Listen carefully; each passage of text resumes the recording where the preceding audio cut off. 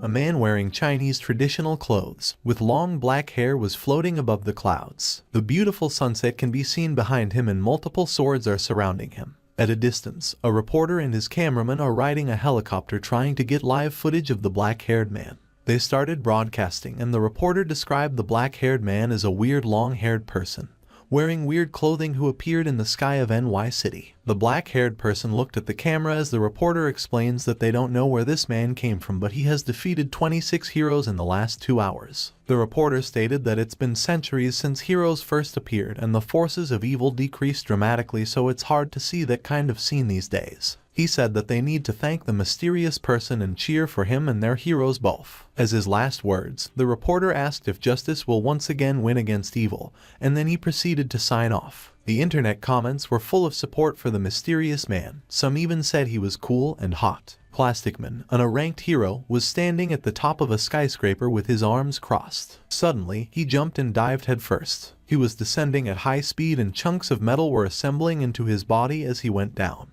There was a huge impact, and rubble and dust were thrown into the air, creating a smoke screen. As soon as the smoke screen slowly dissipates, the voice of a system starts an initiation count. The system announced that it has successfully started as the smoke screen cleared, revealing a fully armored Plasticman. The reporter in the helicopter stated that it's been half an hour, and they were anticipating who would be the next challenger for the mysterious man. He was still not finished with his sentence when Plasticman passed them from behind at such high speed. Plasticman stopped abruptly and stood in front of the mysterious man. The reporter told his viewers with great excitement that Plasticman has come forth to make his challenge. He said that the mysterious guy is done for, as Plasticman was a hero listed within the top 5 ranks in the world and he has a strong potential since he debuted. The reporter asked for 3 seconds of silence for the mysterious man and said that they hope Plasticman won't go too hard on him. At the same time, the mysterious man greeted Plasticman with a Chinese traditional greeting salute and introduced himself. He introduced himself as the clan lord of Tenjin sect from the Xuan continent and asked Plasticman what place they were currently in. Plasticman ignored the mysterious man's question and proceeded to increase the power of his armor to the maximum. The reporter exclaimed that Plasticman was going all out immediately, raising the power of his armor to the fullest, and that his opponent was in real trouble. After Plasticman raised the power of his armor to the maximum, he centralized all his power in his arm. The reporter already knew what was going to happen next, as this was the signature move of Plasticman, Storm Fist. The reporter narrated all of Plasticman's movements to his viewers vigorously, that he did not notice he was already at the edge of the helicopter and his cameraman was holding on to him to prevent him from falling. The reporter said that this one punch can break through 300 meters of ground and no one can survive this, so the fight was at its end. The clan lord furrowed his eyebrows as he saw that Plasticman was preparing for an attack. He then asked Plasticman if he spoke the human language, with irritation and sarcasm evident in his tone. Plasticman did not answer his question and gave him a speech instead.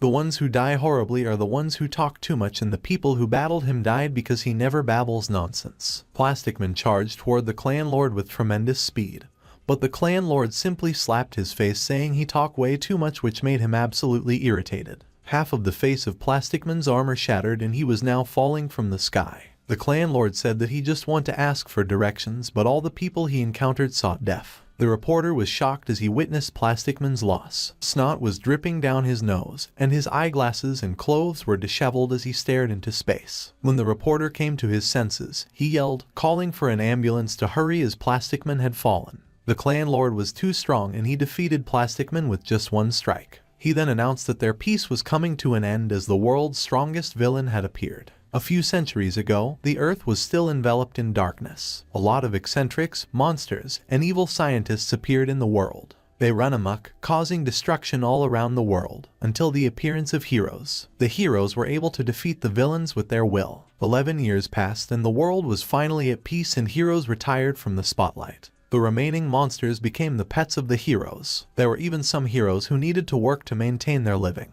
The cameraman yelled at the reporter to stop narrating and pointed toward the flying hero in the sky. The reporter regained his energy and exclaimed that the S-rank hero, Macho Man, had arrived. S-rank heroes don't appear easily, so the reporter was excited and expected the battle to be very interesting. He never thought he would meet such an honorable hero and he's very excited to witness everything live. The cameraman yelled at the reporter again to stop narrating as he was blocking the camera. Macho Man was flying above the clan lord and was looking down at him. The clan lord looked up to Macho Man with boredom in his eyes, thinking there was another one. Macho Man started his speech by telling the clan lord that he was no match for him. He acknowledged the clan lord's power after seeing him defeat Plasticman, but his strength is not enough. He then offered that if the clan lord agreed to be his pet, it would save them trouble and his rank would rise as well. The reporter heard what Macho Man said and relayed it to his viewers and was now eagerly waiting for the clan lord's response. The clan lord respectfully declined Macho Man's offer and told him that he was not interested in the same sex. Macho Man was furious and told him that his decision wasn't smart. He then started emitting an aura with murderous intent. The reporter sensed the aura as he relayed the situation to his viewers and told them the helicopter couldn't get close because of it.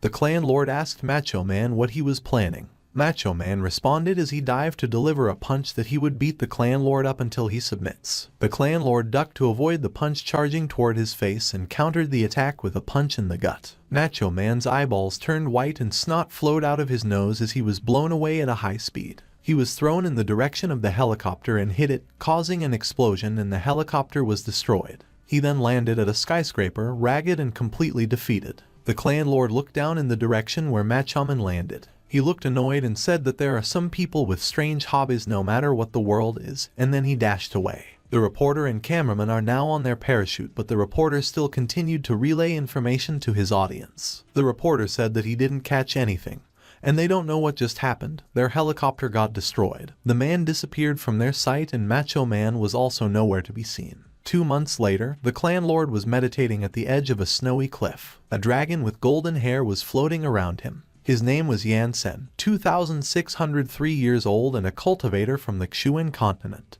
In the 2 months that he came unexpectedly to this world called Earth, an aqua blue sphere, he learned more. He learned that this world is small but it hosts more than 10 times the people of Qiuan continent. He was confused about how people can fly in the air without swords and travel quickly without any magic tools, as he only heard the people call those things planes and cars. He was exasperated that the women in this world don't wear pants when they're out, but he was thankful that the spiritual energy of this world was denser, so he was able to tolerate living in it. In the woods, there was a beautiful girl with long black hair that is very injured. Her whole torso was wrapped with bandages as she was struggling in pain. A blonde-haired girl who seems to be her junior is stopping the bleeding of her wounds with her magic. Even though the black-haired girl was in pain, she still thanked her junior while she was panting. The blonde-haired girl comforted her that there was no need to thank her as they were schoolmates. The black-haired girl's arms were wrapped around her junior's shoulder for support as they walked towards safety. On a stone wall, the blonde-haired girl read the words Celestial Binding Tower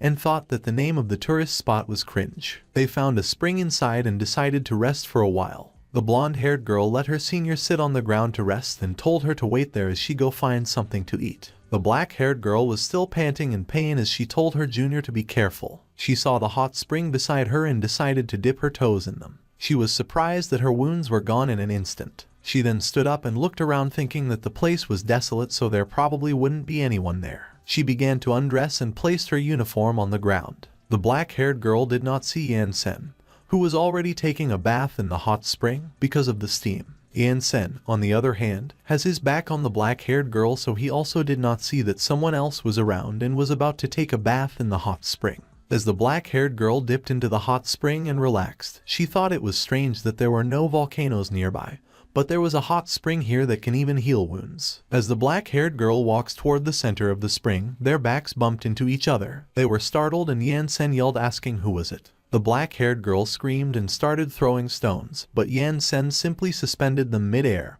and swiped them away and told her to scram. The black-haired girl was holding a stone, frozen in place, and was blushing as the blonde-haired girl came running from the woods with a worried look on her face and asked her senior what happened. Yan Sen walked towards the black-haired girl who was sitting at the edge of the spring, hiding her body in the water. She nervously asked who Yan Sen was and what he was planning to do. Yan Sen walked past the black-haired girl and told her that he won't question her on how they came here, and won't pursue the matter. They just have to leave the place immediately after her bath. The blonde-haired girl questioned who was him to be chasing them. Yan Sen began to dress and asked them if they did not notice the words engraved into the stone wall before they entered, because this was his house they were trespassing on. The blonde-haired girl scratched the back of her neck and was embarrassed as she thought the place was a tourist spot. Yan Sen was about to say something when the black-haired girl called Xiao Ying, the blonde-haired girl, and asked for her clothes so they could leave. At a distance, Yan Sen was leaning his back on a huge rock with his arms crossed. The two girls were looking back at him as they talked. Xiao Ying asked the black-haired girl why she was rushing. She doesn't think that Yan Sen's a bad person. He just dresses and speaks weirdly, so she planned to ask him to let them rest there for a little longer. The black-haired girl responded that they shouldn't be shameless as the man wasn't planning on helping them. Right then, a helicopter appeared in the air. Hearing the sound, Yan Sen, with his eyes closed, has his eyebrows furrowed. The helicopter was still in the air when the reporter popped out of the door and yelled that they found Yan Sen. The reporter started to give his audience a recap on who the man they found was and asked who will be the next to challenge this man. He then looked beside him and asked Steel Beetle if what he said was okay. Steel Beetle, who was standing on the edge of the door, looking ready to jump, responded that it was perfect and that as long as Yan Sen was portrayed as a powerful opponent, he'll become undefeatable in the eyes of people after he beat him. As the reporter then asked Steel Beetle if they should wait for his team, he dived out of the helicopter headfirst and said there was no need as he'll meet Yan Sen himself. He twirled mid-air and landed on the ground with his 2 feet. The ground cracked because of the impact. Steel Beetle stood up, crossed his arms, and he glared at Yan Sen intensely. Seeing a professional hero, Xiao Ying was happy that they were saved and started running towards the hero when the black-haired girl stopped her. She told Xiao Ying not to go near them as they were preparing to fight. The black-haired girl was thinking out loud. She was wondering who Yan Sen could be to have one of the top 10 heroes of the world, Steel Beetle, challenging him like that. At the same time, Steel Beetle and Yan Sen were facing each other when Steel Beetle told Yan Sen that they'd been searching for a month. He recognized Yan Sen's strength for beating the other heroes previously, but he can't stand his arrogant attitude. He's unable to fly, but as long as his opponents battle with him on land, he'll defeat them with ease, and looking down on others will put Yan Sen at a disadvantage. Yan Sen told him to be silent, but Steel Beetle proceeded to babble that since Yan Sen can fly, he'll give him a head start of 3 attacks if Yan Sen agrees to fight on the ground, fair and square. Yan Sen said nothing as he swiftly closed the distance between them and kicked Steel Beetle in the stomach. He then asked him why does he always ignore the words of others. The black-haired girl's eyes widened in disbelief at what she witnessed. The reporter, on the other hand, witnessed yet again the strength of Yan Sen as he looked down at the hero kneeling on the ground. Xiao Ying was talking to the black-haired girl if she saw how fast Yan Sen, but she was lost in her own thoughts. She was shocked that Yan Sen's speed and power clearly surpass a rank 7 hero, and she wonders where did he come from and why does he have such strong powers. Xiao Ying sees Yan Sen was so strong and it looks like he might actually win the fight. The black-haired girl replies they can't be sure because the last attack surpassed the power of a rank 7 hero, but it was not enough to take Steel Beetle out. She heard that in terms of strength, Steel Beetle is placed in the top 10 god class ranks when battling on the ground. At this moment, Steel Beetle acknowledged Yan Sen's strength, saying that if Plasticman was the one kicked, he'd probably peed his pants. However, he thought that it was a shame because he was one of the top 10 heroes of the god class. Right then, a lot of huge aircraft appeared from the sky, and inside those were Steel Beetle's internal vitals team. After checking that his performance was good, they transmitted his armor over to him. Calling Yan Sen a little one, Steel Beetle declares he'll show his true power today. He then began to strike a pose and his belt glimmered. He raised his hands to the air and strings of light gathered into the palm of his hands. At the same time, Yan Sen looked bored and confused. The next second, a chunk of metal appeared in Steel Beetle's hands. He inserted it into his belt. The parts rotated and a light from the sky struck Steel Beetle, then a gust of wind flew toward the black-haired girl, so she had to cover her face with her arms to protect herself. She remembered watching Steel Beetle transform on the television when she was little. She never thought that she'd be able to see it in person. Meanwhile, the reporter was roaring through his microphone as he hyped his audience about Steel Beetle's transformation that they were not able to see in action for 11 years. He still remembers that 11 years ago, Steel Beetle got famous defeating hundreds of monsters wearing the armor, so it looks like the battle that was about to happen will be a brilliant one. On the other hand, Yan Sen just stood there waiting, unbothered by the gust of wind and dust flying toward him. As the dust dissipates, it revealed Steel Beetle in full armor saying that he was done. Everyone at the scene was at a loss, but Steel Beetle urged Yan Sen to continue the fight. Yan Sen sighed helplessly. He stared at Steel Beetle and replies he'll accept the challenge since he was so persistent.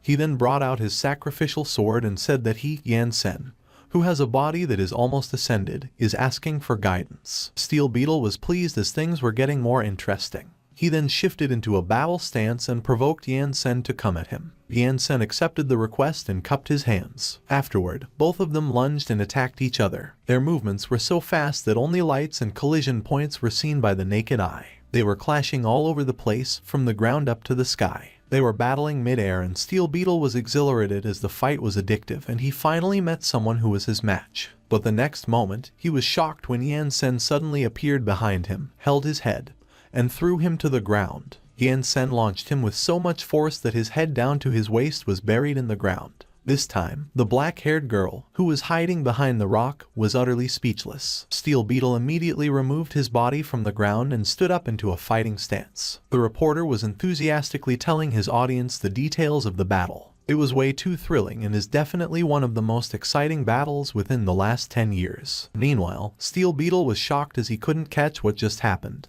He thinks that Yan Sen looks weak. However, he couldn't understand why his aura causes unprecedented fear in him. Steel Beetle was shaking as he felt the gigantic presence of Yan Sen looming over him. He encouraged himself as the man who has the strongest armor known to mankind, so nobody is able to inflict fear on him. Afterward, he took out his weapon and charged it with an electric-like aura. He called the move Plasma Cannon as he aimed it toward Yan Sen and fired. The weapon then emitted a big ball of bright light. It was so bright that the black-haired girl hiding behind the rock had to cover her face so she wouldn't be blinded by it. On the other hand, Yan Sen doesn't look bothered at all. He just stood there and used the sword key, a protection technique, and the ball of light was gone without a trace. Steel Beetle is now agitated that Yan Sen managed to stop his attack. Xiao Ying asked the black-haired girl if the attack just now was Steel Beetle's ultimate skill, so the black-haired girl confirmed. She immediately thought that Yan Sen might have a chance at defeating Steel Beetle because he managed to stop the plasma cannon. Steel Beetle no longer has any means to take him down.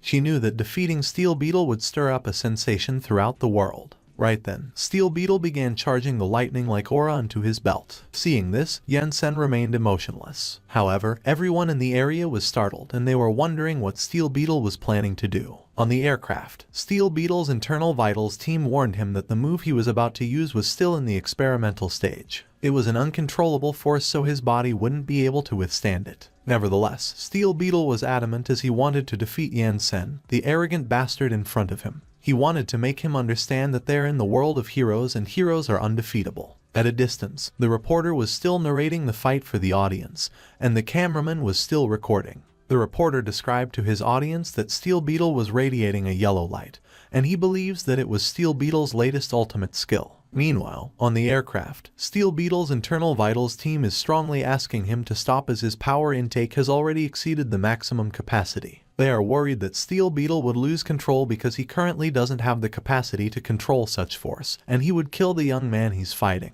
Despite all the warnings, Steel Beetle continued to charge his power and even told Yan Sen that he'll be treating him as his test subject. The move he was about to use was still in the experimental stage, but he asked Yan Sen to not worry as he will spare his life because he was strong. The next second, a huge beam of light was charging toward Yan Sen, and Steel Beetle called the skill Plasma Flare as he released the power he accumulated. In response, Yan Sen waved his hand and pointed at the beam with his fingers extended, and used the skill sword key, Materialization. The beam stopped in its tracks and a big dent in the middle of it was created. At the same time, Steel Beetle's armor got shattered into pieces, leaving him completely naked. He screamed as his armor was ruined. Consequently, he was blown away by a great force. The beam disappeared and Steel Beetle could be seen as nothing but a mere twinkle in the sky after he was blasted off by the great force of impact. Yan Sen just stood there, not uttering a single word. But the eyes of the people around who watched the fight widened with confusion and disbelief. Even though he watched the fight live, the reporter did not catch anything and had no idea what just happened. This time, Yan Sen looked at the sky, in the direction where Steel Beetle flew, and called him a weakling. Meanwhile, in the northern hemisphere, a crowd gathered around a huge crack in the ground as they saw a person fall from the sky which caused damage to it. They recognized the person as Steel Beetle, but they were confused about how he got there since he was in a duel just moments ago. On the other hand, Steel Beetle lay on the ground, looking up at the sky with his face filled with shock as he admitted his defeat. Later, under the crescent moon, in a sky filled with stars, Xiao Ying and the black-haired girl are roasting fish on the river bank. Nearby, Yan Sen was meditating at the top of a rock a few meters away from them. The girls are worried that there's something wrong with Yan Sen as he's been sitting there for almost a day and refuses to eat or say anything. so they decided to give him a portion of their food and called out for him. Yan Sen heard their voices, and as he opened his eyes, the first thing he saw was the roast fish he was being offered. Xiao Ying was sitting beside him and she was the one handing it out to him. She told him to have something to eat as he had been sitting there for the whole day, but he refused the offer and replied he was not hungry. Xiao Ying scooted over to Yan Sen and nudged him with her shoulders as she asked if he was not from this world. Yan Sen was baffled at how Xiao Ying knew. She proudly answered there was no need to guess since with his strength, he could have done anything. Plus no one knows his identity even though he bears such great powers, so those things only proved that he was not from this world. She then questions him about where exactly he came from and how he got so strong. Yan Sen let out a sigh and started introducing himself by revealing his name. His mind drifted toward his past as he told his story. He was a cultivator that originated from the Xuan continent. At the age of 6, he began cultivating. When he was 10, he was at the peak of martial arts. At 12, the peak of the Qi cultivation rank. He attained the arts of spirit cultivation at 16, and when he was 17, he started training in spirit refinement.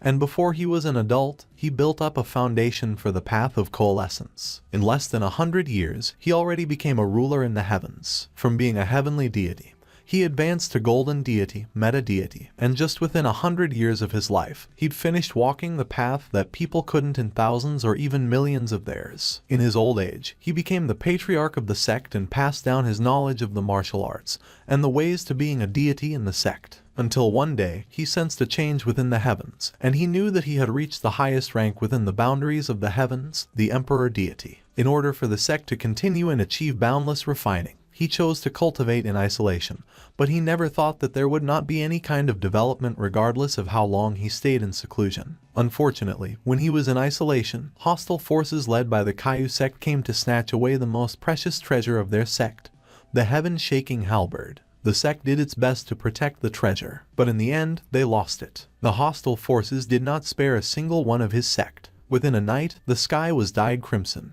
They slaughtered everyone in the sect. They humiliated his disciples and had their corpses hung on their sect's door, exposed to the sun for 300 years. When he decided to return from seclusion, he was still a semi-emperor deity, though it was more than enough for him to be considered an invincible existence. As he returned to his sect, he saw his dilapidated sect gate, filled with bones on the ground. He was not able to suppress the blazing anger in his heart, and with only a raise of his hand, he annihilated half of heaven's population. Because of the brutality of his actions, the heavenly realm deities and the demon clan decided to form an alliance to launch an attack against him as they openly announced that he was going to be executed in a rural place. After they tried to seal Yan Sen up in the deity confinement tower, they lost the lives of 5 of their strongest cultivators, 100 transcendent deities, and 1,000 meta deities. Once he was sealed, they had him thrown into the time dimension crack with the deity confinement tower to ensure that he would never be able to return for all eternity. Hence, when he woke up, he had already arrived in this foreign world. Xiao Ying cupped her face with her hands as she listened to Yan Sen's story. She had a funny expression, and upon noticing this, Yan Sen furrowed his brows and asked what was wrong with her. She replied his story was cringe, but she liked it. On the other hand, the black-haired girl who is now sitting on Yan Sen's side asked what he plans to do after today. Yan Sen answered he originally planned to rebuild his sect while waiting for his spiritual energy to recover, as he wanted to open heaven's dimension gates again to return to the heavenly realm. But the world is much more complicated than he had expected. The girl was puzzled and asked what he meant, so he explained that his plans were derailed as this world has something called technology, and there was no longer a need for cultivating deities anymore. When she heard his reasons, the black-haired girl was baffled and speechless. On the other hand, Xiao Ying remarked he was wrong because this world needs someone with strong powers like him. Yan Sen doubted her, but she insisted it was true. Afterward, she handed him a business card for their school. They were students of Jiazia Superhuman Academy, and if he was interested, he could become an instructor so they can help him understand their world. Yan Sen did not say anything. He just stared at the card dumbfounded. Xiao Ying continued that Menqi, the black-haired girl, can help him with his entry applications. There was no need to give them a reply so soon, and he could take some time to consider. However, Yan Sen replied there was no need to consider it as he would go. Xiao Ying looked displeased that Yan Sen agreed so readily since she had a bunch of reasons prepared to convince him. Ling Qi chimed into the conversation and advised Yan Sen to change his style of fashion as he'll be surrounded by reporters because he consecutively defeated 2 superheroes. Yan Sen stared at his clothes, puzzled by the suggestion. Xiao Ying then stood up and stretched as she informs Yan Sen that school will be starting in 2 weeks, so he should not forget to apply as they would be waiting for him at school. 2 weeks later, Yan Sen is riding a train heading towards the Jiazia Superhuman Academy, but his manner of fashion was unchanged. In the thousands of years that he's lived, he never thought that he would be going back to a private school. He didn't have a clue about where to start in teaching the ways of cultivation. At this moment, a female student with pretty blue eyes and long black hair tied into pigtails stepped into the train and made eye contact with Yan Sen. Yan Sen noticed how charming that little girl was and that there was spiritual energy residing in her body. Right then, big muscular hands started groping that student's chest. Yan Sen was startled and his eyes widened. The man pinned down the student towards the glass window and started stroking her legs. Yan Sen thought that the man was a degenerate for committing assault in the eyes of the public. This time, the student was asking for someone to save her, and she again made eye contact with Yan Sen, asking for his help. Yan Sen then remembered his experience on the Xuan continent where he learned that he must not meddle with others' affairs, so he chose to ignore the situation, looked down, and closed his eyes. The student was perplexed by his reaction and was at a loss for words. It was then that someone suddenly yelled Madafaka. A girl who watched the footage of Yan Sen said to hell with him, as she would never accept him, a bastard, as a hero. A man tried to calm the girl down, whose name was Lan, telling her not to get agitated yet because Yan Sen was someone recommended by Ling Qi, and in addition to that, he also defeated God-class heroes before. But Lan told the man that it didn't matter, and she was baffled by the fact that Yan Sen wanted to get a hero license from her and also teach in the academy with that kind of attitude, and she declared that there was not a chance. Lan said that with the current employment rate being so low, there was at least an 80% chance Yan Sen had support backing him up, and all the news of him being able to defeat God-class heroes was all a fraud, so she refused to believe that Yan Sen had that kind of ability. The man told Lan that such a thing couldn't be true, but Lan told him that there was nothing true or false about it because those God-class heroes would take up jobs pertaining to unclogging toilet bowls, so spending some money to get them to spread false information would have been an easy feat for Yan Sen. The man reminded Lan that Yan Sen was recommended to them by Ling Qi's full name, so it wouldn't be nice for them to brush it off like that. But Lan said that Ling Qi would really recommend and send any Tom, Dick, or Harry over to us, and she didn't even know how many times it had been. Lan told the man that they didn't even know what Yan Sen's true capabilities were, so the chances of letting him through the back door were non-existent. The man was surprised when Lan told someone over the radio to give something good to Yan Sen, and as the person confirmed that they got it, the man who was committing sexual assault spat. He spat on Yan Sen's boots. Yan Sen looked so mad. The man who was watching got nervous as he anticipated what was about to happen. Lan smugly asked Yan Sen over the screen if he was infuriated, and she urged him to come on and let her have a look at his true capabilities. Yan Sen stood up and towered over the man, and Lan said that things were about to get serious because it was, after all, the strength of the one who had defeated God-class heroes. Suddenly, with a straight face, Yan Sen spat on the man, who was taken by surprise, and the girl was also surprised. Yan Sen began to walk towards the train doors that just opened, and as the doors closed and he stood outside, the girl and the man who was sexually assaulting her just stood there dumbfounded. The man who was with Lan was also dumbfounded, while Lan's expression looked grim while she trembled. Lan was so enraged that she said that she would have the bastard, Yan Sen, incapacitated because it was the first mother-ducking time she had ever seen that kind of super ability user. The man told Lan that what she said wouldn't do because Yan Sen was someone affiliated with the principal's daughter. But Lan slapped the man, telling him to move aside, and when she found out that Yan Sen had his connections, she said that it was the type she despised the most, so nobody should even think of stopping her that day. The man knew that Lan was going over to Yan Sen, so he said that it was over and that it would be lethal. Lan Qi Qi, Lan's full name, was the number 7 God-class hero, and as she strode outside, she said that since Yan Sen was refusing to reveal his own capabilities, she would test them out herself. The man said that things really wouldn't do, so he had got to think of a way to stop Lan Qi Qi because that woman would do anything when she was angry. Meanwhile, on the train, the man who was sexually assaulting the girl earlier was crying. questioning why Yan Sen treated her like that when she was clearly a female, and the girl tried to comfort her, saying that it was alright. Suddenly, someone told both of them over the speakers to stop chatting because Lan Qi Qi got furious and was on her way to pick a fight with Yan Sen. It was the man, and he said that they had to stop Lan Qi Qi or else they would be in big trouble and possibly get fired. When the girl heard that Lan Qi Qi was the one on duty that day, she said that she really felt a cold breeze at that time.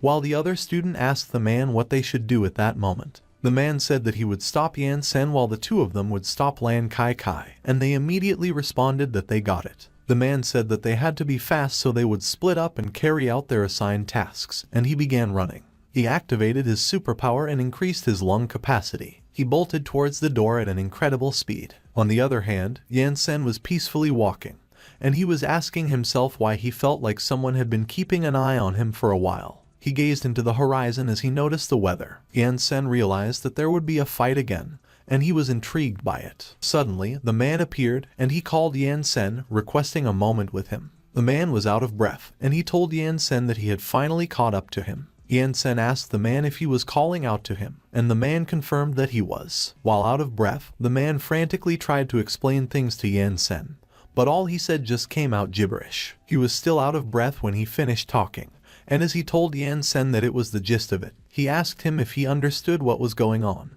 But Yan Sen was silent for a moment. Yan Sen looked so puzzled as he told the man that he wasn't able to understand a single word he said, so if there was nothing important, he would be taking his leave. The man was frustrated that Yan Sen couldn't understand, so he told him that in that case, he would repeat himself. But Yan Sen raised his palm in front of the man, and he was taken aback by it. Yan Sen seemed to have released energy and performed something. The man felt goosebumps, and he asked what it was. Suddenly, he noticed that he had recovered, and he asked Yan Sen if he had the ability to heal, but Yan Sen said nothing. The man told Yan Sen that if he were a healing type user, it would be impossible for him to defeat Lan Qi Qi because her ability is basically built for combat. He asked Yan Sen to let him explain to him again what happened earlier, but Yan Sen told him that there was no need for that as he already knew what was going on. And as he said that he confirmed that there really was someone keeping an eye on him ever since a while ago. He added that the technology in that world was really impressive as he did not feel any fluctuation in spiritual energy at all. The man was surprised by what Yan Sen said, and as he asked him if he was able to read minds too, he asked how someone could be blessed with so many abilities. Yan Sen looked annoyed, but he explained to the man that it was called the soul probing technique and that he had also injected a little bit of spiritual energy when he used it on him. The man told Yan Sen that he had such diverse abilities at his disposal that he would definitely be able to obtain the hero license, and as he said that it was just that Lan Qi Qi was not compliant, he suggested that they immediately take a detour. Yan Sen asked the man why he had to when Hu Mengqi promised him to make him an instructor at the academy, and he said that it would be his first step in re-establishing his sect. The man told Yan Sen that if he hasn't obtained a hero license yet, he won't be able to become an instructor academy, but he was sure he would be able to obtain his hero license when someone else is on duty. He begged Yan Sen, and Yan Sen agreed that he would take a detour. The man could not believe that Yan Sen agreed, and as Yan Sen started to walk the other way, he told him that he was honestly so grateful for that and thanked him. But suddenly, Lan Qi Qi appeared, and she used her move, the heel drop. The ground was smashed into pieces as she slammed her heel on it. The impact caused a huge explosion. As the dust and debris scattered all over the place, the man asked what it was, and Lan Qi Qi said that she had heard it all. She told Yan Sen that he would never be able to get a hero's license for all eternity. The man was so surprised when he saw that Lan Qi Qi was already there. Lan Qi Qi and Yan Sen were having a face-off with each other as the dust began to dissipate. Suddenly, the girl from earlier arrived, and she called the man. The man immediately asked her how Lan Qi Qi got there so fast when he asked them to stop her. The two girls were full of bruises, and one of them told the man to just take a look at them and ask him if he thought they were able to stop Lan Qi Qi. The man said that Lan Qi Qi has no chill, but it won't do because he can't have her go crazy or else he would really lose his job. He suggested to Yan Sen that he just lose the idea of getting the hero's license because the situation really wasn't a joke and he wouldn't be able to defeat Lan Qi Qi. Lan Qi Qi told the man to shut his trap, or else she would have him beat up together with Yan Sen too. The man shrieked as he got scared by what Lan Qi Qi said. Yan Sen asked Lan Qi Qi what she wanted. Lan Qi Qi confidently told Yan Sen that she wanted to beat him up. Waving her hand into the air, Lan Qi Qi told Yan Sen to cut the crap and urged him to go fight. Lan Qi Qi joined her hands around a pendant and gave orders to transform. Suddenly, she was standing on top of a glowing star, and 2 other shining stars were coming in her direction. More stars came and gathered around Lan Qi Qi. Lan Qi Qi was extending her arms, and the stars started to twirl around her. One of the stars suddenly hit her back. Another one hit her hair. Suddenly, her clothes began to glow, after which, the parts of her body, her arms, legs, chest, and even her hair started to glow. Everything in Lan Qi Qi's body began to glow except her face. Suddenly, she opened her eyes. She began moving forward while her entire body was still glowing. Lan Qi Qi twirls around as he continues to move forward. She was standing in the distance. Suddenly, her outfit and her hair changed. As the sun began to set, a cute skirt and golden locks of hair gently flew in the air. It was Lan Qi Qi, and her hair and outfit looked extremely different from before. Yan Sen was puzzled, so he asked what kind of technique it was. On the other hand, the man started to have a nosebleed, and he was surprised that Lan Qi Qi was going to use that right off the bat, saying that it was way too stimulating.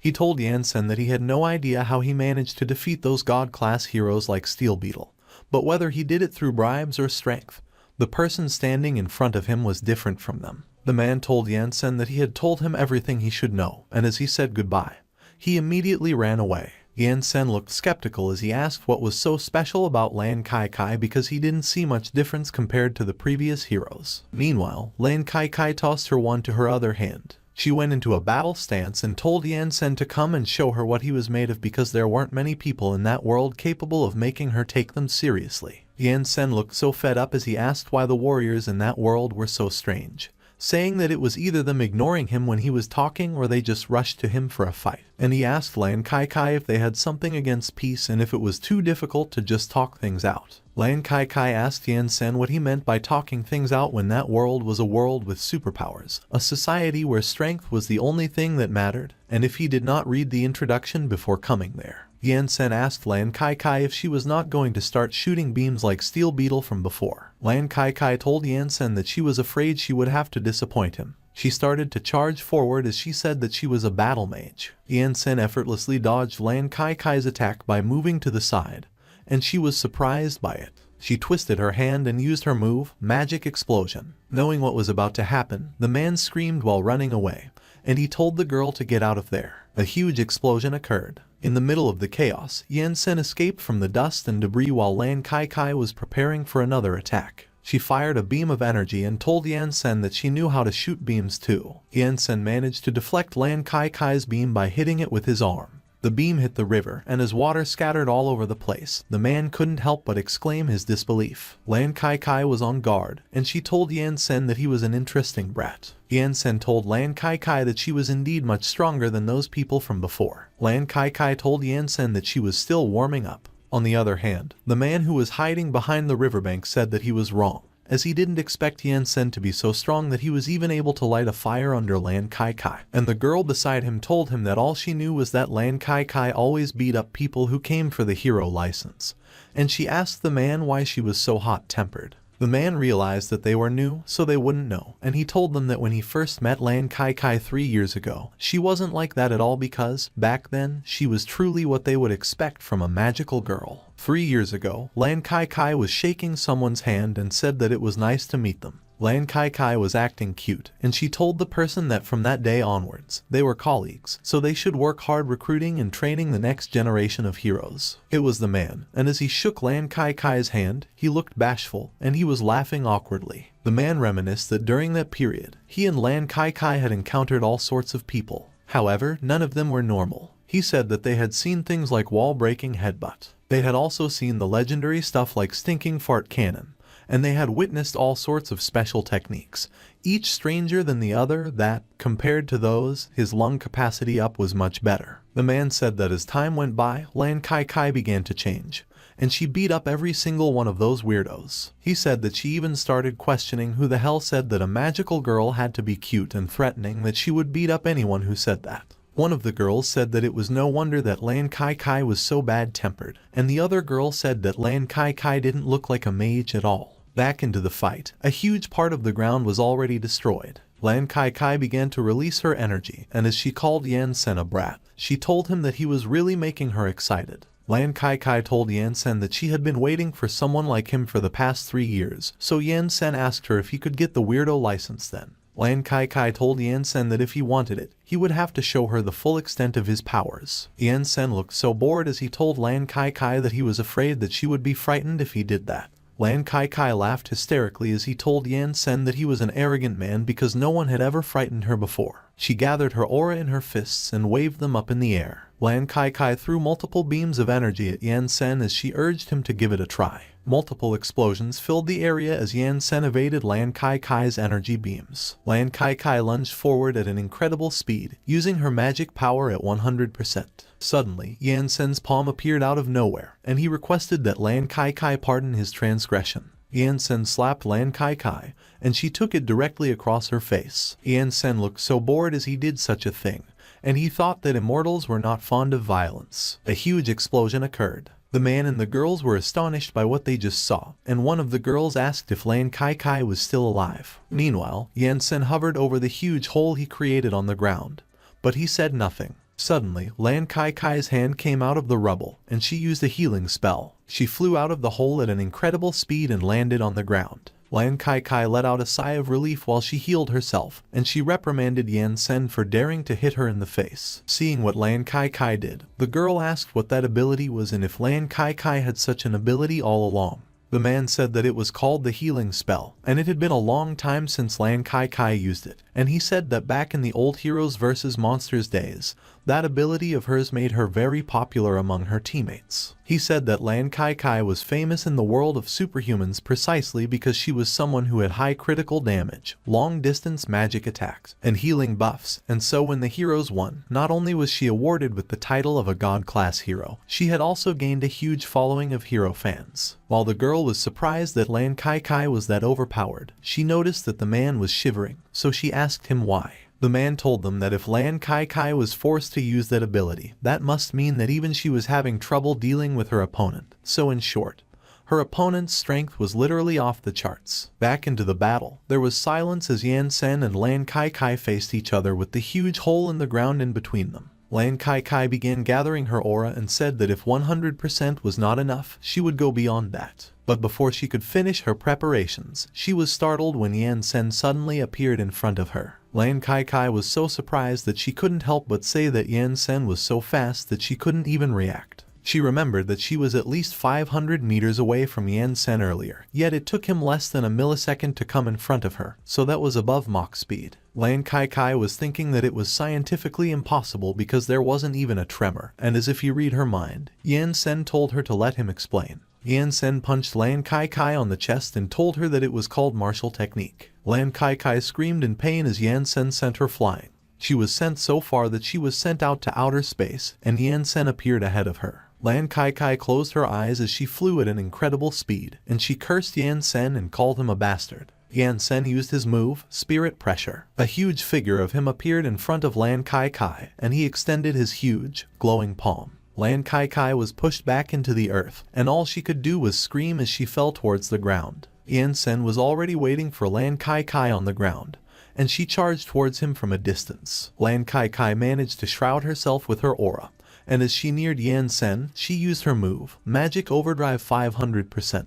A huge explosion occurred in the area. The man and the girls were all terrified for their lives, and he requested that the fight stop. Lan Qi Qi crashed and bounced off the ground. While out of breath, she looked up and said that she missed because Yan Sen disappeared in an instant. Yan Sen was calmly flying in outer space, watching the earth. He said that it was just 1,000th of his spirit energy. She created a slashing move, and he directed it towards the earth. Lan Qi Qi screamed as the ground near her began to explode. On the other hand, the man cursed as he was also affected by the explosion, and they screamed as the ground near them got sliced by a powerful aura. The man was coughing, and he asked the girls if they were all right. One of the girls got worried when she saw the huge line that was created in between them, from the ground towards the water, and the man asked to confirm if they would be dead if that attack struck home. Meanwhile, Lan Qi Qi lay on the ground, and she stuttered while she kept calling Yan Sen a bastard. She clicked her tongue as tears started welling up at the corners of her eyes. Suddenly, Yan Sen came back down, and he asked Lan Qi Qi if he frightened her. Yan Sen asked Lan Qi Qi if he had frightened her, and Lan Qi Qi strongly denied that, saying that she was not scared of something like that. But she began trembling and crying while calling Yan Sen a jerk. Yan Sen was taken aback by Lan Qi Qi's reaction,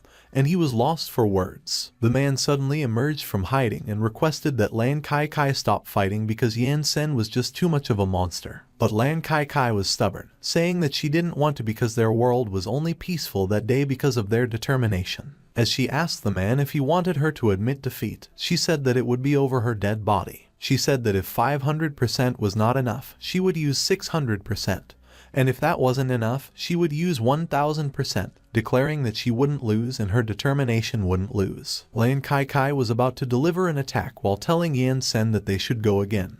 But Yan Sen stopped her. She was speechless when Yan Sen told her that it was fine to be hot-blooded.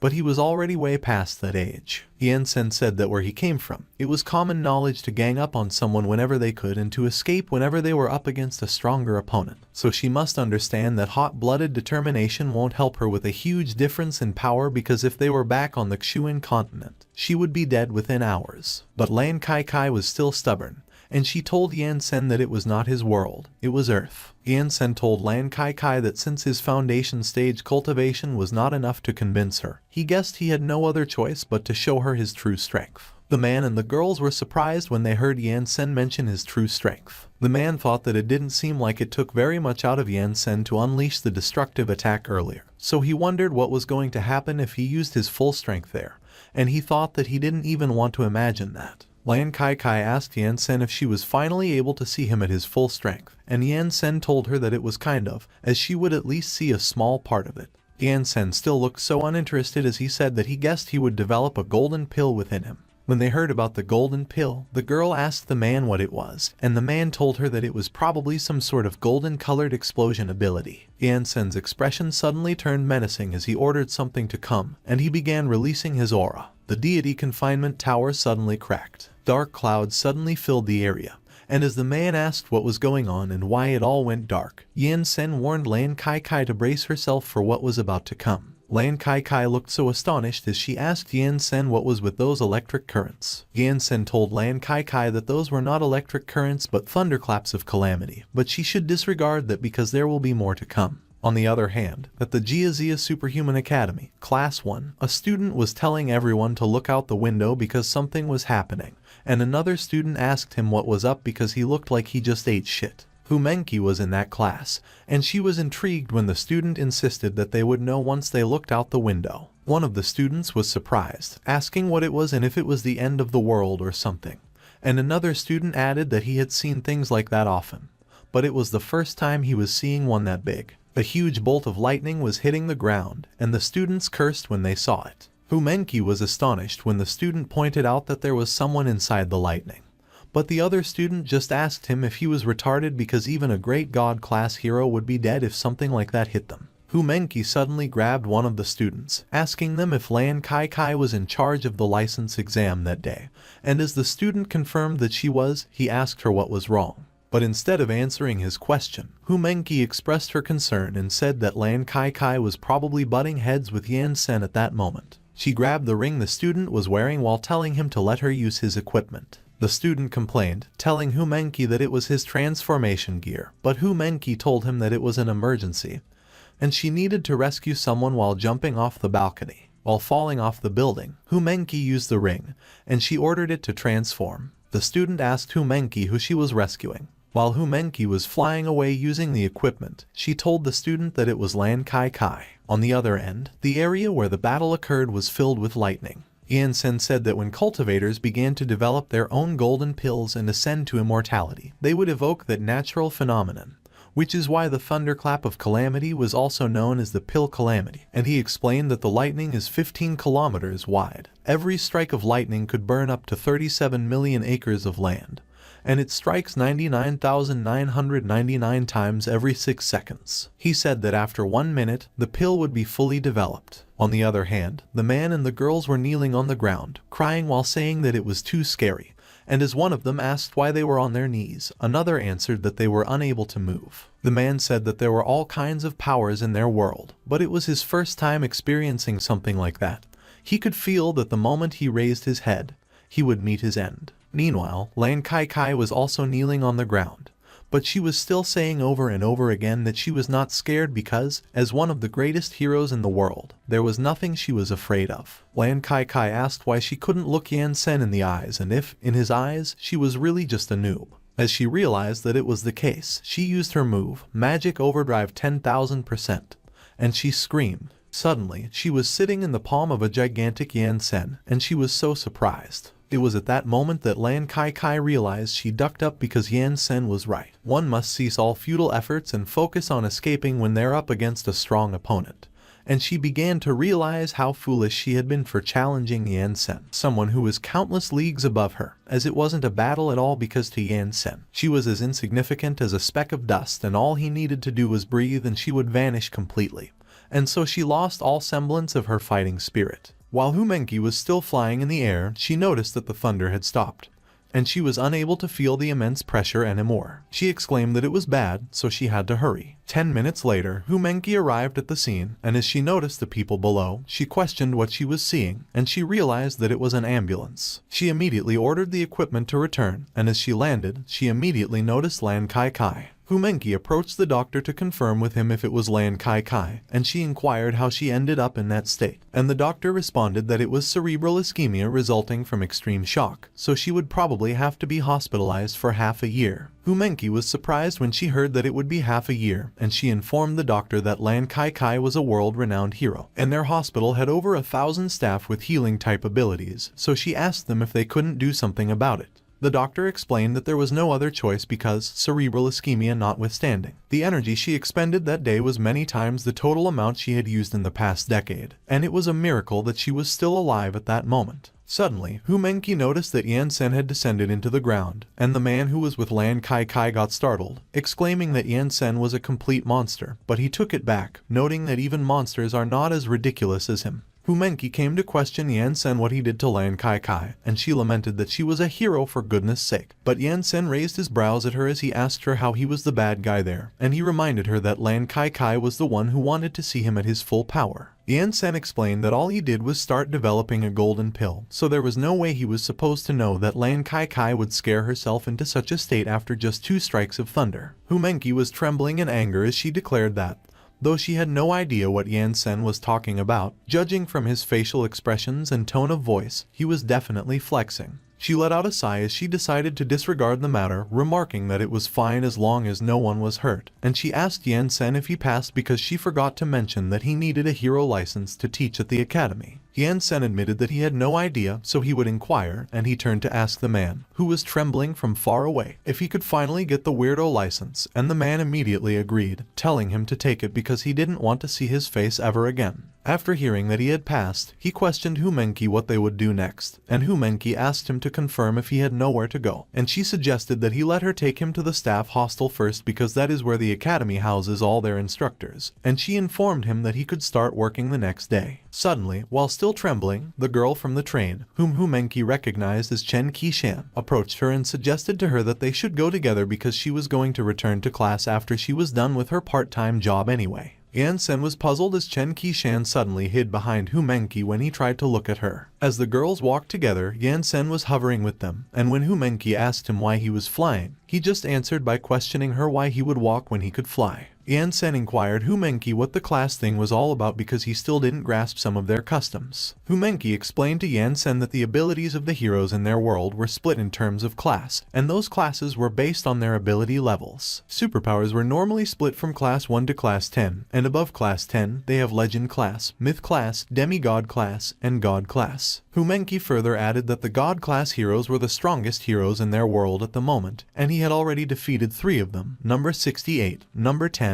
and number 7. Yan Sen looked concerned as he replied that if that was the case, the ability users of their world were way too weak because a Foundation realm weakling like him would have been able to single-handedly defeat all of them. And if you were to repeat what he just did, all of them would probably die in droves. Humenki admitted that he was really powerful, but the people of their world weren't as weak as he thought because, according to the records, there exists another class of heroes above the god class. Yan Sen asked Humenki to confirm if there were more, which Humenki confirmed.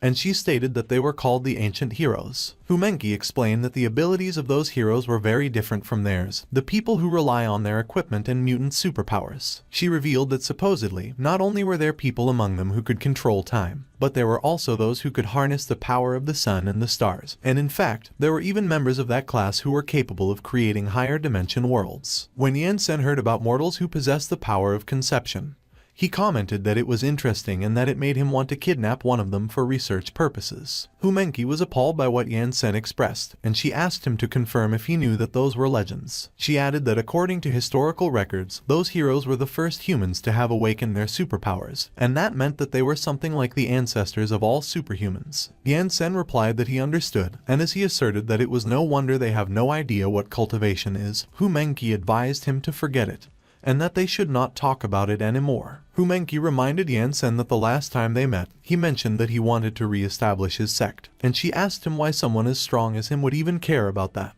Yansen responded that before his esteemed master passed away, he left the sect in his care, and the words he uttered at that time still remain fresh in his mind. Reminiscing about the past, Yansen remembered that while they were at the edge of a cliff, his master taught him that even though he had become one of the strongest deities around, that punch earlier showed that he was still lacking in many areas, and Yansen thanked him for his mercy. Yansen's master revealed that he had lived among deities his entire life, but even so, he was unable to become an emperor deity, and currently, his failing, dying body is no longer capable of absorbing the spiritual energies around him. Yansen argued that it wouldn't happen because he is one of the strongest deities in the entire world, so there was no way he would pass away. But his master reminded him that eventually his time would come, as only the emperor of the deities is undying. He revealed that he would pass on his title as sect leader to him, so he hopes that he will lead their sect to true immortality, and he instructed him to remember his words to never take things too far because a deity should never back someone into a corner. With tears in his eyes, Yansen agreed with his master, pledging that he would keep his teachings to heart. Yansen was unaware that his master was heavily injured by his punch as he had his back turned to him, and his master conveyed that he may take his leave as he was getting a little sleepy. Back in the present, Yansen ascertained that it was what his teacher expressed to him, and Humenki responded that she understood. Yansen added that it was his carelessness that resulted in the destruction of his sect. He looked so determined, as he declared that it was the reason why he must re-establish his sect and make his master's dream a reality. Yansen revealed that there was actually another method to rebuild the sect, and Humenki asked about that other method.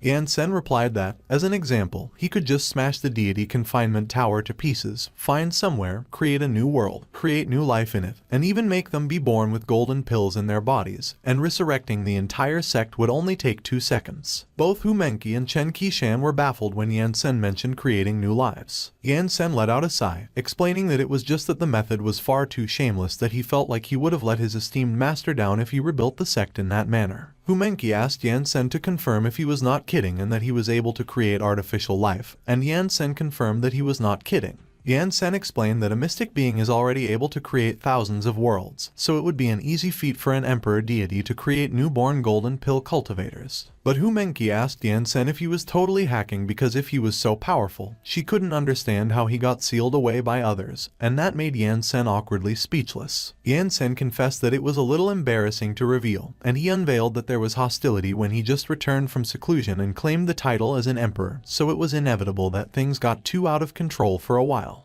Yansen recalled the past, where they gathered in a place filled with lava. An old man proclaimed that he was the legendary emperor deity, the emperor of all immortals, because even with all of the heavenly deities and demon clans combined, not even 20 of them were mystic beings, and with one strike, he killed 5 and maimed another 10. The old man was hanging by the edge, cursing Yansen as there were countless others who had also died, so the heavenly domain was doomed, and he was condemning the bastard Qiyu, questioning him why he would destroy others' sects for no reason. 2 men were facing each other, one was up in the sky while one was below him. The old man who was in the sky called Yansen a kid and argued that although he has acclaimed the title of the emperor deity, he was not omnipotent, so he would never be able to get out once he got into the deity confinement tower, a magical treasure of his that took 2.6 billion years of refinement in the heavenly realm to make. Yansen questioned the old man if he was trying to trap him by just relying on his broken scraps. The old man dared Yansen to get in. Yansen didn't back down from the challenge, and as he agreed that he would, he immediately went inside the deity confinement tower. The old man on the ground announced that Yansen had been tricked. Slamming the deity confinement tower close, the old man in the sky immediately opened a tier in their world.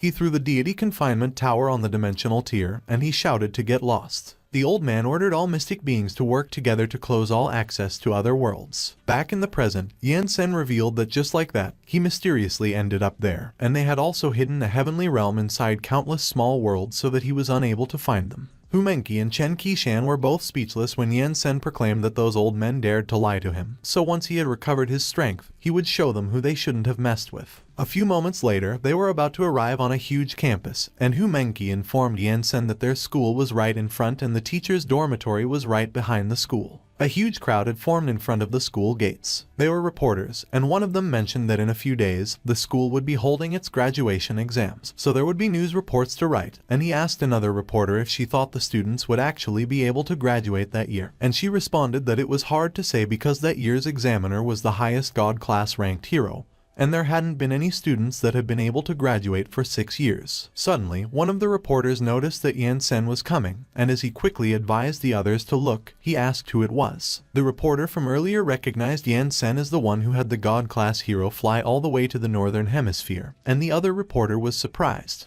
Hu Menqi facepalmed, saying that it was the group of people again, and she reminded Yansen that she had advised him before that he needed to change his style of fashion. But Yansen asked her why he should change when it was not like he had done anything bad. The reporters immediately came running towards Yansen to interview him quickly. They immediately bombarded him with questions, like how he felt at the moment that he had defeated so many high-class heroes, what he thought of Steel Beetle when he first met him, and if he felt pressured when fighting against God-class superheroes. Another reporter informed Yansen that he currently had over 1 billion fans worldwide and asked him if there was anything he would like to say to them. Yansen was puzzled when he heard them mention the fans, but they continued to bombard him with questions and ask him what his name was and where he was from. Yansen introduced himself as someone from the Xuan continent, which is also called the Heavenly Realm, and the reporters asked him if his superpower was a type of physical enhancement and how it was so powerful. Yansen corrected him that it was not called a superpower but was called Immortal Technique, so the reporters asked him what Immortal Technique was, and Hu Menqi just watched them from a distance. Chen Qishan stated that it was the first time she had seen someone being so patient, and Hu Menqi stated that it was the same for her, adding that Yansen really had a good temperament too. Suddenly, people in battle suits arrived, and they called for the attention of the crowd. One of the reporters turned to look at where the voice was coming from. He was so surprised that he couldn't help but scream. The reporter was stuttering, and he seemed to have recognized the group.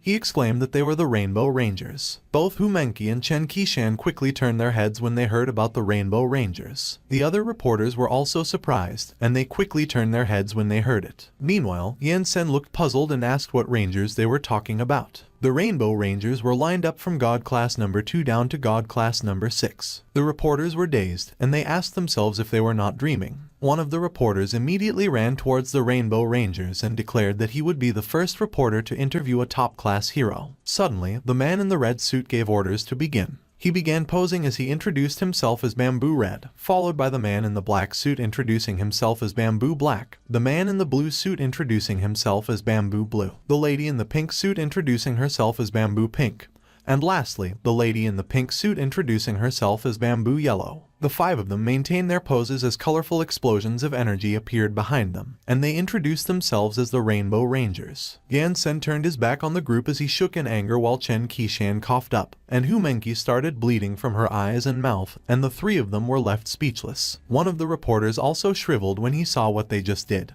but he just remarked that the Rainbow Rangers were still as unique as ever. The reporters began to interview Bamboo Red, who proclaimed that although the era had changed, the rules hadn't, and the reporters asked him if the Rainbow Rangers were there for the graduation exams of the Superhuman Academy. Bamboo Red confirmed and asserted that they were the main examiners at the time, so they hope that the younger generation can take on their duties and protect the Earth. Chen Qishan didn't agree with Bamboo Red when she heard him state that they would protect the Earth because they had already eliminated all those strong monsters, and they were there to take a stroll out of boredom. Meanwhile, Hu Menqi still hadn't recovered and was still trembling when she revealed that she had seen it many times, but she still cringed every time. On the other hand, the reporters expressed their excitement when they found out that it was true that the Rainbow Rangers would be the examiners, and they began bombarding Bamboo Red with questions, like how strong the monsters they captured were and what their powers were, and if the students could hold out for 10 seconds in that exam. Yansen was appalled when he heard the questions that he couldn't help but ask if they were mad. and as he asked Chen Qishan what was wrong with the people in their world because all of them were weird in some sense, Chen Qishan informed him that he just came to their world, so it was natural that he didn't know. Chen Qishan explained that many years ago, all kinds of heroes, including the Rainbow Rangers, Lan Qi Qi, Steel Beetle, and more, protected their world with their determination and unyielding spirit. She explained that they were the ones standing in the front line whenever the Earth was in danger, and after the defeat of the Monster King,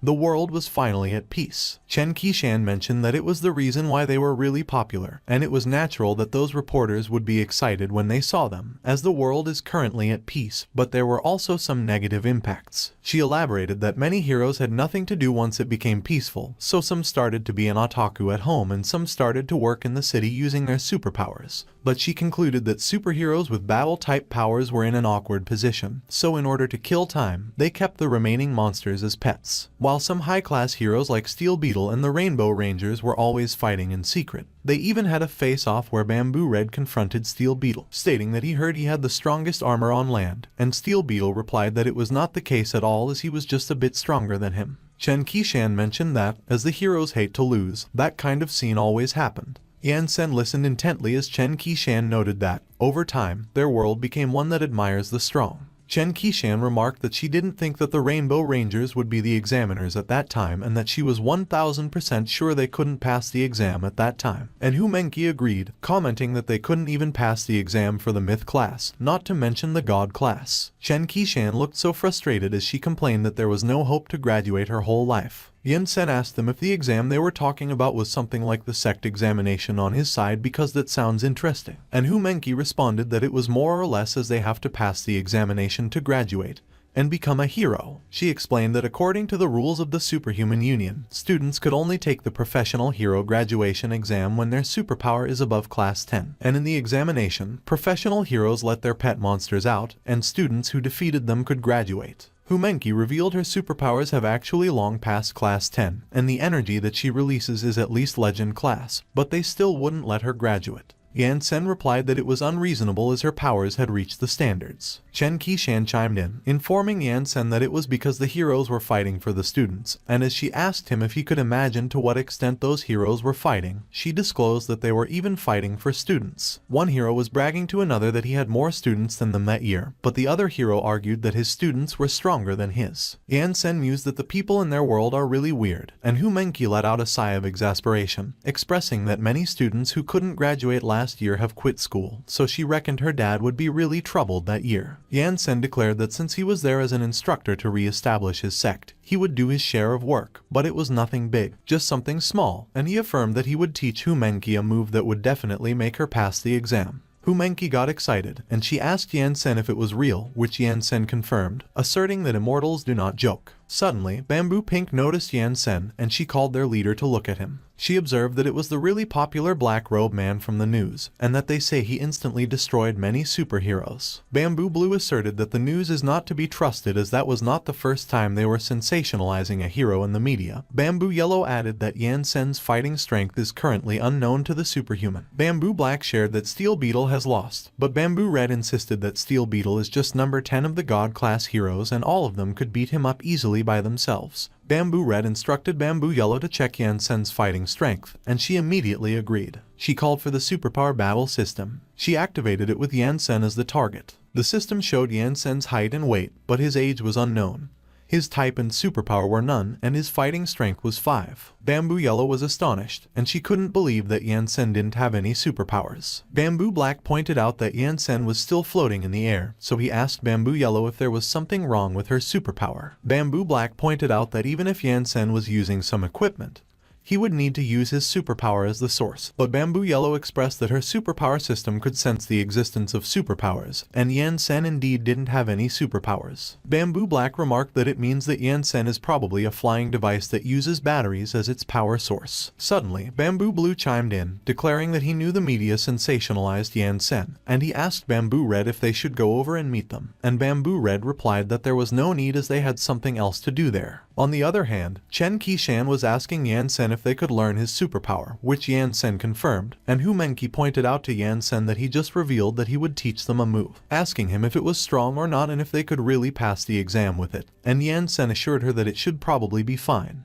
Humenki suggested that they enter the school first. Suddenly, Bamboo Ren and Yansen bumped into each other, and they gave each other sharp gazes. Both of them looked at each other but uttered nothing, and a reporter who saw it instructed the others to look because something interesting was going to happen, and another reporter added that the news would definitely be a big hit the next day. The reporters have started to gather, and as one of them asked who they thought would step past the school gate first, another one speculated that they had no idea because it was not rare to see those strong people go against each other in that era where everyone was competing for first place. Meanwhile, Humenki questioned how they could even bump into each other, commenting that it was so fake, and as she asked if they were going to start a fight, Chen Qishan just remained silent. Suddenly, Yansen stepped aside and ushered Bamboo Red to go ahead, which puzzled him. Bamboo Red commanded his team that they should go. One of the reporters was baffled, asking what that move was because they had never seen it before, and another reporter pointed out that Yansen actually showed courtesy, which is basically something that would never happen in their world. One of the reporters pointed out that even if someone showed courtesy to the Rainbow Rangers, their usual response would be to mock them, so he claimed that it was not the Rainbow Rangers that he knew. Humenki conveyed to Yansen that she believed he would initiate a confrontation with them, and Yansen portrayed Bamboo Red as the leader sporting a mustache, asserting his formidable strength. Humenki was surprised by what she just heard. Yansen acknowledged that Bamboo Red was the strongest one he had encountered ever since he arrived in that world, and Humenki informed him that it was the first time she had heard him speak about someone like that. On the other hand, Bamboo Yellow was asking what was wrong with Bamboo Red because he was mentioning anything, and Bamboo Blue agreed, as Bamboo Red didn't voice anything when he bumped into Yansen earlier, and that was not what he was like. Bamboo Yellow asked if it was because of Yansen, who was behind them, and she murmured that that couldn't be, but as she was about to turn to look at Yansen, Bamboo Red yelled, telling her not to turn around. Bamboo Red looked so anxious, and in his mind, he believed that Bamboo Yellow would die if she did so. Bamboo Yellow was surprised by how Bamboo Red acted, so she questioned him what he was stating, and as she was about to speculate about Yansen, she was cut off. Bamboo Red cut her off, confirming that Yansen is very strong and he was not a match for him, which surprised Bamboo Blue. Bamboo Pink anxiously asked Bamboo Red if he was joking when he claimed that he was not even a match for Yansen, and she reminded him that he was the number 2 superhuman in that world. Bamboo Blue reminded Bamboo Red that they had checked Yansen out earlier, and he has no superpower whatsoever, but Bamboo Red hinted to him that his battle instincts suggest that Yansen is a very dangerous person. He asserted that numbers and superpowers couldn't describe how strong Yansen is, and he admitted that it was frustrating, but it was true that he couldn't beat him. But Bamboo Yellow insisted that she doesn't believe it and that he must be trying to scare them because her superpower system has never been wrong, and she declared that since that was the case, she would go check Yansen out again. But as she turned to look at Yansen, she was startled when she saw that Yansen was staring at her with an intimidating gaze. Bamboo Yellow trembled, thinking that she should just forget it as she would do it next time, and she urged herself to quickly run. On the other hand, Yansen expressed that the people in that world were really hostile, and he conveyed that it seemed like she would have to learn basic manners before cultivating, which rendered Humenki speechless. So, Humenki brought Yansen to the instructor's dorm, and she even shared about the maxim and treatment after becoming a hero instructor in their world. And the next morning was the first day Yansen started working.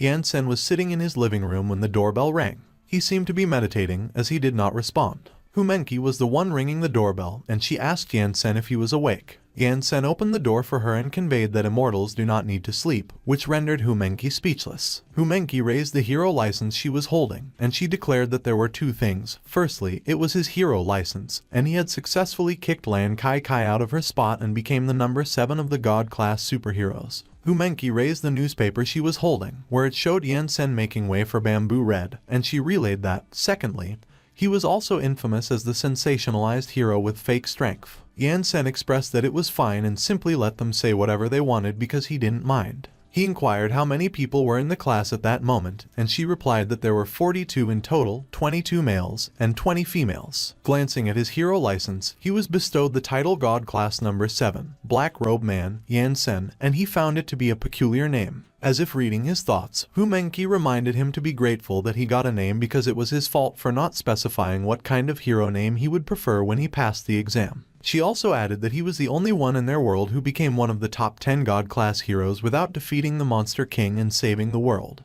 Humenki informed him that she had informed her classmates that the news was fake, so that should spare him a lot of trouble. She suggested that perhaps she could help him deal with those intrusive reporters so he could re-establish his sect sooner. However, Yan Sen insisted that there was no need because cultivators mustn't be impetuous. He stated that he was prepared to take a few thousand years to re-establish his sect. Humenki just stared at Yan Sen with disbelief and uttered nothing. She declared that she was done with his nonsense and that she would be going to class. She informed Yan Sen that she had spoken with the teacher in the academic office so he didn't have to register before attending class. A few moments later, in the classroom of Superpower Class 1, one of the students asked the others if they had heard that they would be having a Super Opus teacher, which another student confirmed, mentioning that Humenki claimed that the news was fake and the teacher's superpower could be learned. They mentioned that it was their first time hearing that superpowers could be learned. Ran Zihao, a 17-year-old who was a battle type with a fire superpower and entered the school at age 8 but still couldn't graduate, stated that it had been 10 years since he started studying in that goddamn place, but he still couldn't graduate, so he hoped that the new teacher could give him a surprise. The classmate behind him asked Ran Zihao if he thought he could graduate just by having an especially strong teacher with his superpower, and he reminded him that it would be a God class instructor's exam that time. It was Lan Bin, a 17-year-old who was a long-distance battle type with an ice superpower and entered the school at age 6 but still couldn't graduate, and Ran Zihao asked him if he was tired of living, calling him a four-eyed chicken. Sun Xiaolu, another 17-year-old who was a long-distance battle type with a wind superpower and entered the school at age 9 but still couldn't graduate, chimed in, and he asserted to stop arguing because since there was no hope to graduate in their lives, anyone would be the same for her as long as they were handsome. Suddenly, it was announced that it was time for class. When Yan Sen entered the classroom, one of the students confirmed with the others if it was the new teacher, pointing out that he was so tall. Another student conveyed that it was the first time one of the top 10 God class heroes was there to teach. Yan Sen introduced himself, informing the students that he would be their sect leader from that day onward. He conveyed that his being there meant that everyone in the class had a chance to be a cultivator, so he hoped that everyone could let go of their restless feelings and work hard to become a real immortal. He announced that as Tian Shen sect's first batch of disciples, all of them would learn from the most basic things in their first class, manners, etiquette, and being familiar with the sect's rules. 1 week later, Ran Zihao stated that he mentioned that the mysterious teacher could bring him some hopes of graduating, but never had he claimed that he would make them copy 36,000 goddamn sect rules for the past week, and he had already copied them more than 200 times. Ran Zihao looked so agitated as he remembered that Yan Sen also instructed that in order to train their minds, they had to continue copying the rules, but he expressed that it was nothing because everything had changed since Yan Sen came. Ran Zihao remembered how their classroom looked normal before. It transformed into an ancient-style classroom after Yan Sen came. Ran Zihao indicated that their uniform changed as well into an ancient-style uniform. He expressed that he had endured them to train his mind, as he was a young person who had received modern education.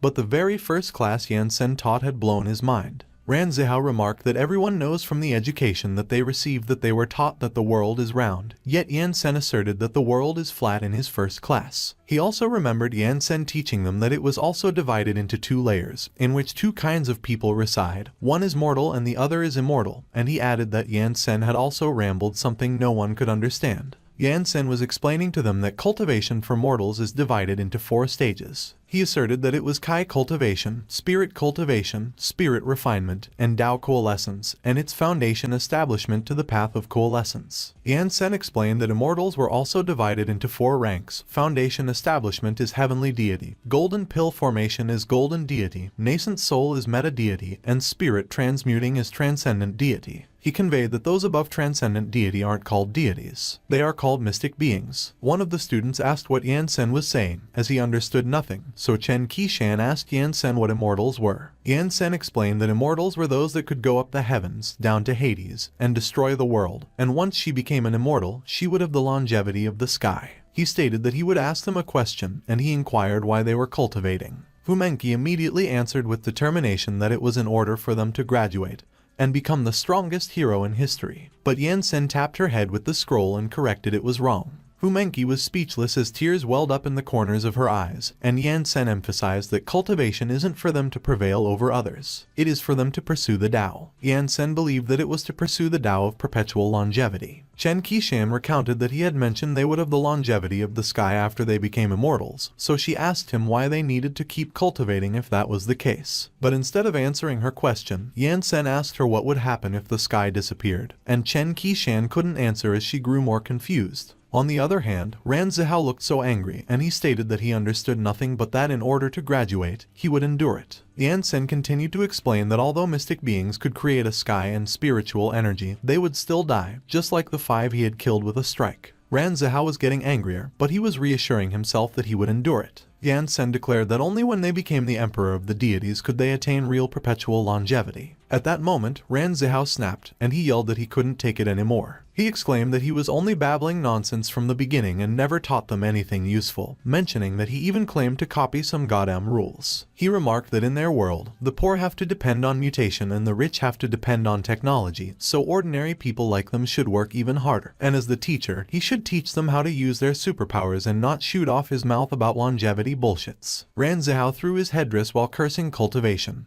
And as he declared that he quit, one of his classmates asked him where he was going. He announced that he was going to flirt with some girls because nobody had time for that class, and he cursed as he got out and slammed the door behind him. Yan Sen was speechless by what Ran Zihao did, while one of his classmates pointed out that he couldn't take it anymore, and another classmate agreed, saying that it was pretty good for him to persist for a week. One of them observed that Ran Zihao probably really wanted to graduate, and they looked at Yan Sen as the other student noted that the teacher is the number 7 God class hero after all, and any teacher would get angry if their student did that during class. But Yan Sen didn't seem to care, and he stated that they would continue. One of the students was surprised that Yan Sen was not angry, and they looked uneasy as the other student agreed while pointing out that Yan Sen doesn't seem to care at all. Lan Bin smugly questioned how Ran Zihao could graduate with that perseverance, and he remarked that it seemed like he was a bit stronger than him in perseverance. Hearing what Lan Bin uttered, one of their classmates pointed out that only he could dare talk about Ran Zihao like that in their class, and another classmate pointed out that it was because they were equal in strength, and the first classmate agreed that Lan Bin is indeed stronger in perseverance, and the other classmate said that he was amazing. But unbeknownst to them, behind Lan Bin's serious expression, he was already crying deep inside and murmured that he wanted to go home. A few hours later, someone was relieved that it was finally after school. It was Humenki, and she was showing Yan Sen the school's rear ground, and she explained that that empty, big ground was a place especially made for students and teachers to release their superpower. She suggested not to blame Ran Zihao for his actions, as he longed to graduate, and Yan Sen replied that he didn't blame him. Yan Sen remarked that whether they succeeded also actually depended on their luck with cultivation, so they couldn't force somebody to do it. Humenki observed that it was no wonder that he was so carefree, and then, as she suggested that that place would do, she asked Yan Sen if the move he described was strong or not and if she could really pass the exam with it, and Yan Sen reassured her that it should be fine. Yan Sen explained that it was a cultivation technique that any ordinary martial artist could release, so it was the most suitable for her to use to deal with the exam. Humenki hastily urged Yan Sen to teach it to her, as the exam was in a month, but Yan Sen clarified that she would have to feel the spiritual energy first. On the other hand, someone was throwing things into the river and calling someone a bastard. It was Ran Zihao, and he questioned what the hell God class number 7 was, asserting that it was all fake and he wouldn't believe that Yan Sen was strong.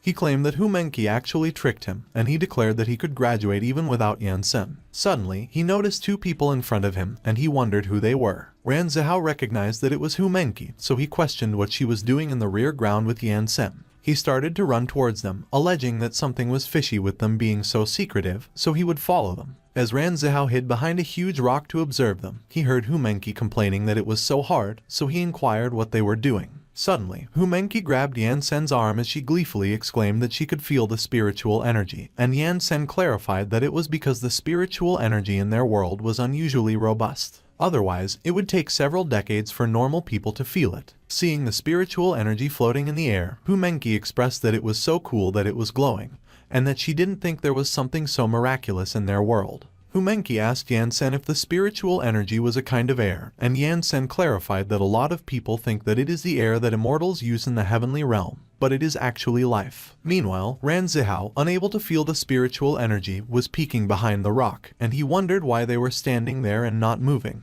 Humenki acknowledged that she felt the spiritual energy, and as she inquired what was next, Yan Sen instructed her to watch him next. Humenki immediately turned to look at Yan Sen, even though she was confused by the instruction. Yan Sen began waving his hand to form his energy, and he clarified that everything in their world has yin and yang, so she should use her Kai capacity to feel the changes of yin and yang within the spiritual energy. He instructed her to combine them, and they would become reality. Humenki was so surprised that she couldn't help but curse when she saw 2 glowing dragons materialize in front of them. Ran Zihao was also shocked by what he saw, and he questioned himself what the duck it was. Hu Menqi stuttered as she conveyed that she could actually see the dragons, and Yan Sen remarked that it was how spiritual energy looked like when it turned into life. Ran Zihao was speechless as he trembled behind the rock, wondering what superpower that was, as he had never seen something like that before. Suddenly, Yan Sen extended his hand and merged the spiritual energy, and Hu Menqi asked him what he was doing.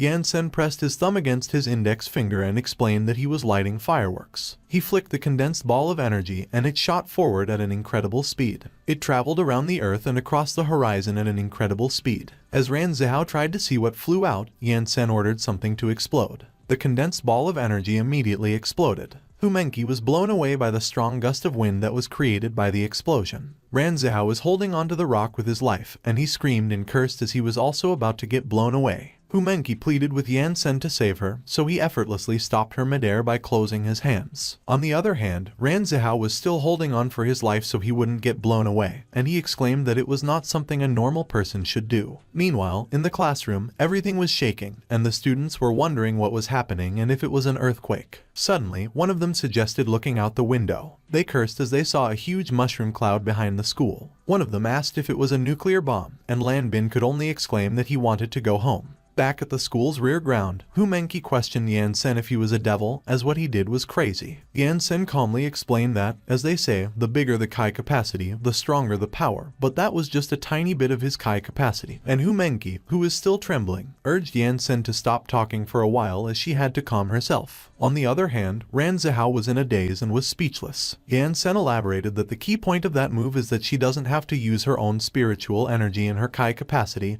and elixir field for it. Instead, she uses the life formed by the outer spiritual energy to expel a massive amount of energy, and she could release that move as long as her Kai capacity could feel the spiritual energy and grasp the change of yin and yang. Hu Menqi remarked that she still didn't get it, so Yan Sen handed her a scroll and instructed her to take it and read it. She would understand. As she looked at the scroll, Hu Menqi saw that it was labeled as the Kai Capacity Forming Dragon Technique. She started reading that it was Cultivator's ultimate secret technique, as it doesn't need to use the spiritual energy inside them, and the power that technique releases could defeat anyone who is not immortal. Hu Menqi continued to read that it doesn't use their stamina and spiritual energy, and she turned to question Yan Sen if he was the one who wrote such a shameless technique, which made Yan Sen speechless. Yan Sen admitted that he wrote it when he was 6 years old, when he was just brought to the sect by his respected master and he had to participate in the inner sect disciple examination. And he recounted that he wasn't even at the Kai cultivation stage, so he had no choice but to write down that shameless technique. Hu Menqi noted that she finally understood why his master didn't let him fight all out, as he was afraid that he would kill someone, and that rendered Yan Sen speechless again. On the other hand, Ran Zihao was still stunned. The next day, a white flag was put up where an apology to Yan Sen and a request for him to teach them how to cultivate were written.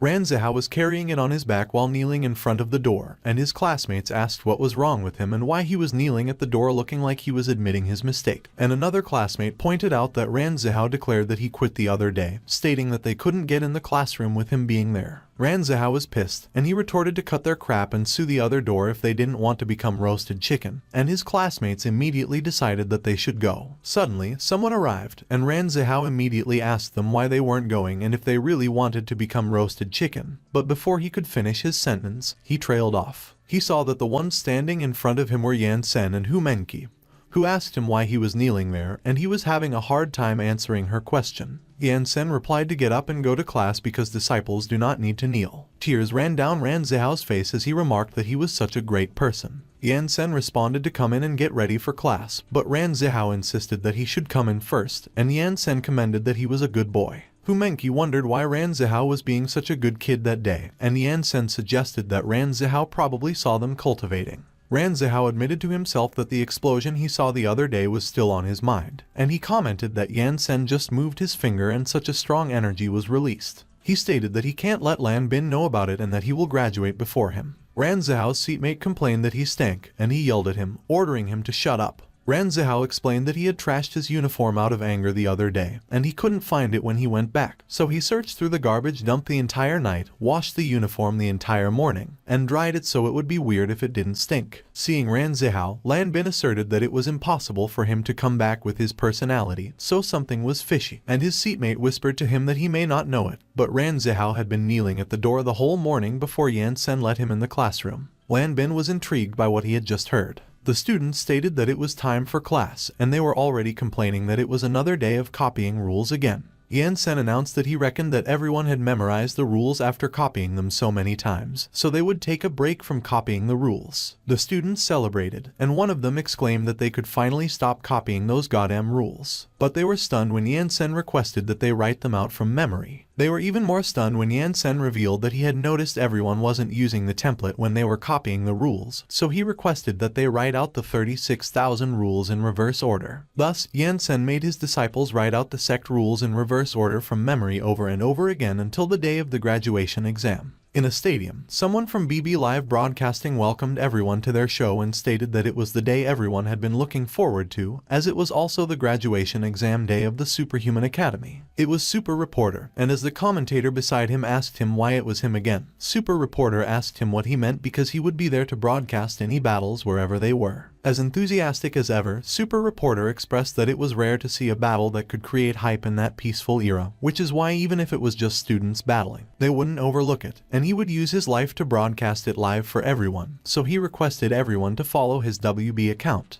He added that it had been 21 years since the academy had any students graduate, so he reckoned the students were dying to graduate because if no students graduated that year again, the academy would set a new record and become the weirdo in the hero's world, and it would also go into bankruptcy. Meanwhile, Superhuman Academy's principal Wu, who Mengi's father, was crying, and he implored that she had to work hard for him. Super Reporter asked the commentator beside him what he thought of the students graduating that year, and if he thought they could successfully graduate, and the commentator replied that he didn't think so. The commentator claimed even if they left aside that it was definitely the hardest exam ever since the examiners were the Rainbow Rangers. The teacher of the graduates was the sensationalized hero, the Black Robe Man, Yan Sen, so he doubted those students could pass the exam, and Super Reporter responded that he understood. Super Reporter recalled that he saw the strength of Yan Sen with his own eyes, so he didn't think there were still dumbass people who claimed that he was sensationalized, and it seemed like he was right to come there. The commentator mused that if he remembered correctly, he was live broadcasting Yan Sen when he debuted, so he asked him what he thought about his strength and if he was sensationalized. But Super Reporter just stated that he didn't care whatever he claimed as he was just in charge of live broadcasting. Super Reporter mentioned that, speaking of that,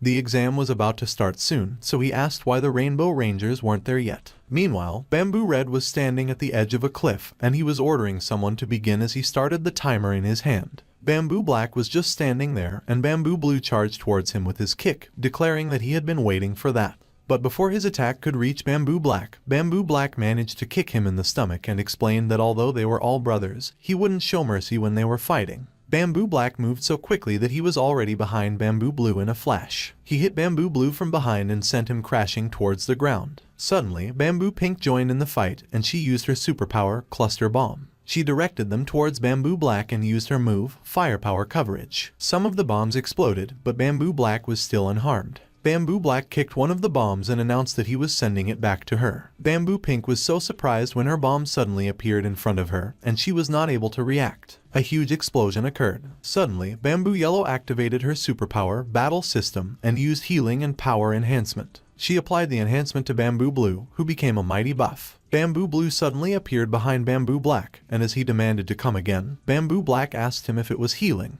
While swinging his arm to deliver a punch, Bamboo Blue revealed that it was also an enhancement. Bamboo Blue managed to hit Bamboo Black, but to his surprise, Bamboo Black was unfazed, and he remarked that although Bamboo Yellow enhanced him, his punch was still as soft as cotton to him. Bamboo Blue declared that his superpower was body enhancement, so he could even take on a nuclear bomb, but as a tanker, he would not even dare to take a punch after enhancement, yet Bamboo Black, a speed-type superpower user, actually dared to take it head-on. Bamboo Black mentioned that sometimes, when one's superpower is strong enough, one could ignore some types of superpowers, and he used his skill, Flash. Bamboo Yellow, who was hiding behind a huge rock, was surprised when Bamboo Black suddenly appeared in front of her. He stated that he had found her and that her superpower is a really troublesome existence during battle. On the other hand, Bamboo Blue was frantically looking around, and he was asking where Bamboo Black was. Meanwhile, Bamboo Yellow nervously raised her hands up and announced that she quit, so it was Bamboo Black's win. Bamboo Yellow stood up and acknowledged that Bamboo Black had improved again, and as she asked him why he was the number 4 God class hero even though he was stronger than the 3 of them, Bamboo Black explained that Bamboo Blue is older than him, so he should be the number 3 God class hero. On the other hand, the timer made a beeping sound as Bamboo Red pressed its button. Bamboo Red noted that before it was 10.1 seconds and currently it is 7.3 seconds, so Bamboo Black did improve a lot. He remarked that he had almost forgotten something, and he pulled out a card and commanded, "Open." A small flying machine was summoned, and Bamboo Red reported that the military stated that they didn't cause the massive nuclear explosion over the Pacific Ocean last month, and they even asked them to help investigate, so he asked the machine if it found anything. It was the God-class monster, Mechanic Eye, which was captured by the Rainbow Rangers 10 years ago with laser beam as its superpower, and it was the investigative type. And it revealed that it had finally found something after searching through all the security cameras and laser battle records on Earth,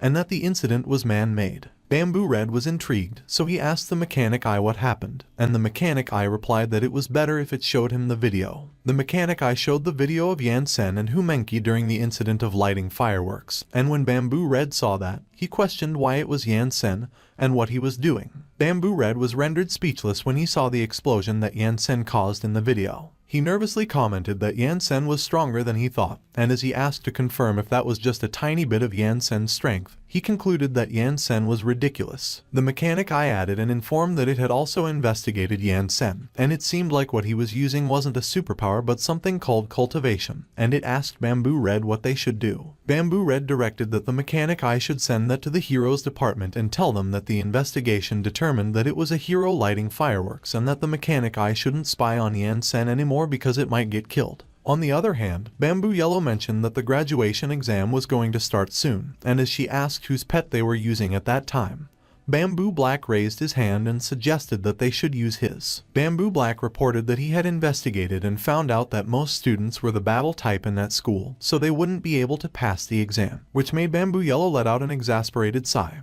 And as she lamented that it was the graduation nightmare again, she asked him if he couldn't go easy on them as they were still students. Bamboo Black scoffed and declared that he would never because he entered school at the age of 5 and hadn't even graduated at 20, so there was no way he could let them graduate so easily when they had only taken 10 years, and Bamboo Yellow yelled at him and accused him of taking his revenge on them. Suddenly, Bamboo Red arrived, and he ordered that they should stop fooling around as the graduation exam was starting, so everyone should get ready. Everyone gave Bamboo Red a salute as they agreed with their leader. Meanwhile, fireworks were going off at the Jiazia Superhuman Academy while someone announced and declared that the annual students' graduation exam was going to begin, and that there would be 20 large-scale television stations from the whole world broadcasting at the same time. It was the blonde reporter from before, and he mentioned that the whole world will be witnessing the birth of new superheroes, so they should wait and see. The stadium was packed, and the audience cheered while wishing the students good luck. One of the audience members remarked that the students should try to graduate that year because once all the older heroes are dead, they will be the world's new saviors. The blonde reporter was rendered speechless while the commentator beside him asked how that person over there could express that.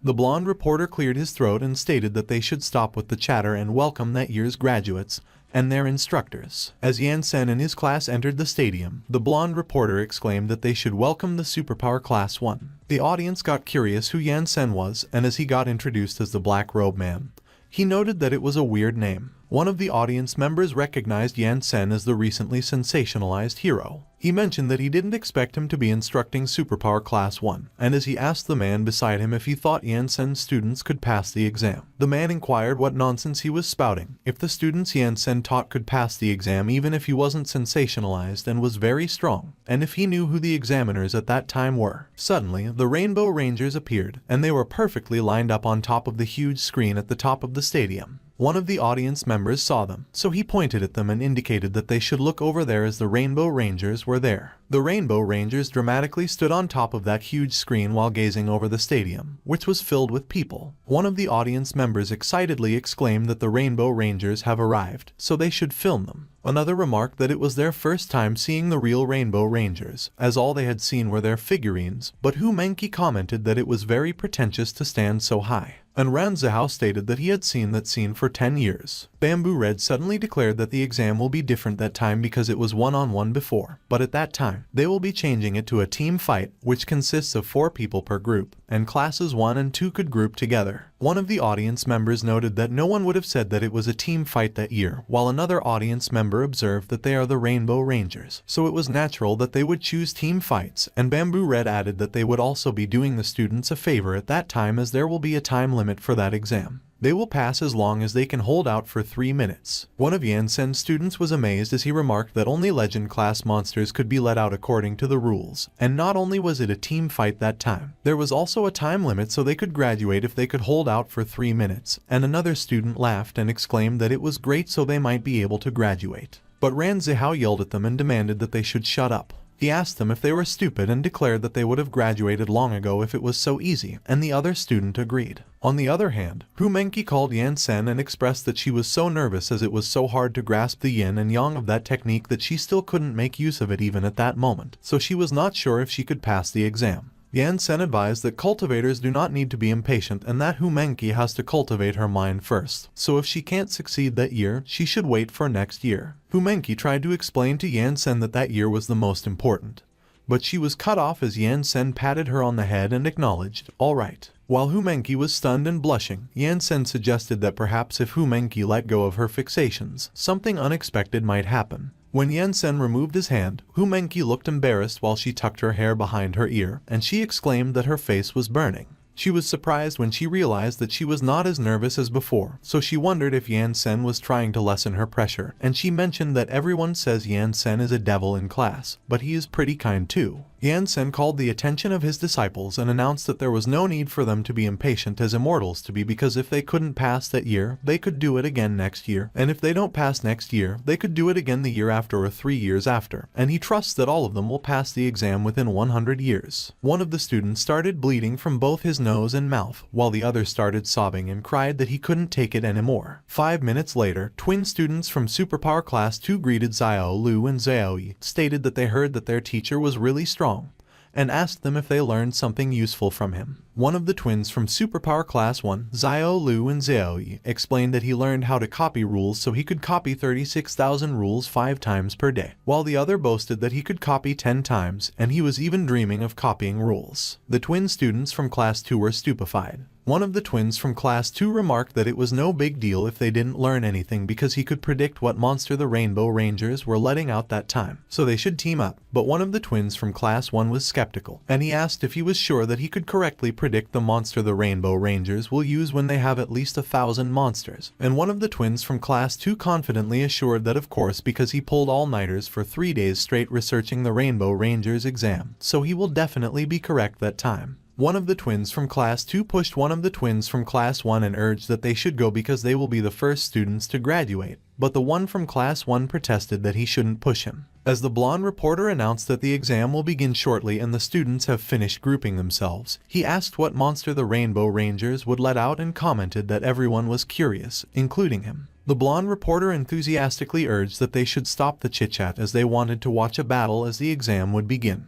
Bamboo Red declared that they should start, and Bamboo Black agreed and threw a card. A powerful ray of light emerged from the card and fell to the ground. As the light crashed into the arena, destroying the ground in the process, one of the audience members asked what monster they thought the Rainbow Rangers would use, and another audience member admitted that they had no idea, and another hoped that the students could hold out for 5 seconds. The blonde reporter announced that the first team to challenge is a team made of 2 pairs of twins from Superpower Classes 1 and 2, Xiao Lu and Xiaoyi from Class 1 and Wu Shengqi and Wu Shengsu from Class 2, but he was really curious about what they would do because, from what he knew, their superpower type basically has no offensive power. One of the twins from Class 1 asked the one from Class 2 if he was sure that the Rainbow Rangers would let out a certain monster, and as he explained that the two of them grouped with them noobs because they were betting on them, one of the twins from Class 2 reassured that he shouldn't worry because it was definitely correct. A figure was standing in the middle of the dust and debris created by the crash, and it proclaimed that he gets to beat those brats before they graduate and become heroes, so it was a chance for him, a monster, to become famous. A green humanoid monster stood in the middle of the arena and greeted the group.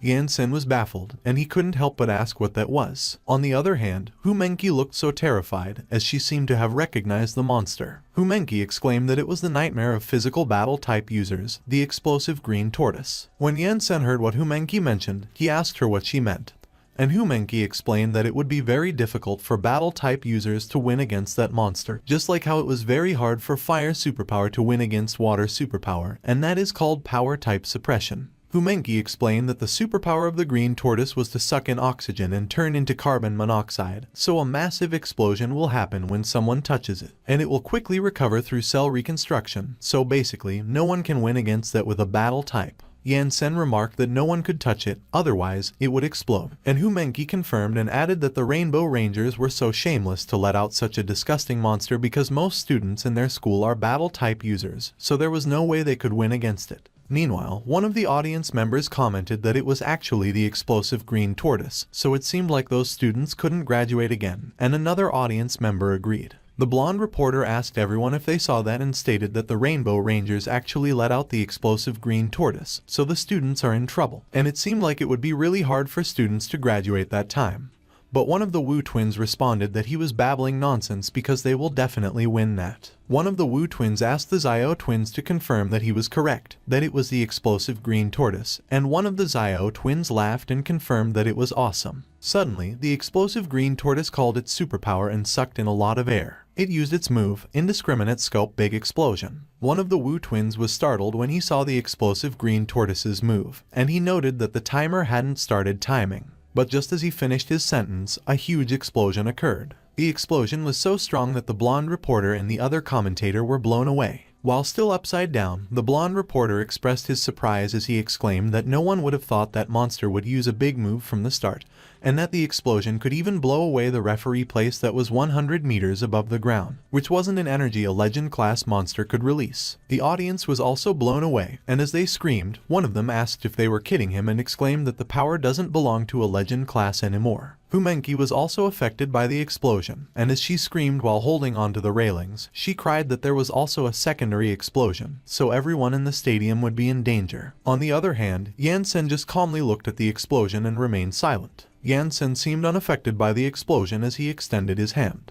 Humenki was surprised when she saw that Yansen blocked the explosion with his bare hand beside her. She was so surprised and was too stunned to speak. Yansen swung his arms to the side and dispersed the explosion like it was nothing. Yansen swung his arms to block the explosion in front of him. A huge tornado was produced, which consumed the explosion. The Rainbow Rangers were holding on to each other in order not to get blown away by the strong gust of wind, and as Bamboo Red asked what that wind pressure was when it was supposed to be an explosion, he called Bamboo Black and mentioned that the explosive green tortoise he let out would injure the audience, and Bamboo Black replied that he didn't expect that either. Bamboo Black noted that the wind pressure was obviously stronger than the explosion and that it even blew away the second explosion, so he asked where that wind pressure was coming from. Bamboo Red kept quiet, and he seemed to know the answer as he looked nervous. On the other hand, the audience exclaimed that they were saved and asked what happened earlier. One of Yansen's students called Sun Xiaolu and asked if she was the one who did it because she was the only one with a wind superpower in there. But Sun Xiaolu replied that there was no way it could be her because if she could create such wind pressure, she would have graduated long ago. The student acknowledged that it was true and laughed, while Sun Xiaolu was wondering if the others didn't see that Humenki and Yansen were the only ones that weren't blown away in the entire stadium, and it was definitely not Humenki who did that. Looking at Yansen, she stated that it could only be him. Meanwhile, the commentators were injured by the broken glass, and as the others trembled in pain and struggled to stand up, the blonde reporter called everyone's attention and announced that the power of that explosion had surpassed the legend class, so the difficulty of that exam was beyond the students' abilities. Suddenly, the explosive green tortoise called the blonde reporter and proclaimed that he was not beyond the requirements of that exam as he is indeed a legend class monster, but he had just made some preparations. The explosive green tortoise explained that in order to become famous in the monster world, he instructed to throw him into a swamp filled with poison gas, and that disgusting smell was still lingering in his head at the moment, so he would show them the power of his explosion after a few months of accumulation. He let out a battle cry as his muscles bulged out. The explosive green tortoise flexed his muscles and commanded the gas for it all to open. Another explosion occurred as the explosive green tortoise challenged the students to come and let him beat them. And as one of the audience members asked what the heck that muscular state was as they had never seen it before, another inquired if the explosive green tortoise had such a skill. They commented that it seemed like the students weren't the only ones working hard for that graduation exam as the monsters were also working hard, and another audience member remarked that if that was the case, it didn't break the rules. But as the dust and debris dissipated, the explosive green tortoise was startled when it revealed a huge mound in front of him. And as one of the Wu twins cursed him and commanded him to stop with his big talk as they were going to graduate, the other commented that instead of getting famous, he was going to be infamous and laughed.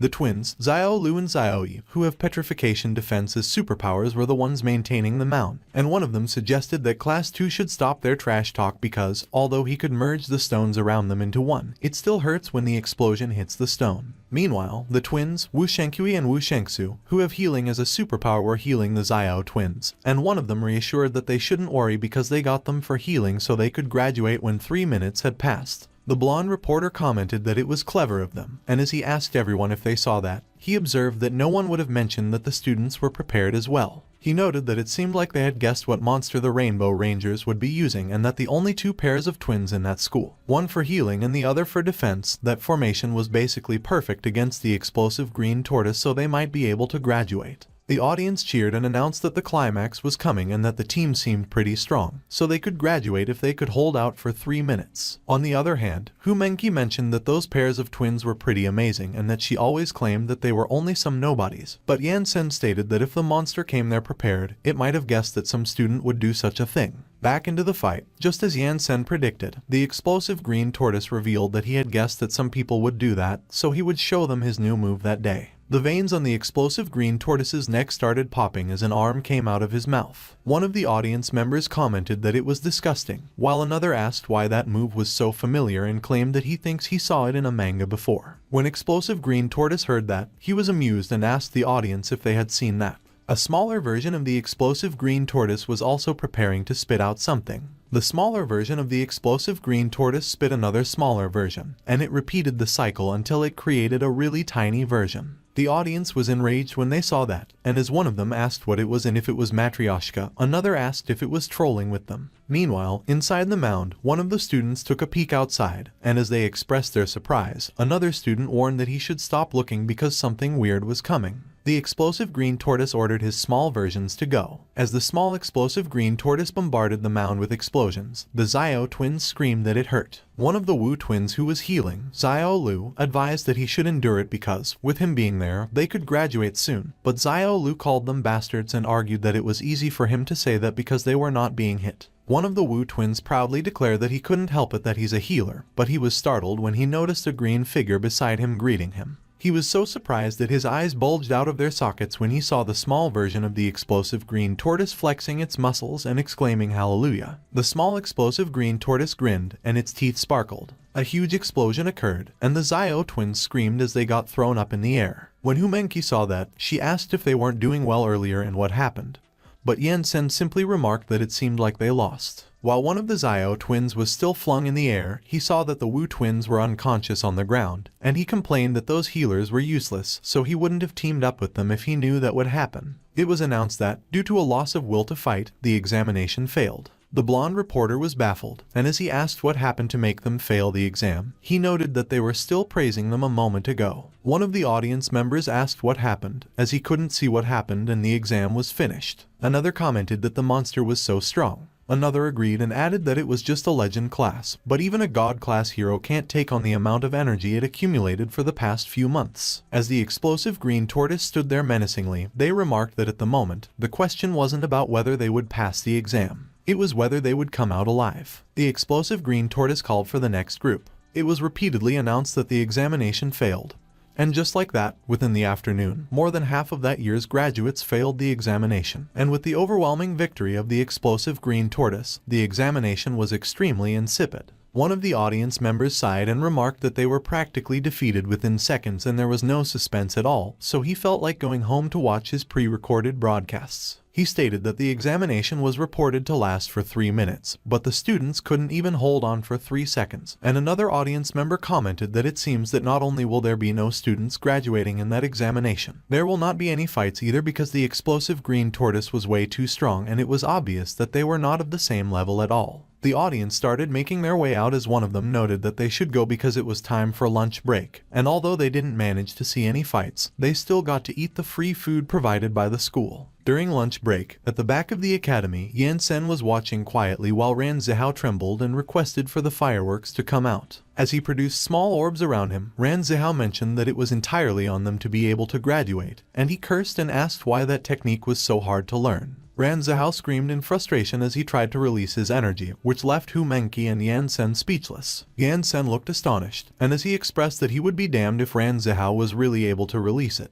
Hu Menqi handed him a lunch box and remarked that she had made that for him and requested that he have a taste. Yan Sen agreed. As he opened the lunch box, Yan Sen observed that it appeared that eating wasn't necessarily for the sake of filling the belly. Yan Sen began eating, but he was startled when he noticed something. He saw Hu Menqi looking at him with expectant, sparkling eyes, which rendered him speechless. Yan Sen let out a sigh, and as he urged Hu Menqi to speak up, he asked her what was on her mind. Hu Menqi responded that that technique of his was way too hard, and she knew that he had other powerful techniques that were simple and easy to learn, so she requested that he teach them, which startled Ran Zihao, who overheard it and asked if there were still other techniques that Yan Sen knew of. Yan Sen revealed that it was the only technique in the entire heaven realm that does not consume any spiritual energy, and other techniques require the consumption of spiritual energy, so it was not possible for the two of them to learn them when they were not even on Kai cultivation yet. Hu Menqi was horrified. She exclaimed that it couldn't be because Yan Sen was thousands of years old, so it was not possible that he had only written one technique, and so she asked him if he was going to watch his students get humiliated in front of citizens all over the world.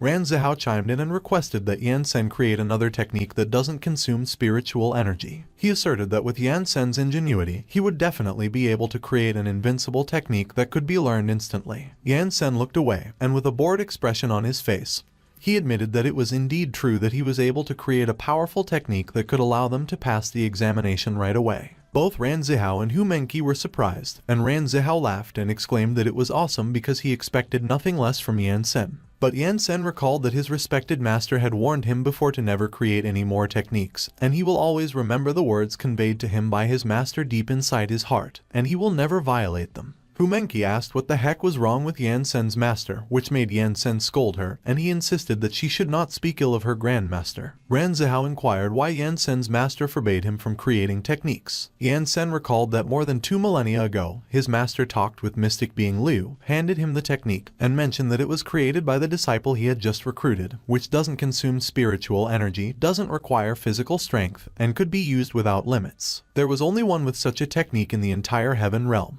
Mystic being Liu trembled in anger as Yan Sen's master bragged and stated that furthermore, that disciple of his was only 6 years old, and it seemed like even with Mystic being Liu's disciple of several major sects combined, his disciple was still 10,000 times more formidable than them. Slamming the scroll on the table, Mystic being Liu declared that he didn't give a damn. He called Yan Sen's master a shameless old man and asserted that the disciples recruited by several major sects next door were either geniuses or demons, unlike him, who had recruited a freak, and he asked him if he wasn't afraid that there would be repercussions in the future. Yan Sen's master responded that no one cares about the rest because all that matters is that Yan Sen was strong, and that pissed Mystic being Liu even more, so he kicked the table while he cursed. Mystic being Liu flew away and announced that he was going. He warned that Yan Sen's master should never look for him again, so he should go play chess with that freak disciple that he got. But Yan Sen's master did not listen and mentioned that he would bring Yan Sen to visit him next time. Suddenly, Yan Sen's master was stunned when he noticed something.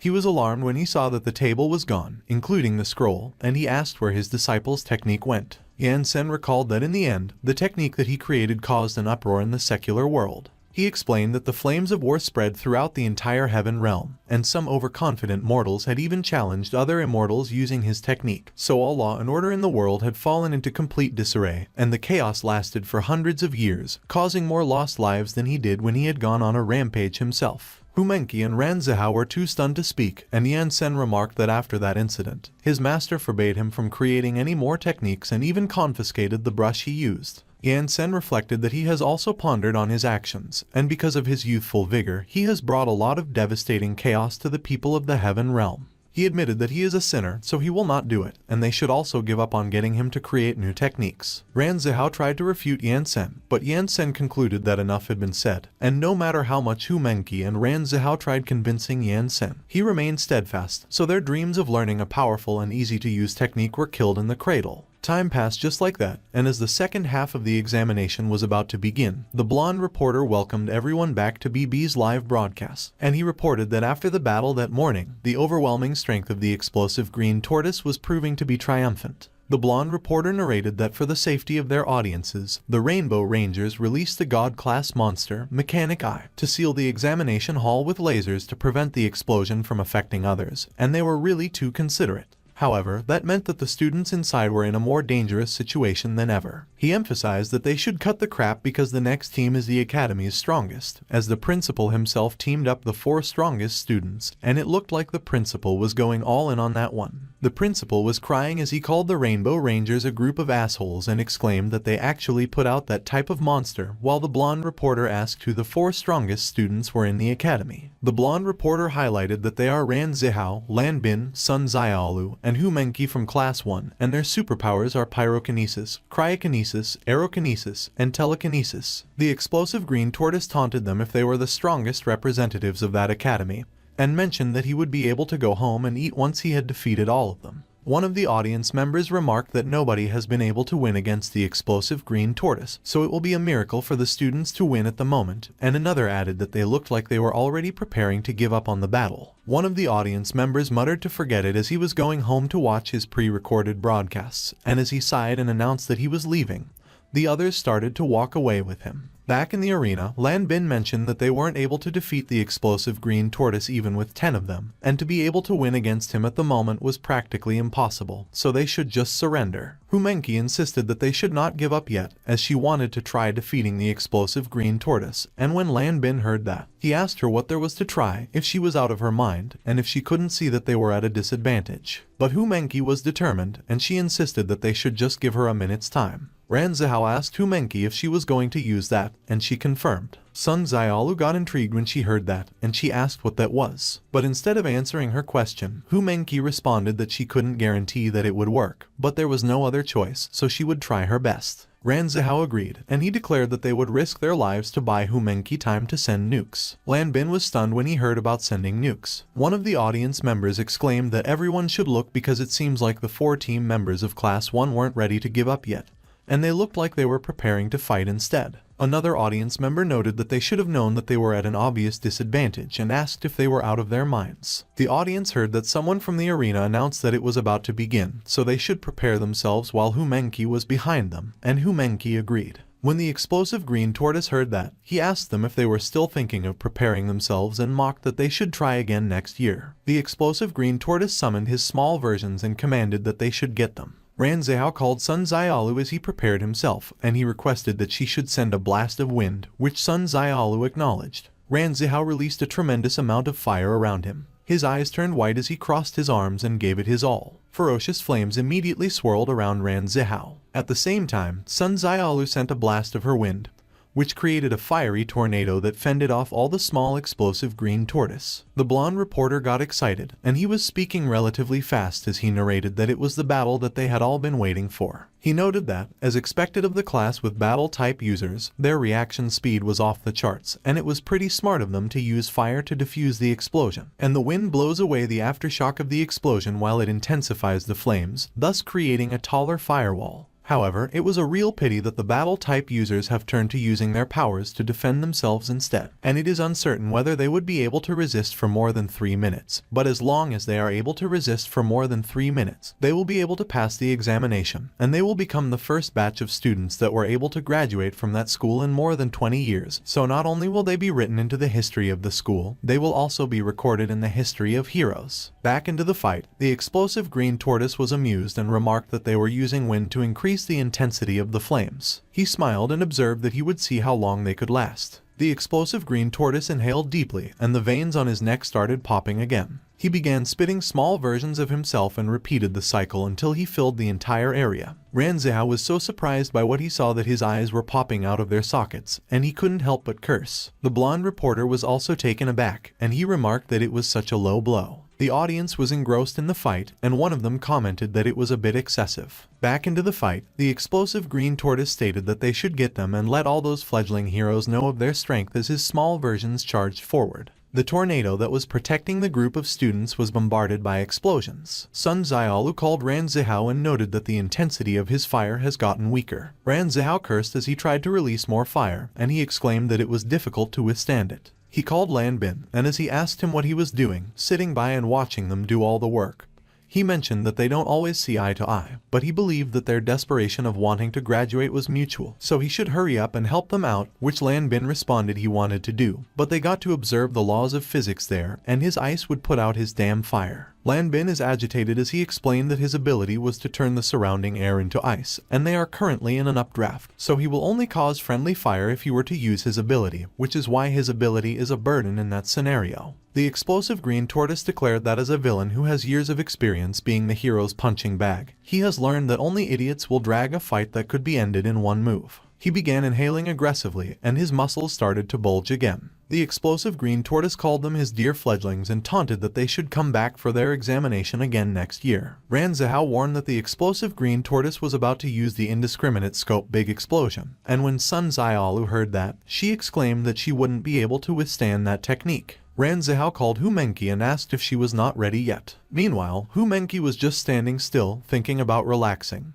being at ease, finding her inner peace, and letting go of her fixations. Hu Menqi recalled when she asked Yan Sen if there was anything to take note of in order to learn that technique, and Yan Sen affirmed and added that she had to be gifted. Hu Menqi was surprised and discouraged when she heard that. Yan Sen explained that cultivators have to be gifted, and the same goes for learning techniques, as there are people who learn them with just a glance, while others will never be able to learn them in their lifetime. Hu Menqi asked Yan Sen how they would know if they were gifted. Yan Sen explained that they will see it the moment they learn to detach themselves from their fixations. Hu Menqi was calmly closing her eyes despite all the chaos around her. When she opened her eyes, her surroundings suddenly changed into a vast space surrounded by twinkling stars. While she floated in the middle of that space, she was facing a golden dragon that was staring at her intently. While Hu Menqi stood in front of the golden dragon, she wondered if it was the technique that Yan Sen created, and she exclaimed that it was unbelievable as it felt so alive. Hu Menqi was in awe, and she wondered if that meant that she had the talent to cultivate the magic of immortals. Meanwhile, one of the audience members noted that the dust is covering everything, so they can't see what is going on. Another audience member asked how they don't see Hu Menqi, and as they remarked that it didn't seem like she could block the explosion, they inquired if they were alright while Yan Sen was just silently observing the fight. Yan Sen looked so proud as he stated that Hu Menqi was a gifted child.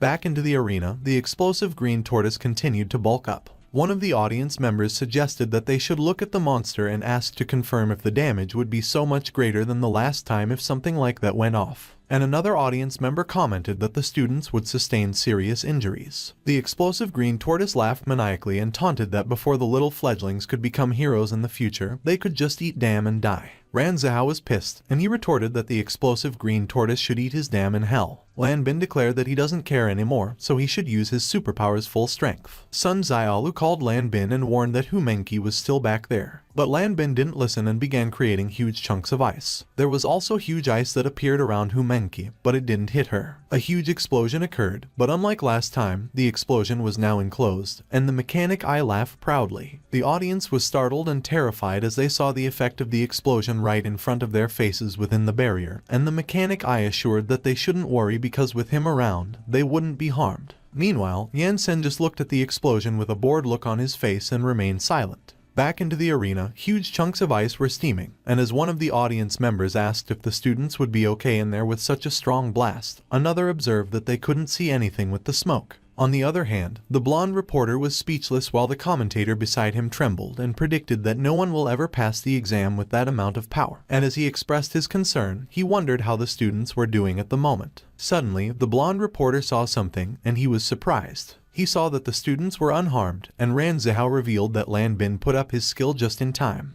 Otherwise, they would be lying dead at the moment, and although it hurts to be frozen, it beats being blown to smithereens, and Lan Bin admitted that it was all the energy he had, so he won't be able to pull it off a second time. Suddenly, Sun Xiaolu got pissed at them and cursed at them, and as she scolded that they are both retarded because they were supposed to be protecting Hu Menqi, not just themselves, she questioned if they were even thinking about Hu Menqi in the back when they activated their skills. Lan Bin just realized and admitted that the wide-range explosion was so terrifying that he forgot about Hu Menqi and their goal. He guessed that with that wind draft, together with ice, Humenki certainly couldn't escape it when Ranzihao suddenly pointed behind them and exclaimed that they should look because it was Humenki. Ranzihao exclaimed that he couldn't believe that Humenki was unhurt, and Lan Bin declared that it was impossible. Sun Xiaolu remarked that she knew the two of them were unreliable, so she used the last of her strength to build the wall around Humenki before the explosion, and Lan Bin acknowledged that it must have taken all she had to absorb the ice and the explosion to protect Humenki, and that she thinks really fast. The commentator was surprised, and as he remarked that the students were actually fine but it looked like they used all their energy to neutralize the explosion and not even a minute had passed. He asked what they were going to do next, and the audience agreed, and as they mentioned that they were all out of strength and there was still over 2 minutes to go, they asked how they were supposed to win. Back into the arena, the explosive green tortoise was amused,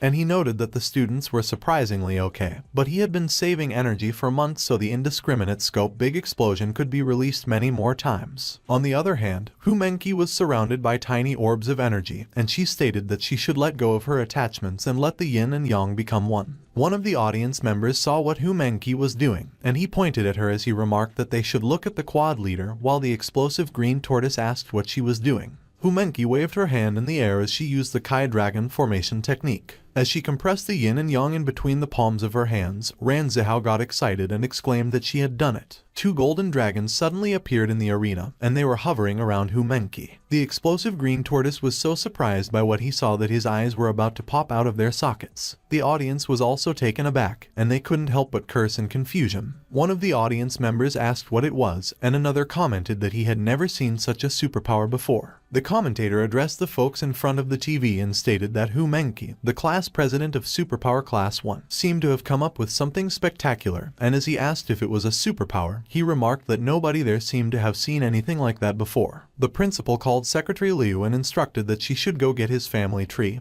and bring it to him, and she agreed and responded that she's on it. When he got the family tree, the principal frantically flipped through the pages, and he noted that it was strange as there was no record of that in his family tree, so he asked who had such superpowers. Ranzihao suddenly yelled Humenki's name and urged that she should stop fooling around and kill the explosive green tortoise while he's panicking. Silence filled the arena as Humenki and the explosive green tortoise had a face-off. The explosive green tortoise remarked that it surprised him and that those punks tried to bluff him with those useless things, but since there was still plenty of time, he would see what Humenki's move was all about. As Humenki condensed the energy in the palm of her hand, she confidently stated that the explosive green tortoise should stay still if he has the guts, but in her mind, she was wondering if that destruction would devastate the entire area, and she remarked that it should be fine with Yan Sen around. The explosive green tortoise commented that if Humenki won't move, he won't either, and he asked if the 4 of them, who were supposed to be the cream of the crop, really think that they deserve to graduate. Ranzihao was pissed, so he yelled at Humenki and urged that she should cut the crap and treat the explosive green tortoise to some fireworks. So Humenki released the energy in her hand and declared that she would show him what they were capable of. The powerful energy went straight towards the explosive green tortoise. The explosive green tortoise was not moving, and he looked so confident as he remarked that it turned out to be a simple energy wave. But suddenly, Bamboo Red yelled and urged that he should get out of the way while calling him a stupid bastard.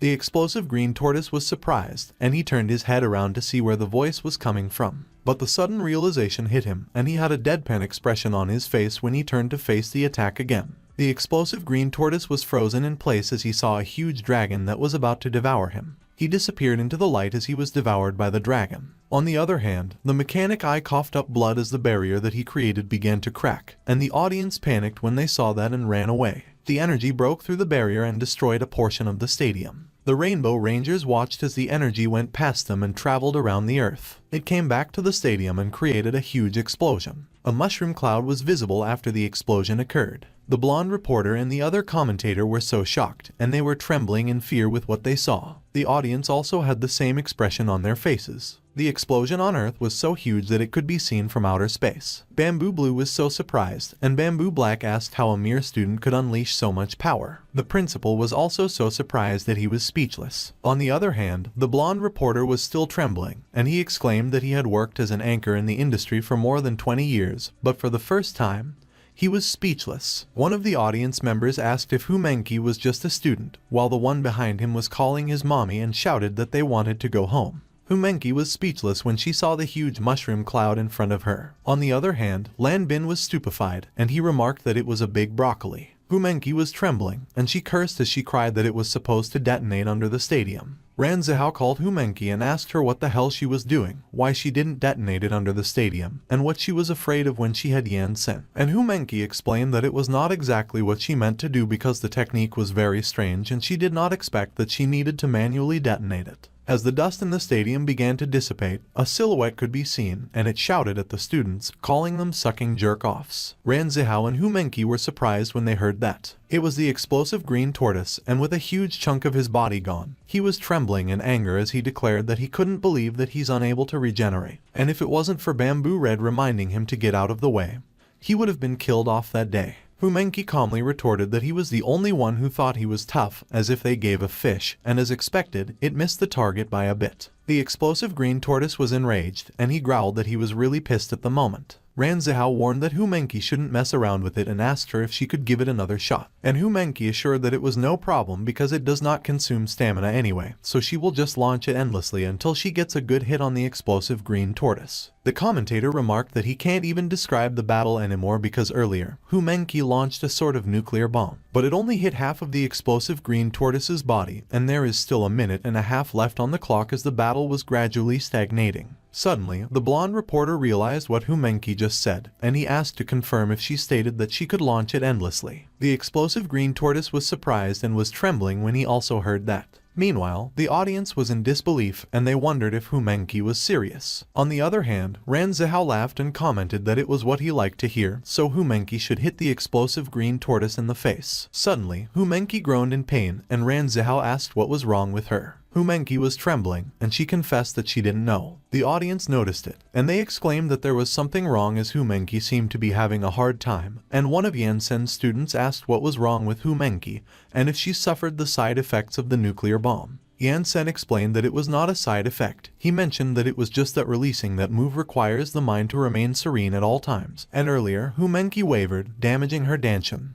But it's okay because a year or two of adjustment will solve that problem. The student was surprised, and he inquired how Yansen knew. Yansen was speechless since the students had only been copying the sect rules, so they did not know that the move was created by him. Back in the arena, the explosive green tortoise laughed, and it taunted Humenki if she couldn't launch it anymore. The explosive green tortoise mocked what that was about unlimited uses, trying to scare him, and claimed that his explosion was the only unlimited one. Humenki called the explosive green tortoise a bastard, and she remarked that if she had just detonated it underneath him earlier, there was no way he could act arrogantly. Ran Zihao asked Humenki if she was capable of releasing it anymore, and Humenki replied that she didn't know if she could still release it because earlier her mind was unstable, so she guessed that it would take time to gather the Kai again. Ran Zihao stated that there was no time for Humenki to collect it again because when she's done, the test will be over. Humenki noted that she thought it was over when she was able to successfully materialize the dragon earlier, but she never mentioned that she would have to keep her mind serene. She admitted that she was the one who was cocky and apologized. On the other hand, the explosive green tortoise started inhaling aggressively, and he declared that it looked like he was the one who would win that match. Sun Xiaolu chimed in and called him a dickhead as she suggested that he take that back. Both Ran Zihao and Lan Bin turned simultaneously to look at Sun Xiaolu and ask her what she was talking about. The two of them were extremely surprised by what they saw. Sun Xiaolu was waving her arms in the air just like Humenki did to gather the yin and yang, and she announced that there she goes. The explosive green tortoise was surprised when he saw that, and he exclaimed that it was cheating.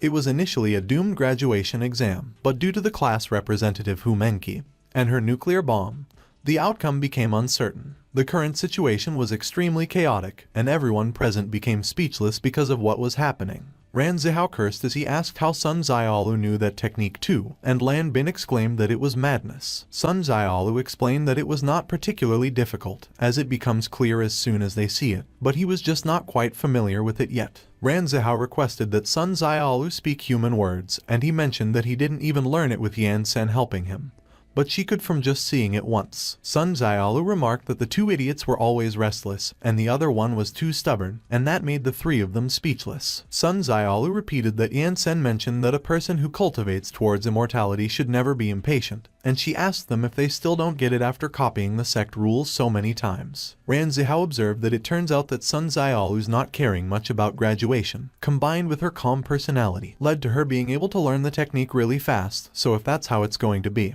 He will show her that he too could stay serene, and Lan Bin agreed that so was he. Ran Zihao was surprised when he realized that there was Kai. When he saw Lan Bin, he cursed and asked why he was able to emit Kai from his body already and if everyone knew the technique or what. Lan Bin observed that he watched Ran Zihao the past month because he doesn't usually sneak around, so he knew something was up, and he saw him practice the technique quite a lot, but he just didn't expect it to be a goddamn nuke. Ran Zihao cursed and declared that he was definitely not losing to Lan Bin, and as Lan Bin insisted that Ran Zihao better let go of his fixation, Hu Mengqi chimed in and asserted that she wouldn't lose either. On the other hand, Yan Sen looked astonished as he recalled that when that set of techniques fell into the mortal world back then, not everyone was able to learn them, and to be able to learn in such a short time meant that they were top geniuses, and he did not expect to meet 4 at once. Yan Sen smiled and proclaimed that he hit the jackpot. He remarked that a rookie is still a rookie, and it takes time for them to gather enough Kai and turn it into a dragon, and there was no way that the enemy would just stand there and give them the opportunity to power up as they are not in DBZ. But Yan Sen was speechless when he saw that the explosive green tortoise kept on inhaling and bulking its muscles. Yan Sen decided that he cannot let those little guys get hurt, and for future immortals, there is no way such a small test could stop them in their tracks. The blonde reporter addressed the audience members and noted that the battle was currently at a critical stage and both sides were gathering energy. But there were less than 30 seconds left, and he asked if they would be able to survive the exam and graduate or not. Back in the arena, the explosive green tortoise cursed at the students, called them filthy students, and challenged that they should see who is faster, them or him. Suddenly, something was floating in the air, and as the commentator noticed it, he asked what it was. It was a white cloth. It was Yan Sen who threw the cloth, and as the blonde reporter exclaimed that he couldn't believe that Class 1 had surrendered, it was repeatedly announced that Class 1 had forfeited, so the exam was over. Lan Bin was crestfallen when he saw the white cloth, while Ran Zihao was pissed and asked Yan Sen if he was kidding them. Yan Sen looked unbothered, and he assured that they would come back next year. The audience was stunned, and as one of them observed that it was how it ended, the other remarked that he really didn't see it coming, while the mechanic eye stated that from that point onward, he didn't want to be part of that school's graduation exams. Meanwhile, Lan Bin remarked that Yan Sen actually surrendered, and Ran Zihao commented that it was just when he was about to succeed. Sun Ziaolu advised that they should forget it as there is always another chance next year and there is nothing to be gained by risking it at the moment, which rendered the others speechless, and Lan Bin noted that she was so indifferent, so it was no wonder she could learn it so quickly. Sun Ziaolu asked them if they were stupid and suggested that they should use their brains for once because their move is very powerful, but for them to use it, it takes too long as they are at the moment, so the explosive green tortoise is definitely faster than them, and Yan Sen just doesn't want them to get hurt. Suddenly, the explosive green tortoise used his skill, indiscriminate scope big explosion. The blonde reporter was surprised, so he called out the explosive green tortoise and announced that the examination was over as Class 1 had already surrendered. But the explosion was already released, and the students cursed when they saw what was coming at them. The arena was filled with the explosion, but it was contained within the barrier. The audience was startled, and they asked what was going on while the mechanic eye cursed. The blonde reporter was crestfallen as he lamented that the students were still inside. The huge explosion filled the stadium, and it was so huge that it could be seen from the outside. When the explosion was done and the dust began to dissipate, it revealed the explosive green tortoise that was standing in the center of it. The explosive green tortoise declared that he was finally satisfied, but he was startled when he saw 4 figures floating in the air and a silhouette on the ground that was covered by dust. It was Yan Sen who stood on the ground with a grim look on his face, while it was the students who were up in the air. And as Hu Mengqi exclaimed and expressed that she couldn't believe that they were okay, Ran Zihao urged that they should look below, as it was Yan Sen. As they watched Yan Sen from above, Ran Zihao inquired if Yan Sen had protected them. Suddenly, Yan Sen took a step forward, and the ground began to shake. The audience was surprised, and they cursed as they exclaimed that it was an earthquake. The entire stadium shook. One of the audience members cursed and asked how there could be an earthquake at that time of the year, and another remarked that it doesn't feel like an ordinary one either. They were unaware that Yan Sen was the cause of the earthquake, and the explosive green tortoise, who was intimidated, wondered what was happening and what kind of power it was. The explosive green tortoise trembled as he gasped that he couldn't breathe. Yan Sen looked so mad, and he let out a long and deep exhale to calm himself. The explosive green tortoise couldn't believe that he was suppressed by Yan Sen's breath, and he groaned that he couldn't even lift a finger, so Yan Sen's strength was unfathomable.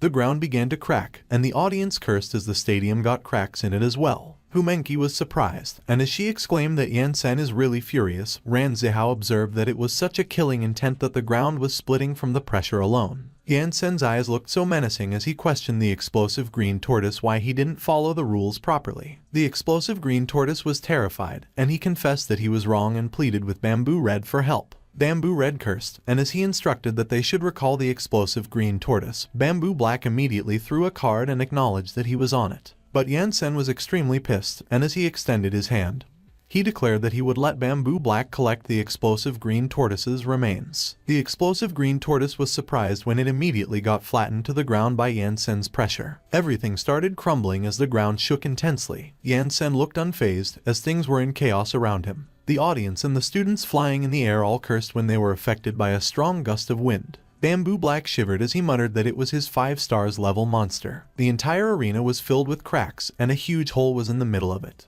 The card began retrieving the explosive green tortoise, who had turned to mush. Bamboo Black retrieved the card. He saw that the card had turned into a half stars level monster. Bamboo Black exclaimed in surprise, and he groaned that from 5 stars to half a star, it got absolutely annihilated. He was trembling in anger as he demanded why Yan Sen did that, and he fumed that it took him a goddamn lifetime to collect and train that combat-type monster. Bamboo Black turned to Yan Sen and accused that it was all his fault. He addressed him as black-robed superhero Yan Sen and questioned him if he realized that he had violated Article 1653 of the Code of Heroes because, without permission, high-ranking God-class heroes must not initiate an attack of any kind on another hero's pet monster, so he was clearly bullying him. Bamboo Black asserted that the provocation wouldn't be taken quietly, and that rendered Yan Sen speechless for a moment. Yan Sen's expression looked so grim as he pronounced that they, Immortals, are always concerned with courtesy and reciprocity. So if he hurt his disciples, only death awaits him, and leaving the explosive green tortoise alive was already him being merciful.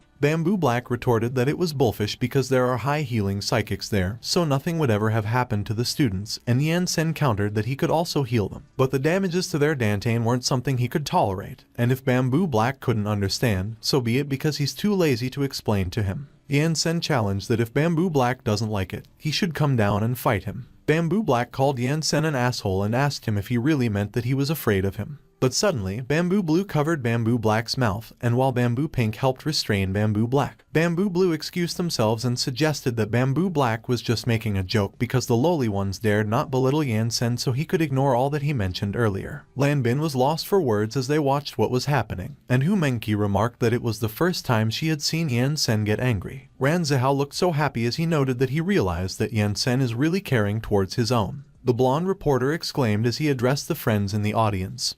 Friends in front of the TV, and hoped they have heard everything. He declared that the world's 7th-ranked God-class superhero, the black-robed immortal Yan Sen, has challenged the Rainbow Rangers. And not only that, the Rainbow Rangers also accepted his challenge, which was a situation rarely seen in the last decade. Bamboo Yellow asked the blonde reporter what he was trying to do and when they accepted any challenge, and she clarified that Bamboo Black was just being a bit aggressive. But one of the audience members laughed and observed that they had also heard it earlier, and that it was going to be nice, and another audience member agreed that it was definitely worth the ticket price to see the Rainbow Rangers struggle. The blonde reporter suggested that they should all shout Rainbow Rangers together. The audience did as they were, and everyone chanted the Rainbow Rangers' name. Bamboo Yellow looked troubled, and she vowed that she was going to kill the commentator, even if it was the last thing she did. On the other hand, the blonde reporter was grinning evilly as he noted that, at last, it was an opportunity. The stadium was filled with the chants of the audience calling the Rainbow Rangers' name. The Rainbow Rangers looked so dejected, and they were speechless. Bamboo Black declared that he doesn't understand how they know they can't beat Yan Sen if they haven't even tried. He insisted that Bamboo Red should allow him to go down and face Yan Sen. But Bamboo Red commanded that he should shut the hell up because Yan Sen will literally grind his ass to dust and he was going to lose with his third-rate superpowers. Bamboo Black looked pissed and he called Yan Sen a bastard. Bamboo Yellow asked Bamboo Red what they were supposed to do, and Bamboo Red fell silent as he thought about it. The blonde reporter announced that it was a battle between some of the highest-ranked God-class heroes, and as he addressed the friends both on site and in front of the TV, he mentioned that it looked like they would be celebrating Christmas early that year. A man in the audience called their son and instructed that they should turn on the TV and watch channel 233 because something huge was about to happen. And as the son asked what it was and if it wasn't the channel where the students were being evaluated, the man informed that not anymore as it was a duel between high-ranked God-class superheroes. The son turned on the TV and saw the footage of the stadium where the audience was chanting the Rainbow Rangers' name. The son was in awe as he watched what was happening on TV. Back in the stadium, the blonde reporter stated that according to the statistics, their channel's global live viewership has literally gone through the roof, and the numbers just kept rising.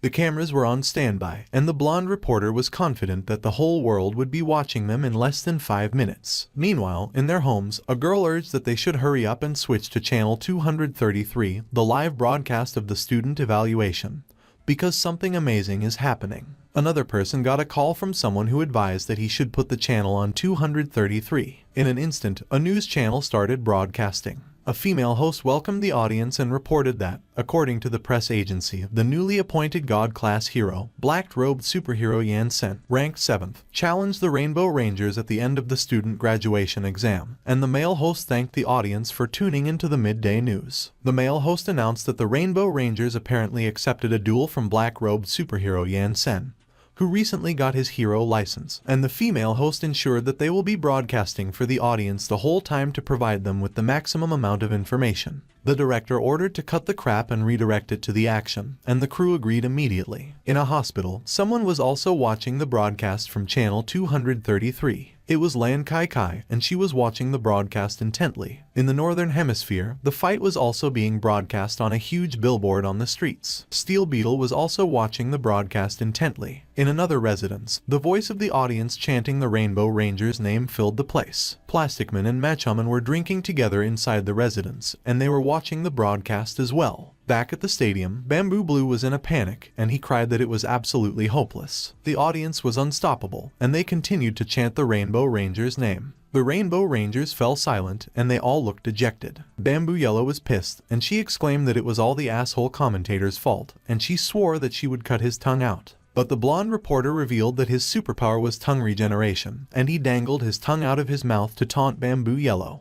Bamboo Black turned to Bamboo Red and cautioned that if they were to admit defeat like that, their reputation would be ruined, so they should fight Yan Sen, while Bamboo Yellow did the same and remarked that they don't really have much of a choice there. Bamboo Red was still silent, and he seemed to be thinking things through. The blonde reporter expressed his curiosity as to who the Rainbow Rangers would actually send up to fight first. Bamboo Red suggested that they should all go together. The Rainbow Rangers jumped off the screen they were standing on immediately after Bamboo Red instructed that. They all landed in the arena simultaneously. The blonde reporter expressed his surprise and exclaimed that the Rainbow Rangers actually came out en masse to face off against Yan Sen, and he asked if it was going to end in a group fight. Bamboo Red was a God Class 2nd place. Bamboo Black was a God Class 4th place. Bamboo Blue was a God Class 3rd place. Bamboo Pink was a God Class 5th place. And Bamboo Yellow was a God Class 6th place. On the other hand, black-robed superhero Yan Sen was a God Class 7th place, and he looked unamused when he saw the Rainbow Rangers. One of the audience members observed that every single one of the Rainbow Rangers' ranking is higher than Yan Sen's, and another audience member agreed and wondered if the Rainbow Rangers even have the nerve to gang up on Yan Sen.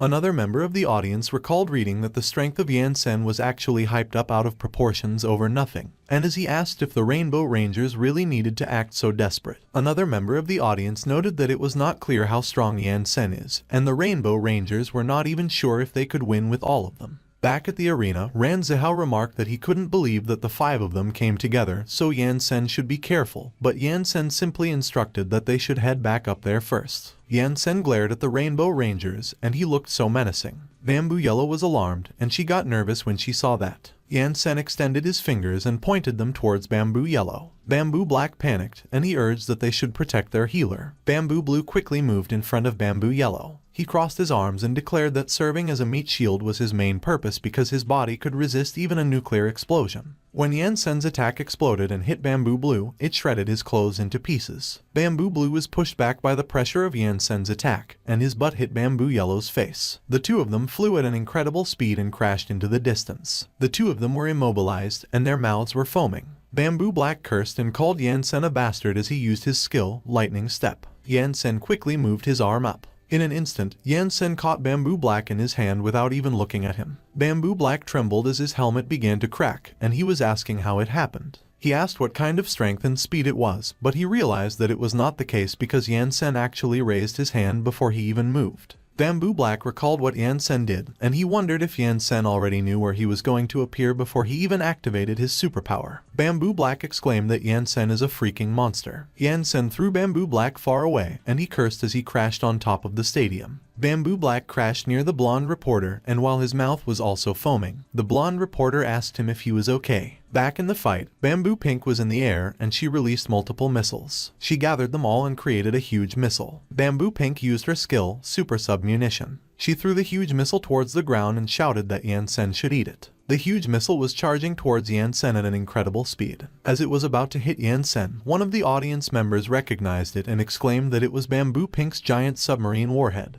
Yansen suddenly blew gently at the submarine warhead. The submarine's warhead quickly changed its trajectory and began going upward. It was coming at Bamboo Pink at an incredible speed, and when she saw that, all she could do was curse. There was a huge explosion above the stadium. All the audience members were looking up, and they were amazed at the sight. But they were speechless when they saw Bamboo Pink falling down in front of them. Bamboo Pink crashed on the ground, and with her mouth foaming, she requested that there would be no more. Yansen remarked that he had learned from them that if he had to fight, he was not going to hold back, and he called that following the customs of the natives. Bamboo Red was speechless, and he looked nervous. Meanwhile, Ran Zihao and the others came up to the audience stand.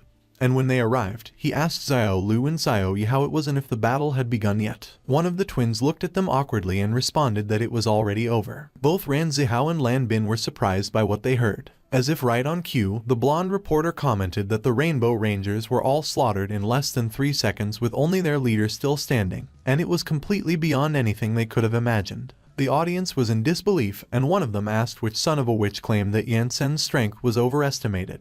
Yansen addressed Bamboo Red as the gentleman in red and asked him if he was not going to take action. Bamboo Red was silent, and he admitted that it was a major suck-up. He noted that Yansen was not only smart but also very experienced in combat. Bamboo Red originally asserted that the 5 of them together would be able to handle Yansen more or less, but no one could have imagined that Yansen's battle experience, accumulated over thousands of years, would catch him completely off guard. He conceded that not only was Yansen's speed and strength very high, but his combat experience was also leagues above his, and he expected to only be able to survive 2 moves from him. But he would probably lose after that, as he was absolutely not Yansen's match in any aspect. Yansen expressed that he would like to take that opportunity to see how the world's most powerful hero fights, so they should do it, but Bamboo Red declined. Yansen was puzzled when he heard what Bamboo Red stated. Bamboo Red confessed that he can't beat Yansen, and he definitely doesn't like getting hit for no reason. One of the audience members asked the others if they heard that Bamboo Red confessed that he couldn't beat Yansen, and another audience member agreed and confirmed that he thinks he heard that too. One of the audience members remarked that Bamboo Red should be the second strongest warrior in their world, but if he admitted he couldn't beat Yansen, he asked if Yansen was really that powerful. Ran Zihao heard the audience, so he cursed and affirmed that, of course, Yansen is powerful, so they must be blind, while Hu Menqi was giving him a side eye as she reminded him that Ran Zihao was blind too, not too long ago. There was silence in the arena as Bamboo Red and Yansen faced each other. Yansen asked Bamboo Red if he was conceding defeat, and when Bamboo Red heard that, he declared that, as a hero of that world, even if he is a breath away from death, he will never admit defeat. Yansen was unamused by Bamboo Red's answer, so he inquired what His Excellency was thinking about. Bamboo Red mentioned that he heard the mechanic I state that Yansen didn't use superpowers, which seemed to be called immortal cultivation, and he asked him if that was correct. Bamboo Red smiled as he mentioned immortal cultivation,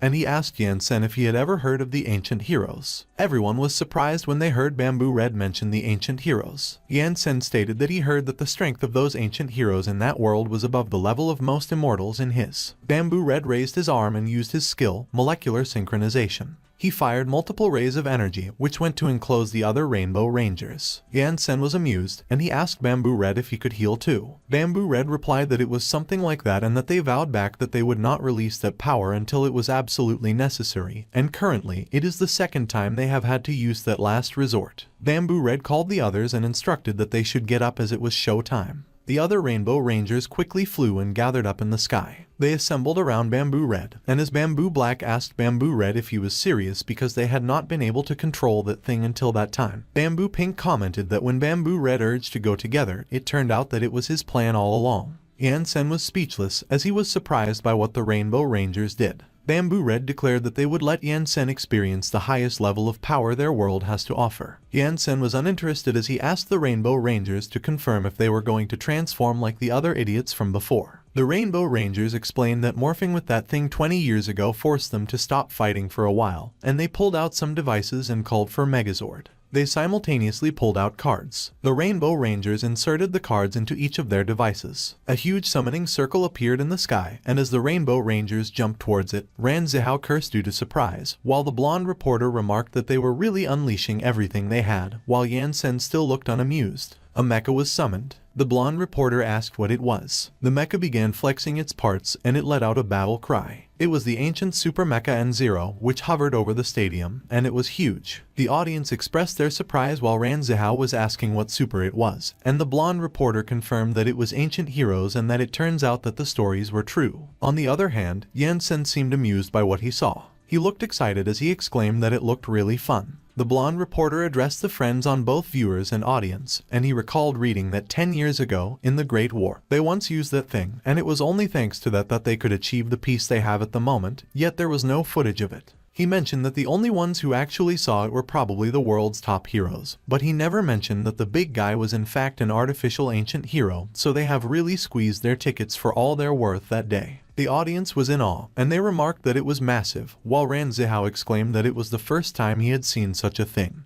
And Hu Menqi called Yan Sen and requested that he be careful. Yan Sen grabbed his robe and asserted that it was the power of the immortals from that world if theirs, so it was good as he also wanted to see which world's immortal is more powerful. He threw his robe away and declared that he had accumulated too much Kai, so it was time for him to use a little bit of his power. Yan Sen's disciples were looking at him with wide eyes as he proclaimed that they should look closely. He asserted that it was what immortal cultivation was all about, and he called for his formation. Multiple flags suddenly appeared in the sky. Each of the flags released energy and combined them together. The energy was fired into the ground. The ground shook, and Hu Menqi asked what Yan Sen was up to at the moment while the other students cursed. The ground rumbled as a huge mound began to appear, and the audience panicked and ran as they asked why there was another earthquake. Ran Zihao and Lan Bin were surprised that their eyes were popping out of their sockets, and they asked Yan Sen if he was shitting them. Yan Sen created a giant spirit summoning formation and summoned the Sword King Immortal, which was extremely massive. The audience's eyes were popping out of their sockets due to shock, and they cursed when they saw the Sword King Immortal. The blonde reporter's glasses shattered as he had the same reaction, and he cursed as he asked what was going on. The Sword King Immortal was shown on TV. The kid watching the TV cursed, and his eyes popped out of their sockets due to surprise. Lan Qi Qi was also surprised by what she saw. The people were still watching on the huge billboard, and both Steel Beetle and the people who were watching with him were surprised that Yan Sen could also summon ancient heroes. Meanwhile, both Plasticman and Machoman were silently watching the TV, and were secretly sweating profusely. Back at the stadium, the Sword King Immortal stood outside it, and he was huge that the arena was small compared to him. The voice of the blonde reporter trembled as he asked if the Sword King Immortal was some kind of monster or maybe an ancient hero, and as he addressed the viewers, he stated that Yan Sen seemed to have come up with something quite remarkable as well. On the other hand, one of the audience members asked if they were going to get trampled if they stayed there. Meanwhile, Sun Xiaolu claimed that it was the power that comes from the immortal cultivation, and as one of the Xiao twins mentioned that Yan Sen turned out to be hella strong.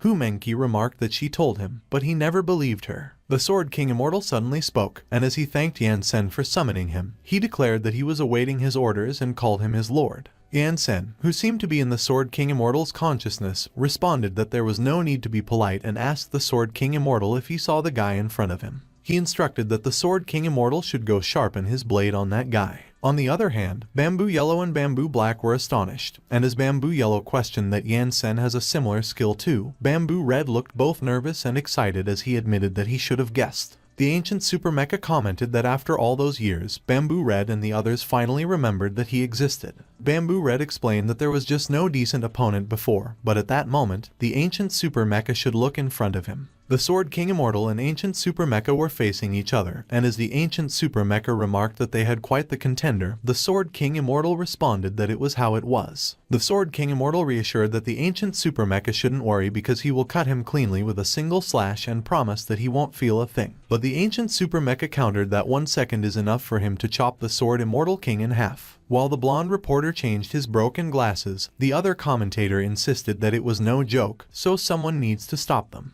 But the blonde reporter slapped the other commentator across the face, and as he cursed at him, the blonde reporter asserted that even if the world ends, the battle must go on. The blonde reporter declared that just like life, the fight must go on and that they should tell all the heroes in the building industry to get ready because they will be very busy the next day. And as a professional commentator, he will risk his life to report that spectacular battle to them. He continued that furthermore, as watching it from the scene would be life-threatening.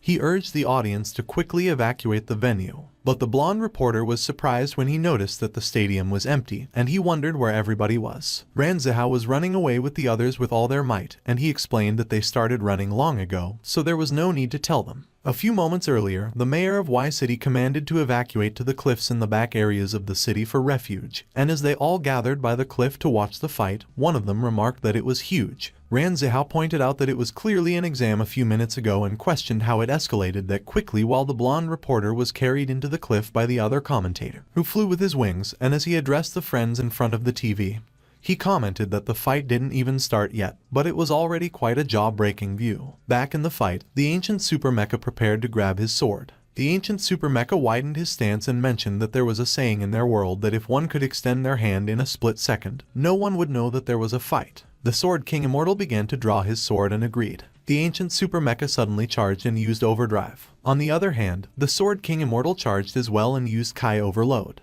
Humenki yelled and instructed that everyone should get down immediately, which startled Ran Zihao and the others, while Steel Beetle and Lan Qi Qi were astonished that they couldn't help but curse. The Sword King Immortal used his skill, Perfect Spirit Slash, and he swung his sword, while the ancient Super Mecha used his skill, Will Severing Strike, and he swung his sword as well. Everyone managed to get down, thanks to Humenki's warning. But the blonde reporter remained standing, so he got the top of his hair slashed away. Those two slashing attacks were powerful that they cut the mountain in half. The upper half of the mountain that was cut landed back on its lower half like nothing happened, and Ran Zihao, along with his classmates, were dumbfounded. Back into the fight, the Sword King Immortal asked if there were no big injuries and remarked that the ancient Super Mecha was really something, while the ancient Super Mecha declared that a single strike could not kill the Sword King Immortal. The two of them agreed that they would cut each other as much as needed, and as they began exchanging blows, the blonde reporter was amazed, and as he addressed his friends in front of the TV, he commented that the ongoing battle is absolutely breathtaking. The blonde reporter noted that the huge attacks the two giants just fired at each other sliced the entire mountain range flat, but their massive bodies remained unaffected, and they didn't even slow down in speed as they grew bigger, and every moment was still breaking the sound barrier, which is way past human capabilities. The town beneath the two giants' feet was destroyed, and when the citizens saw that, one of them exclaimed that their town was ducked, and the other lamented that he didn't even finish paying his mortgage. The ground collapsed as the ancient Super Mecha used it as a driving force to jump into the air. While the ancient Super Mecha was in the air, he raised his sword to prepare to attack. The ancient Super Mecha swung his sword at the Sword King Immortal, and the Sword King Immortal blocked the attack with his sword. Their gigantic swords clashed, and both were blown away and got stuck in the ground. The ancient Super Mecha demanded that they should transfer more energy to him, to which the Rainbow Rangers immediately agreed and insisted that he should take all he wanted. The ancient Super Mecha flew into the sky, which surprised the Sword King Immortal. Yansen stated that there was no need to use the Sword King Immortal's sword anymore, and he would help him fly, so he should go crush them. The Sword King Immortal immediately agreed with Yansen and flew up in the sky to follow the ancient Super Mecha. The ancient Super Mecha flew into outer space, and the Sword Immortal King followed him. When she looked behind her, Bamboo Yellow was surprised when she saw that the Sword Immortal King could fly too, and he was faster than them. The Sword Immortal King looked like he was enjoying chasing after ancient Super Mecha, and he taunted that he shouldn't run while calling him a big guy. Meanwhile, the people watching on the huge billboard asked where everyone was and why the video was gone. They were enraged, and as they shouted that they wanted to see the battle, they asked who was in charge of the live broadcast and threatened that they were going to give them the worst review. Back at the cliff, someone asked where the mechanic eye was and where it went when they needed it most. The blonde reporter managed to snatch the mechanic eye, and as he shook him, he exclaimed that the mechanic eye was not dead, so it should get its ass up there and start broadcasting again. To which the mechanic eye grumbled that he got it, so the blonde reporter should stop shaking him already. The mechanic eye asked them if they, the humans, were even ready to die just to watch a battle. He used his superpower, powerful energy tracking, and connected to the broadcasts. Everyone saw how the Sword King Immortal chased after the ancient Super Mecha in outer space. One of the Zio twins cursed and remarked that those duckers were in outer space, while the other called their mom and pleaded that he wanted to cultivate immortality so badly. Meanwhile, as the chase continued, Bamboo Pink commented that the Sword King Immortal was strong, and she questioned if Yansen was even human because he had almost caught up with them. The ancient Super Mecha declared that there would be no more running, and as he abruptly stopped, he swung his sword at the Sword King Immortal and used his skill, the Energy Blade. When the Sword King Immortal saw that, he muttered that it was a sword strike again and used his skill, Kai Armor. With his attack, the ancient Super Mecha's strike sent the Sword King Immortal back down to Earth. The Sword King Immortal was falling towards the earth, which one of the audience members noticed, and he exclaimed that there was one falling down while the Sword King Immortal was crashing towards the town at an extreme speed. Yan Sen looked unconcerned when he asked the Sword King Immortal if he was okay. The Sword King Immortal prepared to land feet first on the ground,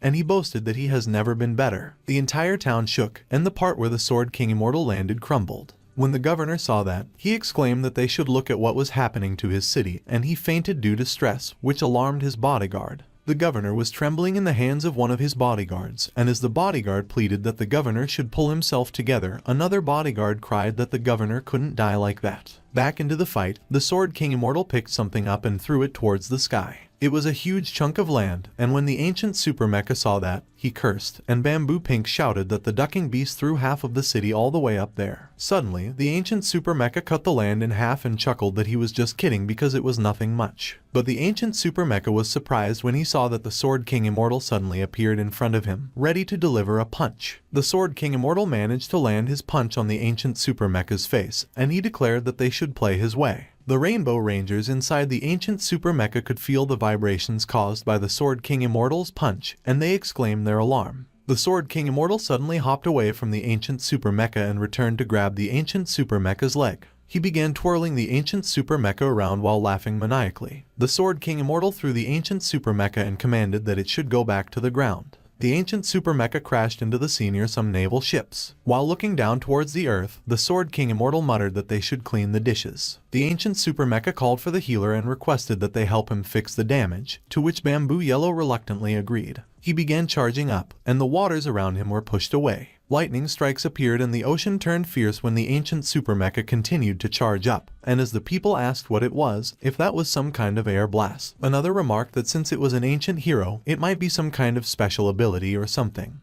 But the blonde reporter urged them to shut up because he was digging through the book to find out. The blonde reporter revealed that it was written that the Rainbow Rangers could summon some kind of combined mech that has the ability to control atomic bombs, and just as he finished reading, he was stupefied when submarines began to emerge from the sea. While the submarine's crews, who were floating in the sea because they had abandoned ship, admired what they were seeing, Bamboo Pink, called the ancient Super Mecha No. 1, declared that it was enough because just one would do, but No. 1 insisted that it was not quite. No. 1 announced that he was gathering all the nuclear weapons in the world, and the bombs began flying into the air. When the audience saw what happened, one of them called for their god to help them while No. 1 used his superpower, nuclear fission manipulation. No. 1 directed all nuclear weapons towards the sky, and he proclaimed that the Sword King Immortal should have a taste of that. When the Sword King Immortal saw that, he remarked that it turned out to be fireworks, which he could do too, and as he used his skill, the Kai Dragon transformation technique, both Ran Zihao and Lan Bin cursed while Hu Menqi was thinking about the fireworks. No. 1 gathered his auras in both his hands, and he laughed maniacally while he directed those towards the earth. Multiple huge explosions happened in the Earth's atmosphere when #001's attack met with the Sword King Immortal's attack.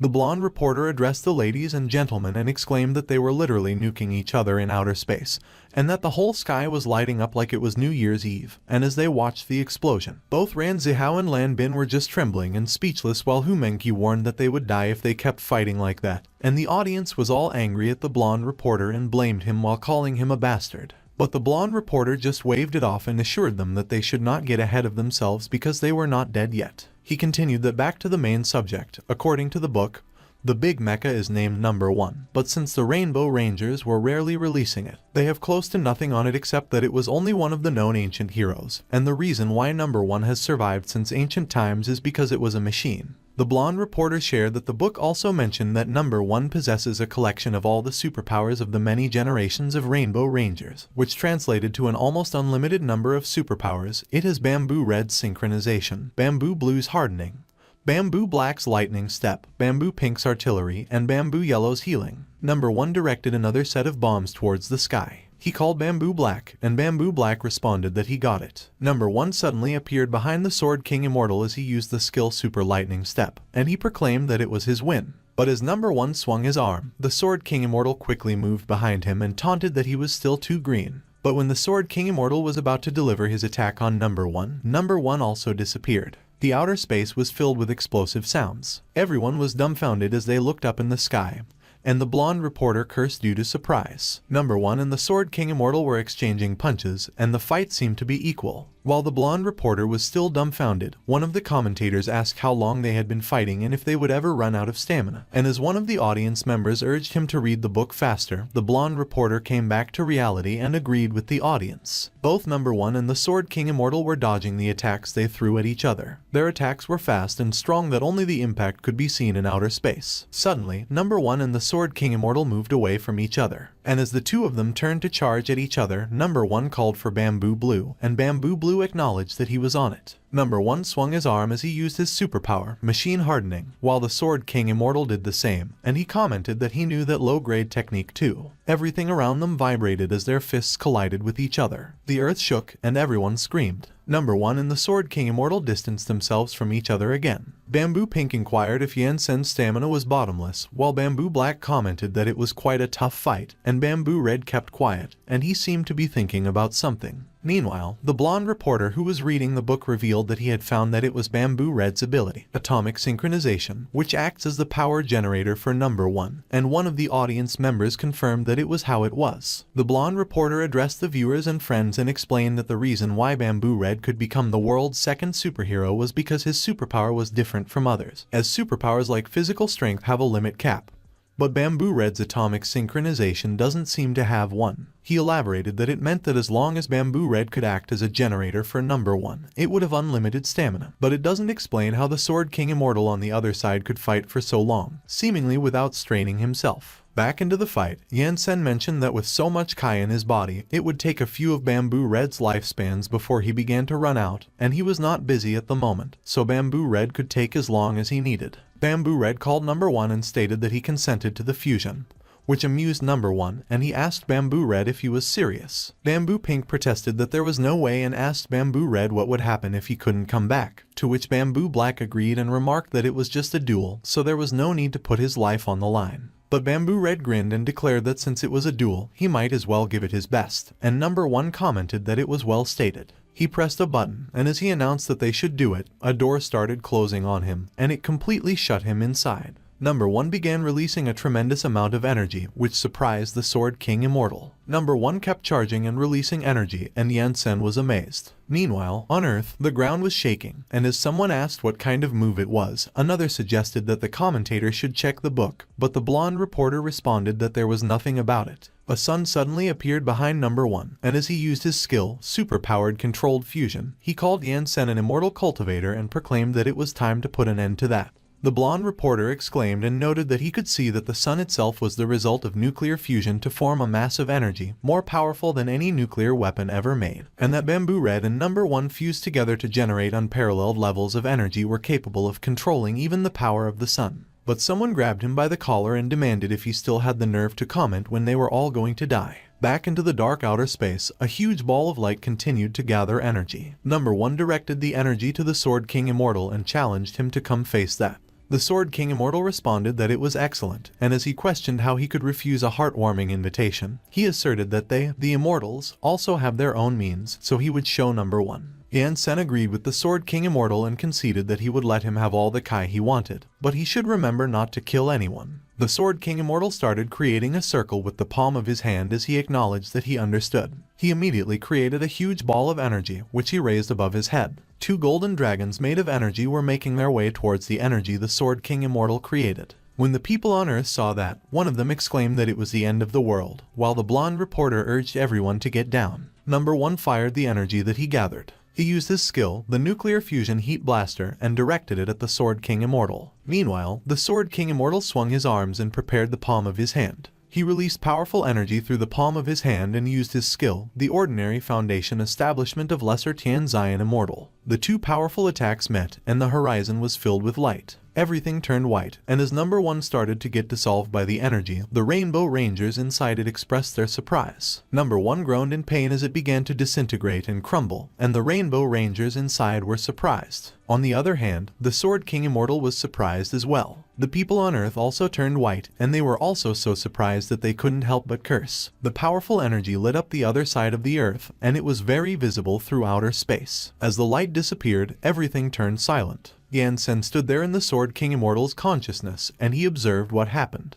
He raised his brows as he wondered if he had overdone it. Something covered in smoke was falling down to the earth. Upon closer look, it was number 1, and he apologized to Bamboo Red and the others because he lost. Meanwhile, in outer space, the Sword King Immortals began to disintegrate, and as he excused himself from Yansen, he remarked that it appears that he has failed. Yansen raised his brows at the Sword King Immortal while he asked him if he couldn't endure that little bit of spiritual power, and he remembered to ask him which of them won in the end. But as the Sword King Immortal disappeared, Yansen came out of his consciousness and muttered that he should forget it and go back to get some rest. Back on Earth, number 1 has crashed next to a huge crater created by the fight. Lan Qi Qi, who was watching the fight, was astonished and speechless. Steel Beetle was also taken aback, and he asked if it was over and who won. Meanwhile, at the cliff where the people evacuated, someone asked if everyone was alright. Some people were buried under rubble, and as one of them exclaimed and asked if they were actually okay, he grumbled that he should have known to take refuge underground, and he questioned himself about why the hell he watched that battle and muttered that he almost died there. On the other hand, the blonde reporter was still energetic, and after drawing an illustration, he addressed the audience members and his friends and explained that to give them a scientific explanation, the power from those two energy beams colliding with each other created a powerful force canceling each other, and that being said, under such a powerful impact,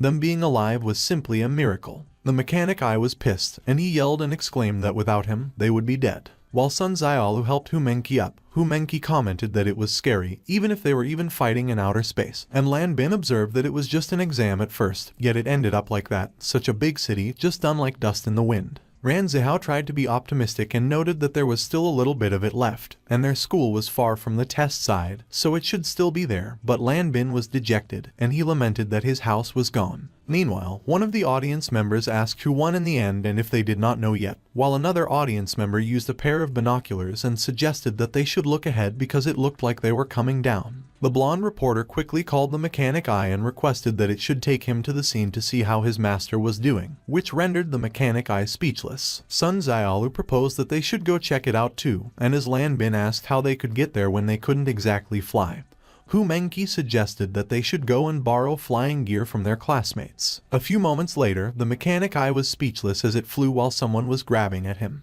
It was the blonde reporter, and as he asked the mechanic Eye if he couldn't fly a little faster, the mechanic Eye snapped that he should zip it. When the blonde reporter looked down, he exclaimed that they had arrived. He was surprised when he saw that an ambulance had arrived at the scene. The mechanic Eye was speechless when they landed, while the blonde reporter asked the people in the ambulance how they got there so fast. The doctor explained that saving lives was their vocation in the healing department, so time is of the essence. As the blonde reporter approached them, he was surprised when he saw Bamboo Red on a stretcher. It was not just Bamboo Red but the entire Rainbow Rangers, and the doctor described that they suffered quite a shock that the intracranial pressure decreased, the acetylcholine content increased greatly, the cholinesterase activity decreased a bunch, and the potassium ion concentration spiked through the roof, which made the blonde reporter ask what it meant. The doctor clarified that it was just a little trauma and that it was okay because they would just live in the ICU for a couple of years. The mechanic Eye and the blonde reporter were left speechless as the doctor instructed that they should move out, and the ambulances drove away. The blonde reporter was surprised when he noticed that Yansen was descending behind him. Hu Mengqi and the others also arrived, and they called Yansen their sensei. Yansen looked happy when he saw them, and he inquired if everyone was okay. Ran Zihao immediately blurted out and asked Yansen what kind of move it was because it was too powerful, and as he asked if the big guy was also an immortal like Yansen, he admitted that he wanted to learn it too.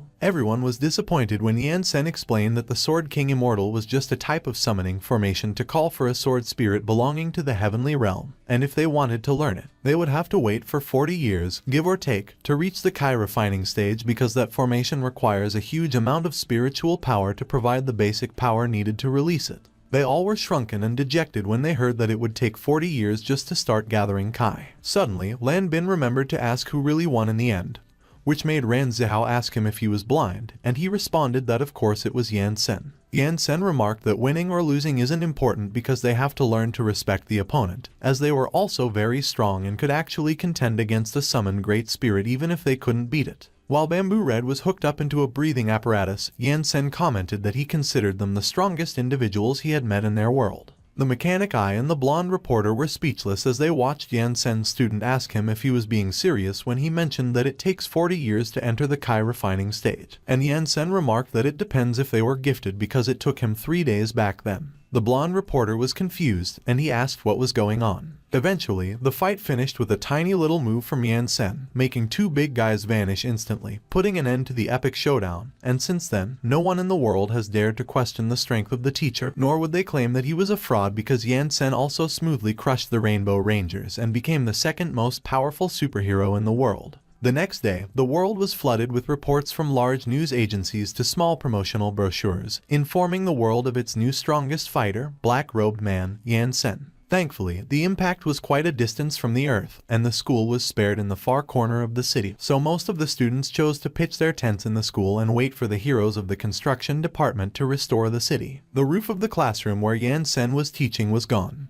but it was repeatedly announced that classes were in session. Yan Sen was about to enter the classroom when Menki called him, handed him clothes, and mentioned that those were the clothes he abandoned earlier, to which Yan Sen thanked her. After wearing his robe, Yan Sen entered the classroom and declared that they would continue with the lectures and get them new classrooms and uniforms in the next few days. Yan Sen was startled when he noticed something, and he asked his students what was wrong with them. Everyone was standing, and they looked nervous and speechless. Suddenly, everyone started to kneel and bow their heads to Yan Sen. They all requested Yan Sen to teach them how to become immortals. Yan Sen calmly instructed that everyone should get up because the sect's disciples don't need to kneel down. He expressed that he looked forward to the day that they would be able to traverse the skies with him. After the incident, Yan Sen became the most powerful hero in their world, and Menki's father, the head of the institute, not only gave him the highest salary among his peers but also granted him all powers in the establishment. The sign of the school was changed to Tian Shen sect, and Yan Sen monitored the workers while they were working on the signs. Yan Sen noted that the word Shen was shifted to the right by 2 millimeters. He requested that they adjust it a little, and as the workers adjusted and asked how it was, he pointed out that at that time, the right side was off again, so he requested that they adjust the left side a little more and thanked them. After making the adjustments, one of the workers asked Yan Sen how it was, and he observed that they reverted to the previous position again. The worker was pissed, and as he cursed, he retorted that if Yan Sen was smart, instead of waving his hand and telling them what to do, he should do it himself. But Yan Sen explained that each world has its own order, just like humans, dividing the work accordingly, and in his case, he will not leave other people's work unfinished. One of the workers called Yan Sen a bastard and complained that if Yan Sen wasn't as powerful, he would put a laser beam through his skull, while the other worker just remarked that the customer is God, not to mention that Yan Sen was paying them double their rate. The worker asked Yan Sen if it was okay, and as Yan Sen replied that the word Tian seemed to be a bit off, they were just speechless. Yan Sen seemed to have a strong attachment to his sect, and with the authority he received, he was no longer limited to remodeling some classrooms, so over the past few months, the school building, the cafeteria, and the front door were all modified, and the school that was originally known as the Jiazia Superhuman Academy had become the Tian Shen Sect Immortal Cultivation School. Back into the classroom, Ran Zihao was holding a brush, and he acknowledged that after finding out how strong Yan Sen really was, there were no longer any objections to copying the sect rules. Nevertheless, Yan Sen insisted that they copy it for another 6 months, and that day, they finally reached the next stage of cultivation. Yan Sen announced that it has been a hard 6 months and everyone had to work exponentially harder on getting stronger, but currently, the introduction to immortal cultivation is finally over. He declared that from that point onward, their food, sleep, and schedule would be managed by him, the sect master. Everyone was taken aback and surprised by what Yan Sen stated. Yan Sen informed them that in order to keep everyone's minds as serene as possible, he has decided to relocate their classroom. He snapped his finger. Everyone was surprised when their classroom started to shake. In an instant, their classroom was flying above the clouds. The Zhao twins were surprised, and as one of them cursed,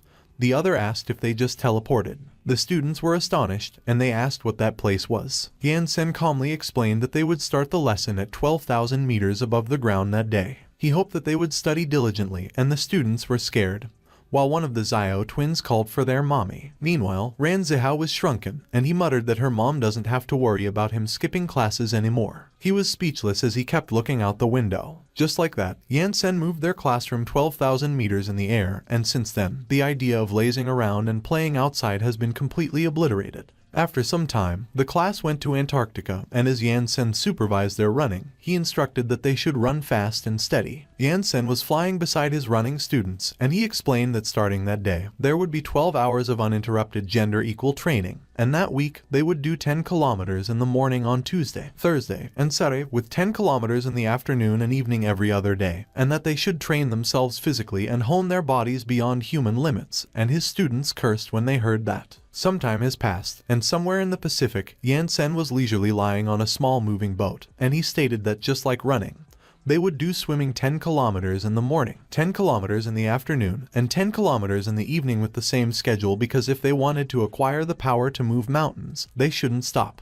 Lan Bin and Ran Zihao were pulling the boat Yansen was in by swimming, and as Lan Bin criticized that the way Yansen was encouraging others was rather tasteless, Ran Zihao boasted that he was definitely going to be stronger than Lan Bin. Lan Bin called Ran Zihao a burnt rat and scoffed that he could dream on, which made Ran Zihao yell and do his best. On the other hand, the Sword King Immortal was teaching Hu Menqi how to swim, and he advised that Hu Menqi should just alternate her legs like that. Hu Menqi complained and whined that swimming is hard too, and the Sword King Immortal consoled that there was no rush because the road to immortality is paved with patience. Sun Xiaolu and Hu Menqi took a picture together, and as Hu Menqi asked Sun Xiaolu how her body became so toned, Sun Xiaolu responded that they had been working out for several days, and it was the same for Hu Menqi. While Sun Xiaolu was checking her phone, the Sword King Immortal called Hu Menqi and warned that if she doesn't train, Yansen will come to beat him up, so Hu Menqi replied that she was coming. A few moments later, the students gathered by the beach in their uniforms, and Yansen stood in front of them with a blackboard, and he announced that in that day's lesson, they would learn what a martial artist and what a cultivator are. Changing locations, the students were standing on an open stance while holding a sword, and Yansen, who was flying over them to supervise them, explained that a martial artist is someone who is practicing a wushu system, sword technique, spear technique, or any other kind of martial art, and at that moment, they were ordinary martial artists, and the so-called mortal practitioners of martial arts, if healthy, could live from 150 to 200 years. The students were lined up on a narrow bridge, and Yansen stated that when they succeed at channeling Kai into the body,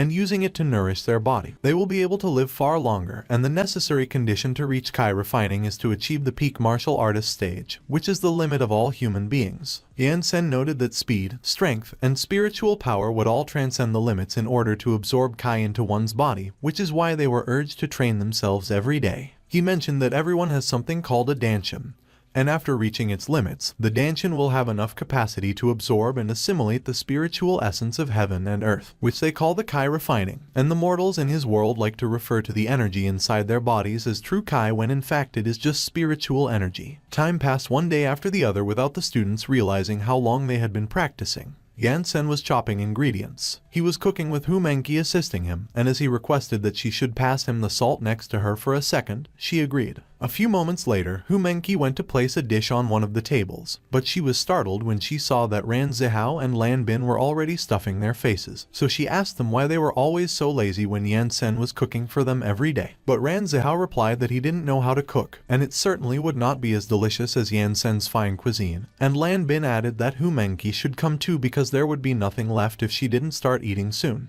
Hu Menqi was pissed, and she grumbled that she really wanted to throw the soup in the faces of those two morons. On the other hand, one of the students slapped a burger out of another student's hand, and he exclaimed that he was nuts because Yansen reminded them that they shouldn't eat that strange meat when they were training. But the other student protested that he didn't eat it in forever, so he just wanted to remember the taste of a fried chicken burger. The other student insisted that Yansen claimed he made food with medicinal herbs to help with their cultivation, and he inquired if the student forgot that last time Xiao, Lu, and Zhao you were punished with a night of horse stance because they drank half a cola. The student suggested that the other student should put it away while Yansen wasn't looking, and he could eat it when the training was over, but the other student complained that it would be moldy. Unbeknownst to them, Yansen was already observing them, and with a smile on his face, he remarked that they were funny youngsters. Sun Xiaolu was meditating. Everyone was confused, and Lan Bin asked her what she was doing. But Sun Xiaolu replied that all of them should be quiet, and Ran Zihao asked her if she was too serious that she really had to maintain a meditative state of mind even when she was eating. Sun Xiaolu suddenly opened her eyes. She caught a fly with her chopstick.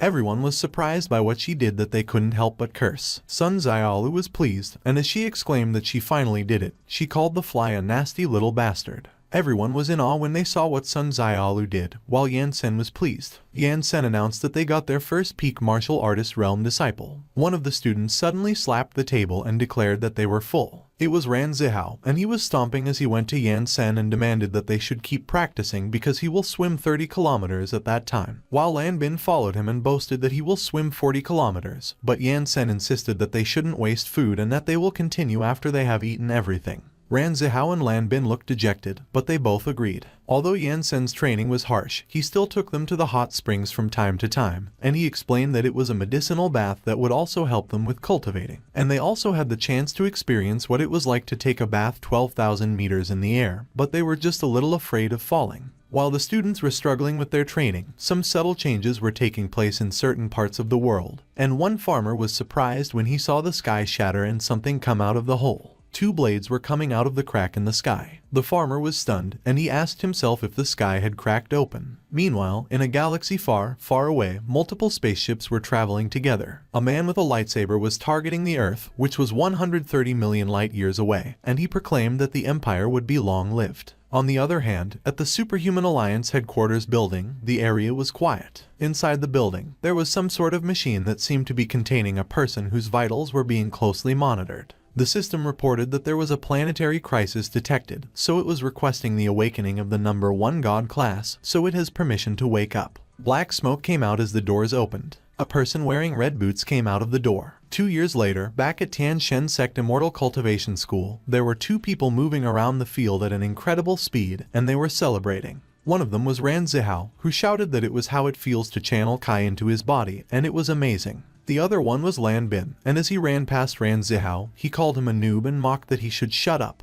Ran Zihao was pissed, and as he retorted that Lan Bin was obviously slower than him, he questioned him for daring to call him a noob. The 2 of them ran past their other classmates, and Ran Zihao called Lan Bin a son of a witch and yelled that he should wait for him. The other students were running with all their might, and as one of them asked if it was the legendary innate talent, he cursed at them, and another asked what was great about having talent. But they admitted their jealousy, murmured that they wanted to channel Kai too, and cursed. Sun Xiaolu was the first person in their class to channel Kai and entered the early stage of Kai refining realm. She was followed by Hu Menqi. But Ran Zihao was annoyed because he actually channeled Kai at the same time as the Bloody Ice Clown, Lan Bin, at the exact same minute and second, which he thought was a disgrace. Meanwhile, Hu Menqi was reading a scroll by herself, and she muttered that she should first gather her own true Kai and circulate it throughout her body. Hu Menqi was trembling and was on the verge of tears as she asked herself why it was hard to learn the Shadow Ghost Kai step because, although Hu Menqi was more talented than the others, her understanding of Qigong seemed to be a bit lacking. Just like how some people have been bad at math their whole lives. On the other hand, Yan Sen was watching the students running on the track, and Sun Xiaolu was sitting beside him, and she requested that he should open his mouth. Yan Sen was startled and confused because Sun Xiaolu was feeding him a sliced apple and urging him to open his mouth. He decided to accept and eat the apple Sun Xiaolu was feeding him. Sun Xiaolu mentioned that it was the fruit she received from her family, and as she asked Yan Sen if he liked it, he replied yes, very much, and he suggested that Sun Xiaolu should speak up because he could tell that she wanted something from him, which made Sun Xiaolu giggle, and she agreed that he was wise, but Yan Sen advised that she should cut it with the ass kissing. Sun Xiaolu furrowed her brows and complained that the Kai Shadow Ghost step was too difficult to perform, so she inquired Yan Sen if he perhaps had another technique like it. Yan Sen handed a scroll to Sun Xiaolu and commended that he always knew she was a smart one. Sun Xiaolu read the scroll, and as she observed that she should use her own true Kai to make the sword body levitate, she questioned Yan Sen what that meant.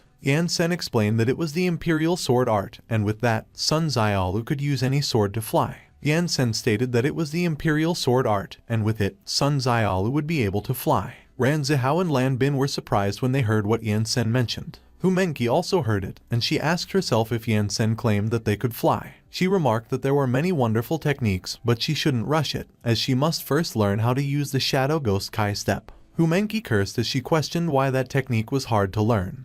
and she expressed that she also wanted to learn the imperial sword art. Meanwhile, Ran Zihao and Lan Bin were trying to get the scroll from Sun Xiaolu, and while Lan Bin asked Sun Xiaolu to let him have a look, Ran Zihao repeatedly demanded that she should give it to him.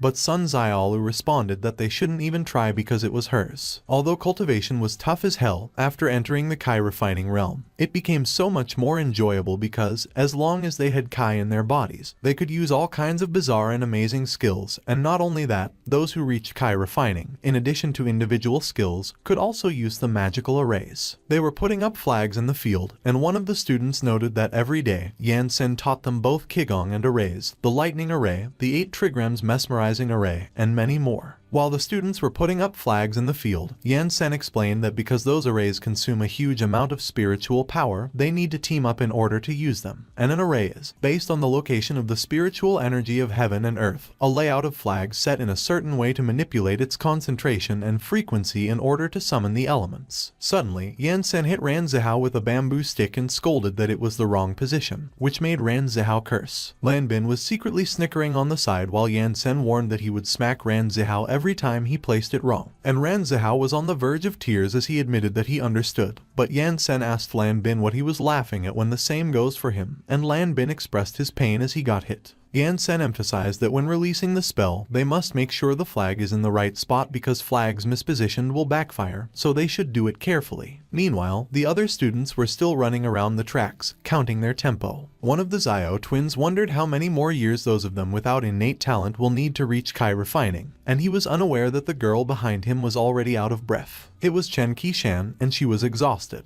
A few moments later, Yan Sen was instructing the other students and noted that it was exactly where they put it when someone called him and reported that Chen Qishan fainted. Yan Sen quickly moved towards where Chen Qishan was, and as he inquired what happened, one of the students replied that it looked like she fainted from exhaustion. Yan Sen carried Chen Qishan and commented that the exercises he gave everyone were within the limits of their capabilities, so Chen Qishan must have been secretly practicing in her free time. He turned to the other students and instructed that they should start running again, and they acknowledged yes. A few moments later, Chen Qishan and Yan Sen were sitting under a waiting shed, and as Yan Sen asked if Chen Qishan was feeling better, he inquired why she didn't follow the cultivation practices he designed and, most importantly, why she trained in secret. While she was being healed by Yan Sen, Chen Qishan sheepishly confessed that they have been training for 2 years. She explained that the worst in the class is a mid-level martial artist, while she was still stuck in the early stages, so she just didn't want to be left behind.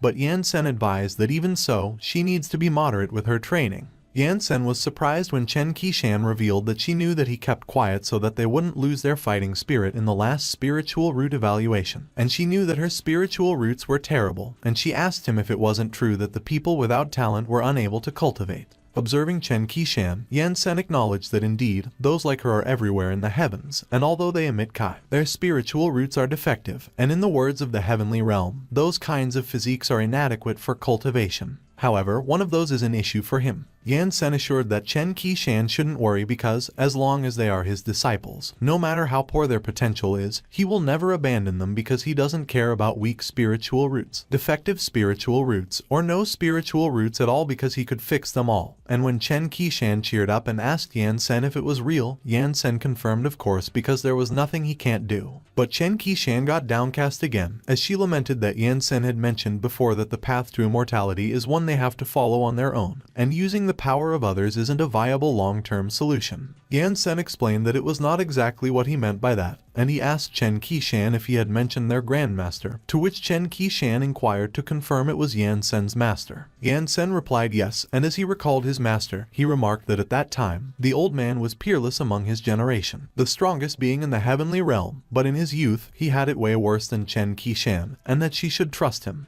He noted that his master and Chen Qishan's physiques were pretty similar. He pointed out that at least she had spiritual roots, even if defective, while his master, on the other hand, didn't have any. But despite the mockeries from his master, being banished by his family, and being repudiated by his fiancée, he never stopped cultivating. Yan Sen stated that it was only through sheer determination that his master managed to reach the position of the strongest in the heavens, one step at a time. And in the words of their world, he thinks that they would call him a protagonist, so being unable to cultivate without talent was something he strongly disagreed with. Chen Qishan acknowledged that it was cool, and as she asked how exactly her grandmaster cultivated, Yan Sen explained that it was about finding what she was good at and performing to the best of her ability. She suddenly stood up as she exclaimed that she got it and that it was like a skill book where she finds the one that suits her the most and trains it to perfection, to which Yan Sen replied and agreed that she could say that.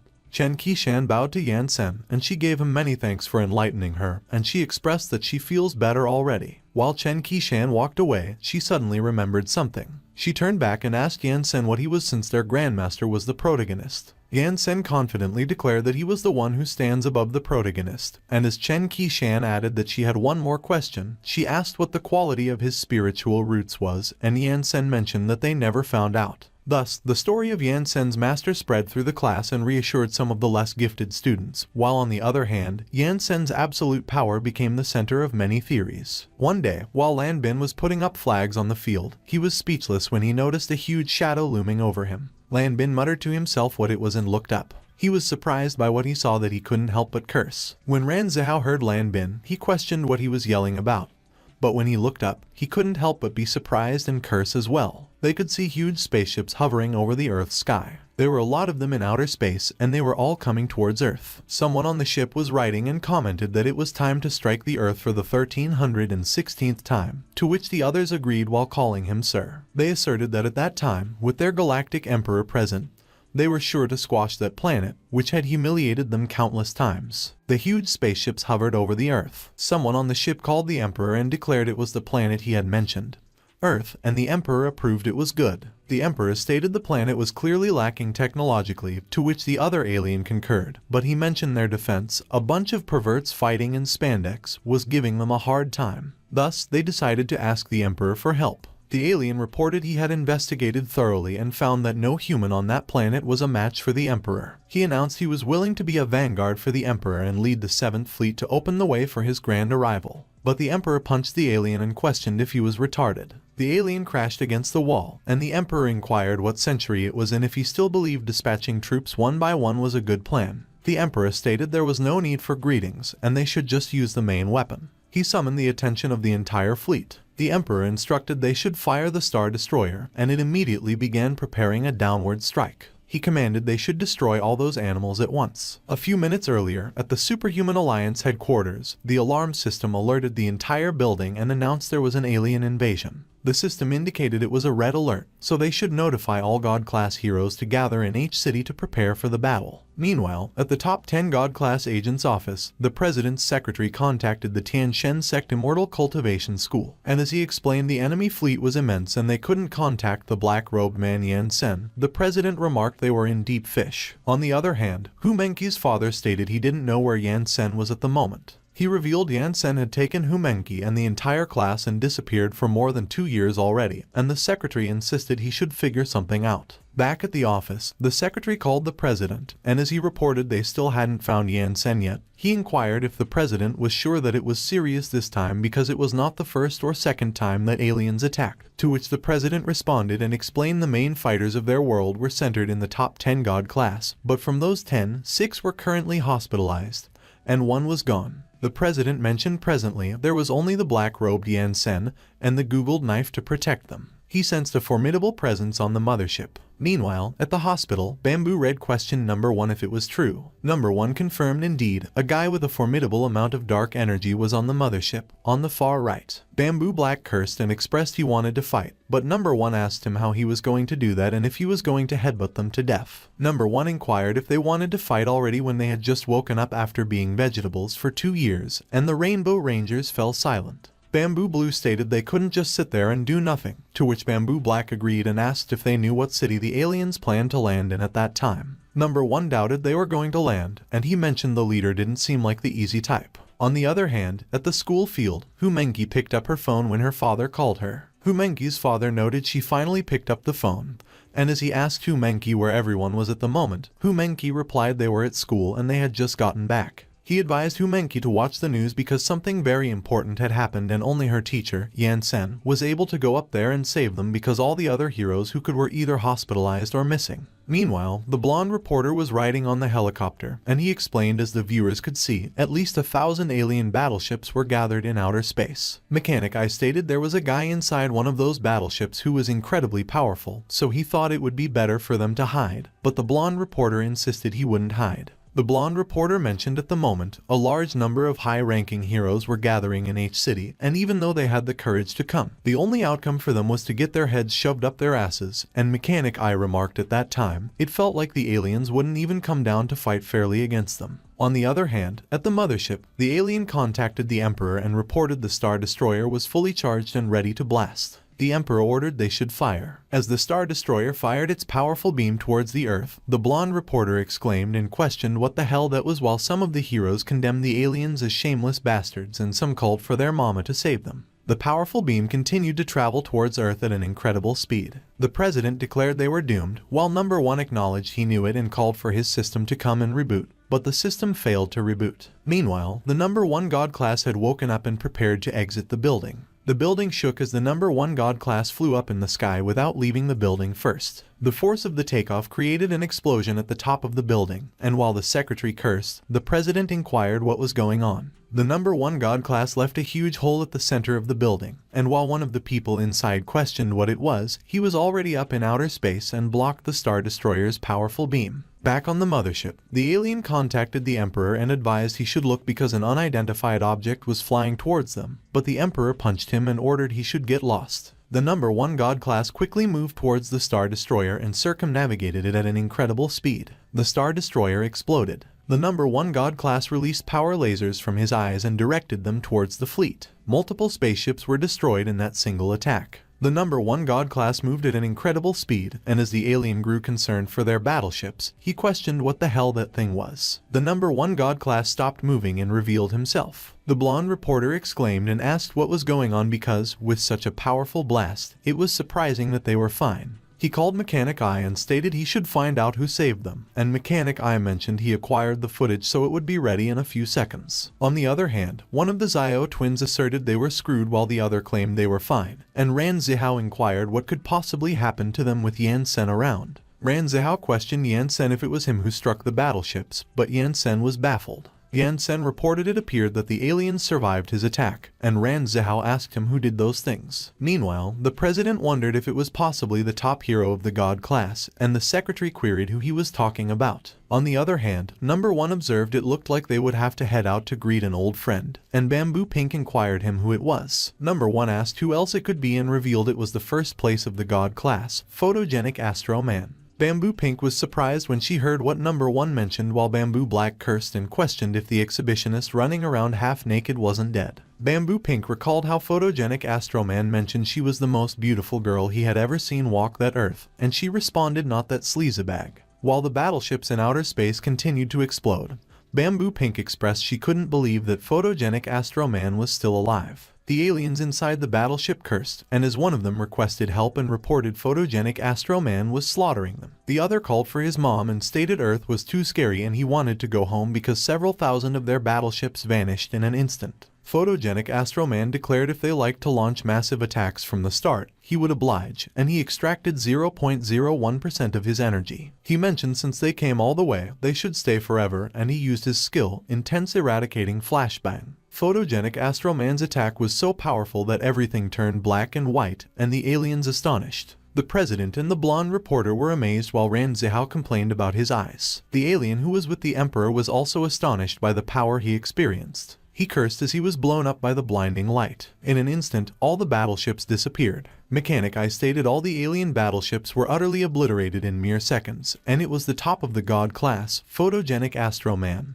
But the blonde reporter inquired if the first of the God class wasn't already dead. Back in space, the Emperor survived, and after he coughed, he acknowledged he was careless because there was still someone that powerful on Earth. Photogenic Astro Man asked if the Emperor was still alive and mentioned he was quite robust to be able to survive that, worthy of the leader, but too bad that he was still too weak to count as a warm-up. He claimed Earth would become the sole civilization in the entire universe. Meanwhile, Ran Zihao expressed he couldn't believe that it was the first of the god class and that he was still alive. The blonde reporter announced his dear viewers should listen up because it was the first place of the god class and he was not dead and he returned. The people on the street affirmed it was really the top hero of the god class, Photogenic Astro Man, and that he was still alive. One of the people suggested Photogenic Astro Man was secretly protecting them the whole time, which was awesome, and the other began cheering for Photogenic Astro Man. Back at Tianshan Sect Immortal Cultivation School, one of the Zio twins cursed and claimed it was really the asshole. But one of the Zio explained it was his childhood because when he was young,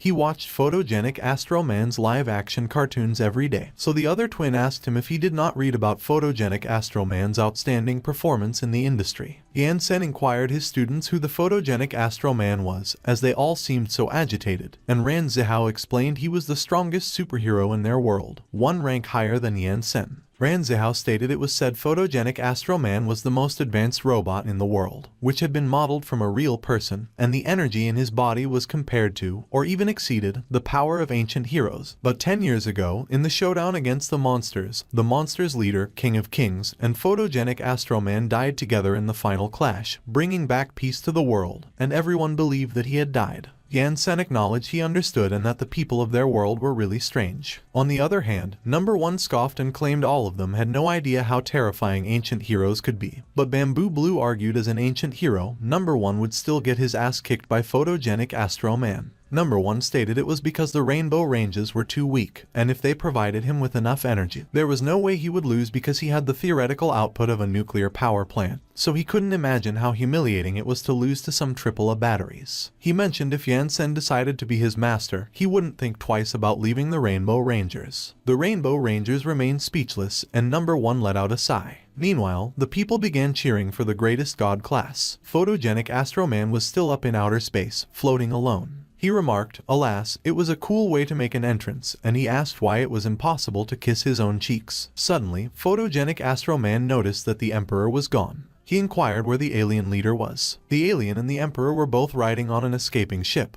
and the alien laughed maniacally and insulted the pompous jerk should eat fish. He mentioned they were a bit reckless that time, but after resting a little, they would return next year to destroy him. Photogenic Astro Man stated he wouldn't let them flee. He quickly chased after the spaceship. The Emperor cursed and admitted he didn't think that the people of that planet could be that overpowered. But the alien encouraged he shouldn't be discouraged because they might have failed a few times before. But it wasn't so bad for once as they could even approach the planet, so they would upgrade their weapons and fight again next year. The alien utilized hyperspace jump and said farewell. Photogenic Astro Man cursed as the spaceship disappeared in front of him. He lamented foolishness on his part led to those two bastards running away. On the other hand, Humenki asserted Yansen couldn't let those aliens escape because if one day they managed to fire a weapon like the Star Destroyer from tens of thousands of light years away, they wouldn't be able to do anything. Sun Xiaolu stated Humenki was right that they should not let those aliens escape. Yansen continued to look up at the sky and he remained silent. Meanwhile, while traveling in hyperspace, the Emperor inquired to the alien if the brat was still following them, and the alien responded he didn't think so because Photogenic Astro Man looked genuinely pissed about being unable to space jump. The alien mentioned by the time the wanker reacted, they would be tens of thousands of light years away, but as he laughed maniacally, he didn't notice that they came back to Earth, and Photogenic Astro Man was puzzled when he noticed them. Photogenic Astro Man was dumbfounded. The Emperor and the alien were speechless when they saw where they were. The two of them panicked and cursed. The Emperor questioned the alien who the hell Photogenic Astro Man managed to keep up when he thought he wouldn't be able to follow them, and the alien replied he had no idea. The two of them used hyperspace jump again and disappeared. The alien asserted he was positive that Photogenic Astro Man doesn't know how to space jump, but he believed he just saw Earth. He explained it was not that Photogenic Astro Man followed them, but they just kept circling around the same spot, and as the Emperor inquired if the ship broke down, the alien stated everything looked fine to him. The alien declared he refused to believe that they couldn't escape so they would go full throttle ahead. The spaceship traveled in hyperspace again, but the alien was surprised, and as he claimed it was impossible, he questioned how they were still in the same place. The aliens continued doing a hyperspace jump, but under Yansen's gaze, they just kept returning, and Photogenic Astro Man asked what they were doing. Photogenic Astro Man was astonished when he noticed Yansen's gaze. On the other hand, while the secretary inquired the president what was happening while at the hospital, Number 1 identified it was Yansen. Meanwhile, Humenki requested that Yansen stop playing around.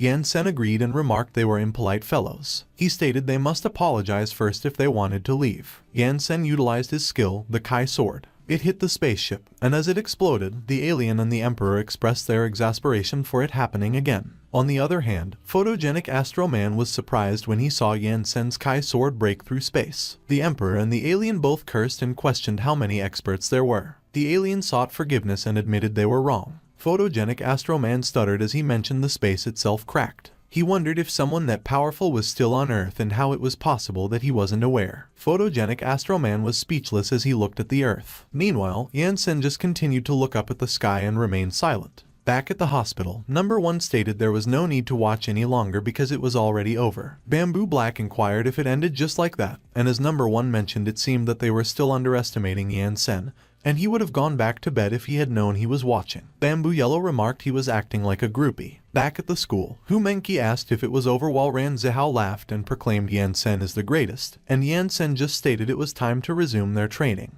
On the other hand, photogenic Astro Man was returning to the Superhuman Alliance headquarters while carrying the 2 aliens he tied up. The alien was sobbing and mentioned Earth is too scary while the Emperor remained silent. Photogenic Astro Man threw them, and they rolled into the floor. The president inquired photogenic Astro Man if it was really him and expressed relief he was still alive. And when photogenic Astro Man recognized him, he stated he would have to trouble him with those 2 on the ground. As the president questioned photogenic Astro Man what happened to him because everyone thought he sacrificed himself, he mentioned the secretary should bring the aliens to the Arkham prison, and the secretary quickly agreed. Photogenic Astro Man explained he survived due to an unexpected encounter. He asked who was it that literally tore space apart, and as the president suggested it was probably done by the second place of the God class. Photogenic Astro Man inquired if it was Bamboo Red. But the president clarified it was not Bamboo Red anymore as there was a new guy who took his place. Photogenic Astro Man found it interesting because the little ancient hero was defeated as well, so he hoped he would get a chance to fight against the new hero. The president stated photogenic Astro Man shouldn't dare because 2 years had already passed and yet there was still half a city floating in space. And as he inquired if they could stop destroying everything all the time, photogenic Astro Man responded it was just a joke, and besides, he still had many things to do. The president questioned photogenic Astro Man what things he was talking about and which poor heroine had the misfortune to get fancied by him. To which photogenic Astro Man responded by asking the president what he was talking about and if he really looked like a scumbag to him. But the president just asked him if he even needed to ask. Photogenic Astro Man asked the president if it wasn't time for the International Monster Hunting Contest to start. The president confirmed that the Triennial Monster Invasion and the Monster Hunting Contest were expected to happen in 2 months, and in addition to being the hero community's big event, it was also the occasion for them to go get a better ranking. And he questioned photogenic Astro Man why he asked and if being the number 1 of the God class wasn't enough for him anymore. Photogenic Astro Man suspected that an accident might occur since he was awakened by the system alerting him of a planetary crisis, and as he inquired the president if he knew anything about it, the president asked him what the crisis was and if he didn't just overcome one. Photogenic Astro Man asked the president if he was referring to the 2 idiots and stated it was not them because they were not even as strong as an average monster. The president started thinking. Suddenly, he realized who it was. He questioned photogenic Astro Man if he was perhaps referring to the leader of the monsters, the King of Kings. Photogenic Astro Man acknowledged he could see that the president was as quick-witted as ever. He stated since he was still alive, the King of Kings might also be. 2 months later, the International Monster Hunting Contest began. Meanwhile, at a supermarket, Yan Sen was waiting in line as the cashier took care of his purchases. The cashier welcomed Yan Sen and informed him that his total was 17,000 yen, and while Yan Sen paid for it, the people behind him in line were talking about him. One was even taking a picture. A black-haired man asked the brown-haired one if he didn't know that the internet was currently obsessed with who was stronger between black-robed Yan Sen and photogenic Astro Man, and as the brown-haired man stated that his vote was for photogenic Astro Man, the black-haired man asserted that it had to be Yan Sen. The brown-haired customer claimed photogenic Astro Man was the strongest, and the black-haired man challenged him, suggesting he was nuts because Yan Sen would crush him. Suddenly, Yan Sen put the bags he had purchased into his storage ring, and the 2 men inquired about what it was. On the other hand, there was a parade going on in the street for the monster hunting contest. Yan Sen was speechless when he saw the parade. He was surprised, and he remarked that the world was getting more bizarre with each passing day. A reporter explained to the dear viewers that the triennial monster hunting contest would begin shortly, and as always, it would be the occasion for some heroes to change their rankings and a celebration day for others. She stated that it would be a week-long event and they would be broadcasting it simultaneously on a number of international news channels when suddenly the cameraman pointed out that she should look because it was the black-robed Yan-sen, and the reporter inquired about his whereabouts. But Yan-sen quickly flew up into the sky, and the cameraman wondered what was going on when Yan-sen had been there a second ago and how he had disappeared so fast. While the reporter questioned him if he was sure that it was Yan-sen because she wanted to ask him if he would participate in that iteration of the monster hunting contest. Yan-sen was speechless when he heard what they had said. Meanwhile, the president explained that the monsters' ranks were similar to those of the heroes. Both were divided by the strength of their abilities, legend rank, myth rank,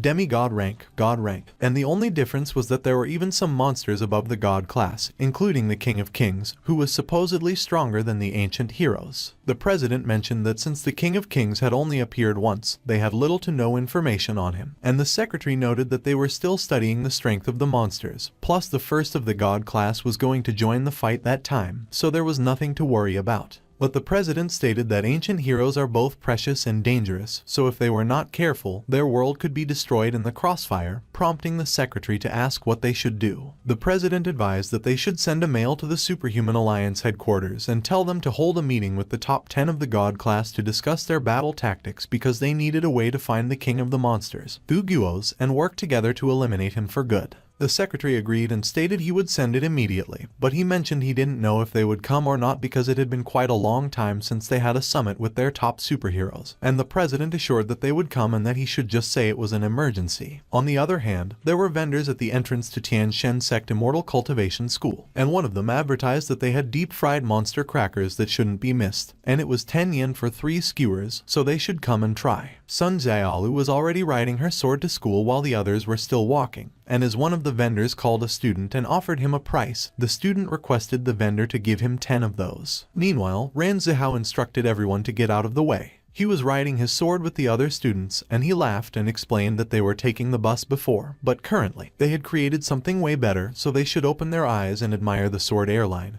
and that they should come on because they were almost there. Inside the classroom, Hu Menqi asked Yan-sen if he had bought enough provisions for their next excursion, and Yan-sen replied that he had bought all he could from the various supermarkets in the city, but it was barely enough to fill one storage ring. Hu Menqi assumed that Yan-sen was already familiar with the structure of their world, and Yan-sen confirmed that he had a basic understanding of it. Yan-sen asked Hu Menqi what she was watching, and Hu Menqi responded that she was watching someone saying a lot of bullfish. Hu Menqi showed it to Yan-sen, and Yan-sen was surprised. It was a broadcast, and the host mentioned that they had the pleasure to welcome Photogenic Astro Man, the #1 god class, as their guest commentator that day, and he asked Photogenic Astro Man if what he had heard was true and that he would also participate in that year's contest. Photogenic Astro Man affirmed that he would, as he would be leading his junior sisters in the competition that time, and as the reporter inquired if his sisters should get a decent amount of points that time, Photogenic Astro Man confirmed that, of course, and that they would definitely get into the top 10 of the contest leaderboard.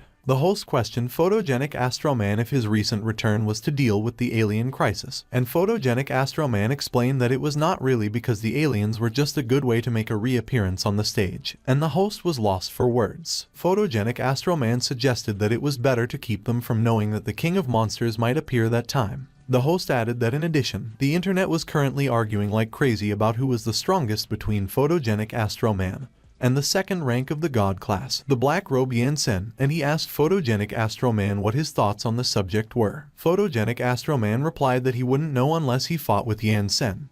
But there was no fun in that, so instead of fighting each other, he would prefer showing him how to appreciate life. Yan-sen was pissed when he heard what Photogenic Astro Man had said while Hu Menqi had a mischievous smile on her face. He declared that it was preposterous. Yan-sen stated that their world was truly weird, and he asked Hu Menqi what the contest was that the people were shouting about early in the morning and if it was a festival. And Hu Menqi explained that it was an event called the Monster Hunting Contest. He inquired about the event, and Hu Menqi described it as a monster outbreak that happens every 3 years, and it was like the beast tide in the world of mortals of the Xuan continent that he was talking about in class. Yan-sen acknowledged that he understood, and that they were just calling it a monster hunting, and not a beast tide. Humenki expressed sadly that last time, their school finished at the bottom of the contest, while she was chased and beaten by one of the fishiest monsters, and when Yan Sen heard her mention last time, he asked her if she was there too. Humenki described it as a nightmare because not only was she beaten by monsters, she was humiliated by the supernatural academy next door. She mentioned that their cultivation had reached a good level, so she asked Yan Sen if he could let them participate that year because she swore she would grind to dust all those assholes next door. And as Yan Sen stated that fighting would be beneficial to their cultivation, he asked if there were many more schools in the area. Humenki affirmed that, of course, because there are over 1,000 academies in the world just for gifted people and countless more public schools for superheroes, and those academies represent the future of their world. She added that even the God-class heroes were once students of those academies. Humenki further explained that their combat department was also divided into 4 different levels of power, each managing one of the 4 regions of the globe. She stated that the Superior Ninja Academy in the East specialized in training ninja warriors like the Rainbow Rangers. Humenki mentioned that the Wizard Academy of Magic in the West specialized in training battle mages like Lan Qi Qi. She noted that to the north was the world's most powerful, the Superhuman Institute, specializing in training tight-wearing perverts. Humenki added that they, the south, had the world's weakest and most ordinary people, the Superhuman Academy, at least until Yan Sen came there, but they would become the best. Humenki requested that Yan Sen let them participate, but Yan Sen stated that it was not good for their cultivation. She declared that as long as they reach first place on the leaderboard, the world will build a giant statue of Yan Sen at the center of the globe, and that would be a great way to demonstrate his immortal cultivation as the strongest practice in the world. And last but not the least, the academy where photogenic Astro Man came from took first place last time, so it was their turn to shine. Yan Sen remarked that he understood, but Humenki mentioned that it was not only that. Humenki indicated that at that time, the world will produce a variety of handmade figurines of Yan Sen. She expressed that there will also be toys and clothes like cosplay, like the Rainbow Rangers before, and the Blue Star Sisters did too. Humenki noted that when Yan Sen's goodies sell well, the amount of gold he would earn will go from kilos to tons. She inquired Yan Sen about it and observed that they should participate.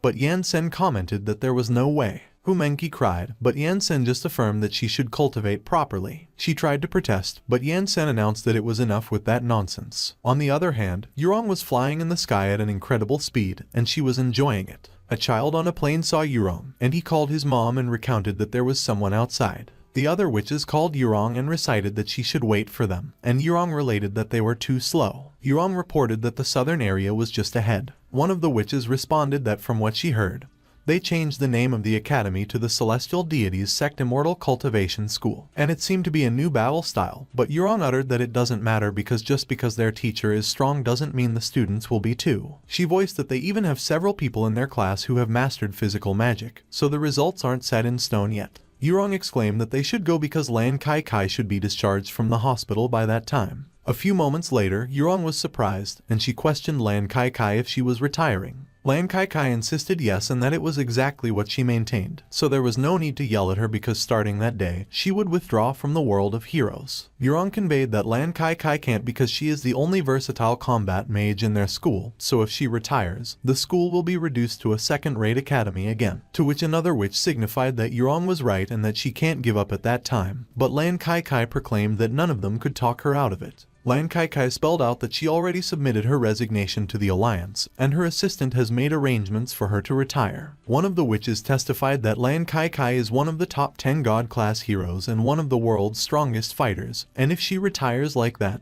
he queried what would happen if there is another major world crisis. Lan Qi Qi confided that the world had been already at peace for a long time, so there was no way there could be such a crisis, and even the so-called monster invasion was just an excuse for those bored heroes to have something to do. But Yurong acknowledged that they heard that the first place of God class actually reappeared to deal with a potential disaster. Lan Qi Qi probed if the alien invasion didn't work itself out, but Yurong verified that it can't be them because they attack Earth every year but never win. To which another witch agreed and enumerated that a hero who hasn't beaten up aliens can't even be called one, and the aliens are lucky they don't invade them in return. Lan Qi Qi demanded what it was all about, and Yurong recapped that her brother is working as the assistant of the president of the Alliance, and she hears them talk on the phone occasionally, and that the King of Monsters is back. Lan Qi Qi pressed if it was true and if the information was reliable, and Yurong concluded that she heard it herself. Lan Qi Qi's assistant contributed that it ought to be true because the president of the Superhuman Alliance just called about a superhero meeting, and they pronounced it was an emergency. Lan Qi Qi pondered that if that was the case, they were in big trouble because the monster was not something that could be dealt with by just one or two of the top 10 god class, and even if it seemed impossible, they must take care of him somehow.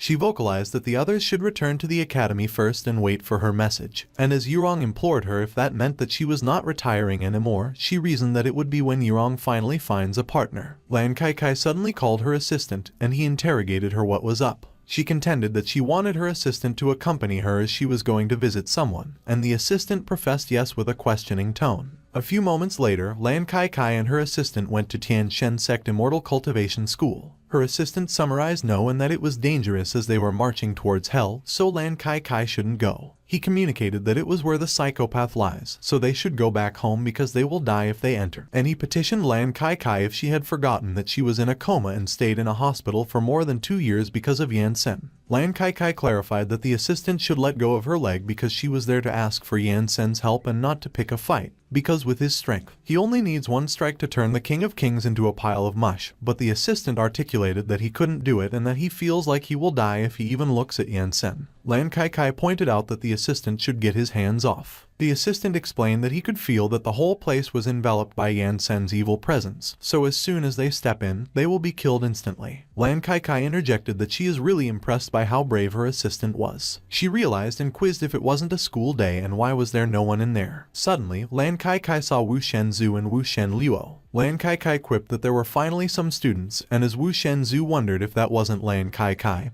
he opined that it was nice to see that she has been released from the hospital. Lan Qi Qi averred that she was there to see their teacher, Yan Sen. She challenged if they knew where she could find him, and when Wu Shenzhou asserted that she had to go to class 1 because Yan Sen is their homeroom teacher while they are in class 2 and their homeroom teacher is Mr. Hades, Lan Qi Qi pursued them what they were doing those days. Wu Shenzhou muttered that they were copying the sect rules, and Wu Shenluo spoke that he had copied them more than 1,000 times that month, and they were on their way to submit their homework to Mr. Hades. Lan Qi Qi and her assistant were both speechless, and Wu Shenzhou went on that they have to go, so they would see them later. Lan Qi Qi pleaded if it was Yan Sen's way of teaching students about their superpowers, and as the assistant blurted that it was his first time seeing something like that, they both echoed that it was scary. Hu Menqi was calling Lan Qi Qi while she was flying towards her using her flying sword. She abruptly stopped right in front of them, which startled the assistant. Hu Menqi commented that it had been a long time since she saw Lan Qi Qi, but Lan Qi Qi queried Hu Menqi what the hell it was and if it was a superpower, to which Hu Menqi remarked that it was just the imperial sword art. Lan Qi Qi inquired Hu Menqi if she knew that they were coming. Hu Menqi noted that Yan Sen told her that there were 2 people sneaking around at the front gate, and requested her to go and take a look. Both Lan Qi Qi and her assistant froze when they heard what Hu Menqi stated. Hu Menqi questioned if she was right that they were there to see Yan Sen by the looks of it, and she mentioned that she would guide them there, to which Lan Qi Qi reluctantly agreed. Lan Qi Qi could finally feel Yan Sen's evil presence enveloping the whole place just like what her assistant felt earlier. She took a big gulp while her assistant was shaking so much. Hu Menqi wondered what was wrong with them, and Lan Qi Qi stuttered as she uttered nothing. Hu Menqi asserted that Lan Qi Qi should just relax because Yan Sen is a gentle person, and he is not the kind of person who hospitalized people just because they don't see eye to eye. She declared that they should go and that Yan Sen should be in the teacher's retreat at the moment. A few moments later, they arrived at Yan Sen's floating abode. Lan Qi Qi was formally sipping the tea from her cup. She revealed that it was delicious and that all of her previous tension was gone, so she asked Yan Sen what the drink was. Yan Sen expressed that it was a meditation tea that helps Lan Qi Qi stay healthy by keeping a serene mind so she could live longer, and a single sip could help her live 30 years longer. Lan Qi Qi wondered if he was serious, and as she requested for him to give her more, she asked if it could also have it packed. But Yan Sen disagreed as he remarked that it was for receiving guests, and it is rarely offered, but it was the first time since coming to that world that he had a guest come over. Lan Qi Qi voiced that she just wanted to bring it back for a lab test and find out the composition because the stuff is really that amazing, and drinking it every meal might allow her to live forever. But Yan Sen pointed out that Lan Qi Qi was overthinking it because mortals could only live 200 or 300 years at most, and only by reaching Qi refining could one extend their lifespan. Lan Qi Qi expressed that she doesn't know what Yan Sen means by Qi refining,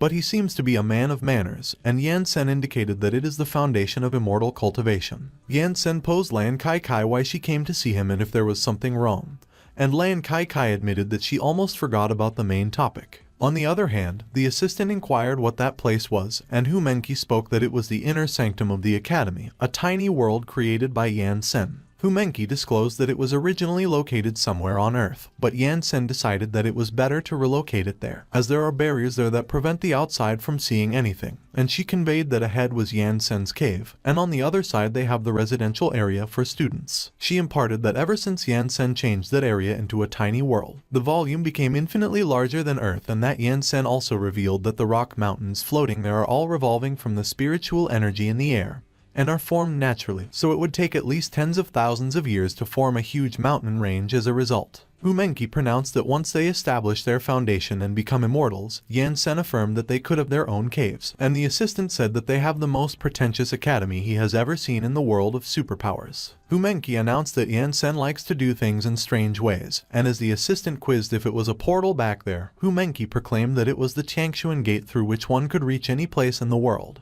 She urged that they should go because Yan Sen asked her to show him around school, and there are still lots to see, so they should go over there. Meanwhile, Yan Sen expressed that it happened, to which Lan Qi Qi confirmed, and that the king of monsters is the greatest threat to their world. Lan Qi Qi shared that some time before Yan Sen showed up, they all saved the world from the King of Kings and earned their titles as the top 10 of God class. So being second place of God class, she expected Yan Sen to also contribute in the upcoming fight. Yan Sen agreed that naturally, since he came to their world to rebuild his sect, he shall also abide by its rules and regulations, and as he demanded if the world will be peaceful after that King of Kings is taken care of, Lan Qi Qi confirmed that it absolutely would be. Yan Sen explained that he was willing to lend Lan Qi Qi a bit of his power, and Lan Qi Qi interrogated Yan Sen if he agreed to participate in the contest. Yan Sen retorted no, he will not. He insisted that there was no need to go through the effort as he could take care of the King of Kings that instant, and he requested Lan Qi Qi if she had any of the King of Kings' belongings lying around.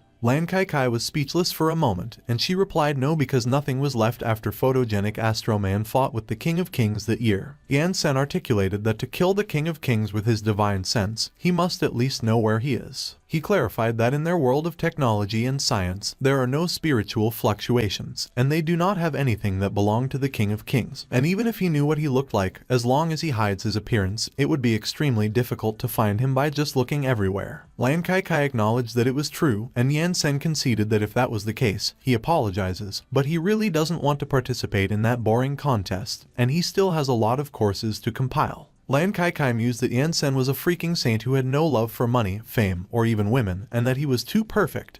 But there must be something he cares about. She realized that it was Yan Sen's sect. Lan Qi Qi maintained that as long as Yan Sen's school could get good results in that competition, a lot of people might want to enroll, and by then, their school will probably be more than double in size. But Yan Sen elaborated that immortal cultivation is dependent on fate, so if they wanted to learn, he won't stop them. But if they don't want to, there is nothing he could do. Moreover, not everyone could become an immortal. Lan Qi Qi reflected that it was the legendary Buddhist acceptance and that she hoped that Siddhartha Gautama would go bankrupt quickly. Yan Sen let out a sigh. He vocalized that Lan Qi Qi should let him ask once again, and he ventured if he would finally be left alone after killing the King of Kings. Lan Qi Qi professed absolutely. She contended that if Yan Sen gets rid of the King of Kings, the world will be peaceful again and he will be able to enjoy a tranquil life. Yan Sen signaled that he and his students will participate in their contest, and he will follow Lan Qi Qi and do as she says, but just that once. Lan Qi Qi inquired Yan Sen if he meant it. Yan Sen stated that his word is his bond, so he will consider their world to be his guest until they are done.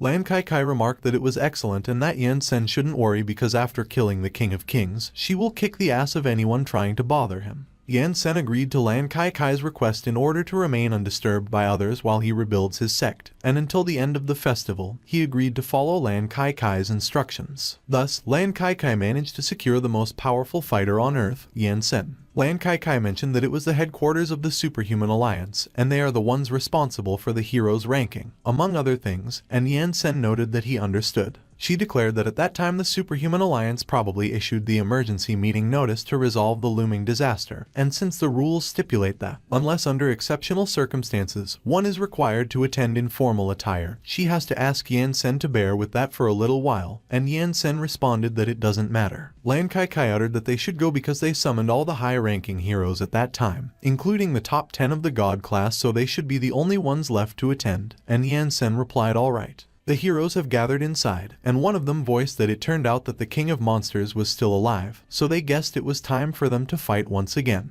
Another hero pronounced indeed, and that it was no wonder the alliance was gathering so many high-ranking heroes specialized in combat. Meanwhile, photogenic Astro Man articulated that there was no way because the Rainbow Rangers were beaten so badly and that he heard that they were even in a coma for 2 years. He expressed that he knew they were weak, but he didn't think it was to that extent. But Bamboo Red observed that photogenic Astro Man really talks big for someone who has never faced Yan Sen. Photogenic Astro Man commented that a weakling is a weakling and there was no need for excuses. Suddenly, he noticed Bamboo Pink. Photogenic Astro Man proclaimed hi and that it has been a while. Bamboo Pink retorted that photogenic Astro Man shouldn't even try. On the other hand, the president's assistant queried if it was too hard for those high rankers to stay put without fighting each other, and the president conveyed that it was just a little bit of rivalry and they are fooling around at the moment, but they are always united against foreign threats, and he questioned who else hasn't arrived yet. The president's assistant divulged that Flowery Armor Man disappeared.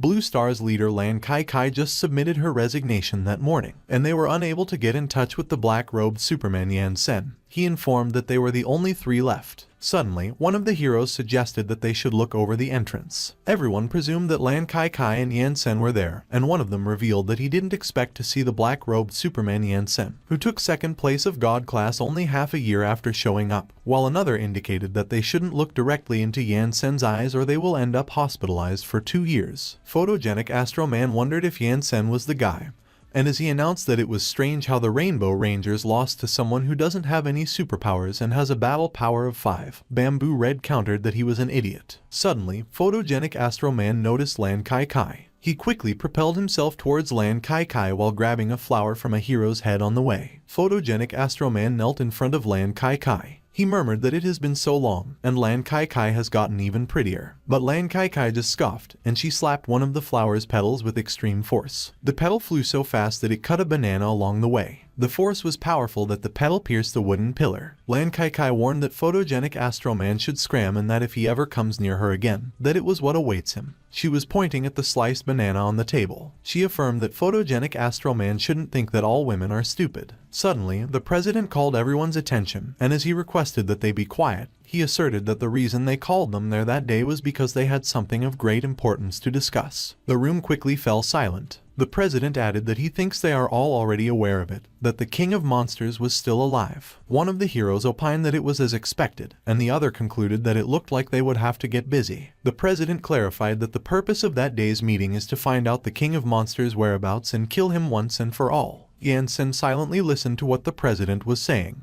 Meanwhile, somewhere else on the planet, a powerful thunderstorm was raining down on a stadium. The King of Kings has gathered all the monsters inside the stadium with the 4 kings of monsters. One of the 4 kings of monsters, Gugukas, spoke that the aliens lost. Gugudas avowed that the aliens' demise was certain, and as he questioned them for daring to try to attack Earth, he reiterated that they really don't know how to spell death. Guganaka maintained that the battle between them and the heroes has been going on for centuries with no clear winner, and all of his forefathers died at the hands of the heroes, yet they think they could subvert the Earth with their stupid technology, which is pure madness. Guganetti insisted that Guganaka was right and that against all those heroes that are always in the open, one should play dirty. The King of Kings advised that they should stop whining because they must stay united first and foremost. He pointed out that except for the 4 kings of monsters, all the remaining monsters are too terrified to face the heroes, so they have to get them back on their feet. The 4 kings of monsters immediately answered yes. On the other hand, the thunderstorm was still persisting outside the stadium. The monsters guarding the stadium were suddenly alarmed.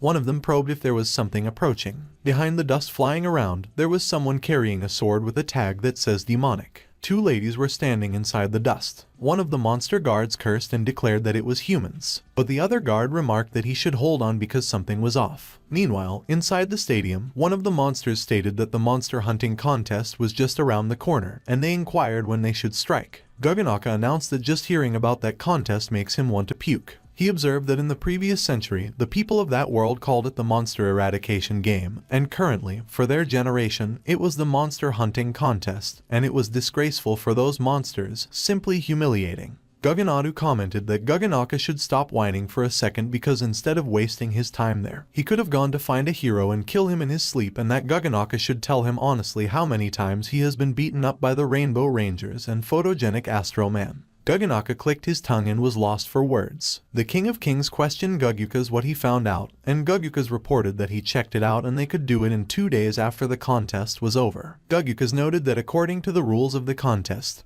the heroes will be scattered around the world to catch monsters alive. He mentioned that the heroes' top 4 academies of the combat department will show up 2 days later, and generally, at the beginning of each contest, the students of those academies will start fighting against each other so they could wait until to make their move. The King of Kings believed that Gugyukas did very well and that the invasion shall mark the end of the heroic age. Guganaka proclaimed that they have their sovereign with them once again, so whatever heroes are standing in their way will be crushed, and victory will be theirs. The monsters started chanting that they should kill the heroes. They voiced that the King of Kings is invincible. Suddenly, the guard called the King of Kings, and as he queried him to pardon his intrusion, he articulated that there are 2 new monsters asking to see him, to which the King of Kings responded and affirmed that they are short-handed at the moment, so the guard should send them in, and the guard answered yes. The other guard entered the stadium with the 2 ladies. He indicated that it was fantastic that there were new monsters applying as they were lacking in numbers, and despite how weak the 2 ladies looked, they should all cooperate in those dangerous times, so an extra pair of hands meant an extra chance of victory. The guard revealed that they have arrived and that their lord is currently discussing how to deal with the heroes, so the ladies should go inside and greet him. As the ladies showed up, one of the monsters interrogated if they were the new monsters and expressed that they looked like humans, while another pronounced that it was the first time he had seen such human-shaped monsters. One of the monsters asserted that the ladies were cute, and another conveyed that he was wondering how strong they were. Guganaka probed the newcomers what kind of monsters they were supposed to be. One of the ladies uttered that they were paradise birds, while the other recounted that technically they were not really monsters. Gugyukas checked out the info of the 2 ladies. He spelled out that the ladies don't have any superpowers. Their battle power was just 5, and the system couldn't find out what type of monsters they were. One of the monsters characterized that it was as expected, and as another testified that he had no idea anyone could be worse than him. Another acknowledged that they could still be their mascots. Meanwhile, Guganaka pressed how it was possible, but the King of Kings averred that everyone should be quiet and that they are lacking in manpower at the moment, and the battle power of 5 is still better than nothing because they need to gather all the troops they could against the heroes. One of the ladies requested the King of Kings if he was the one in charge around there, and the King of Kings emphasized indeed. She used her skill, Ethereal Myriad Slash. The lady unsheathed her sword. She hit the King of Kings with multiple slashes and quickly returned her sword to its sheath in an instant.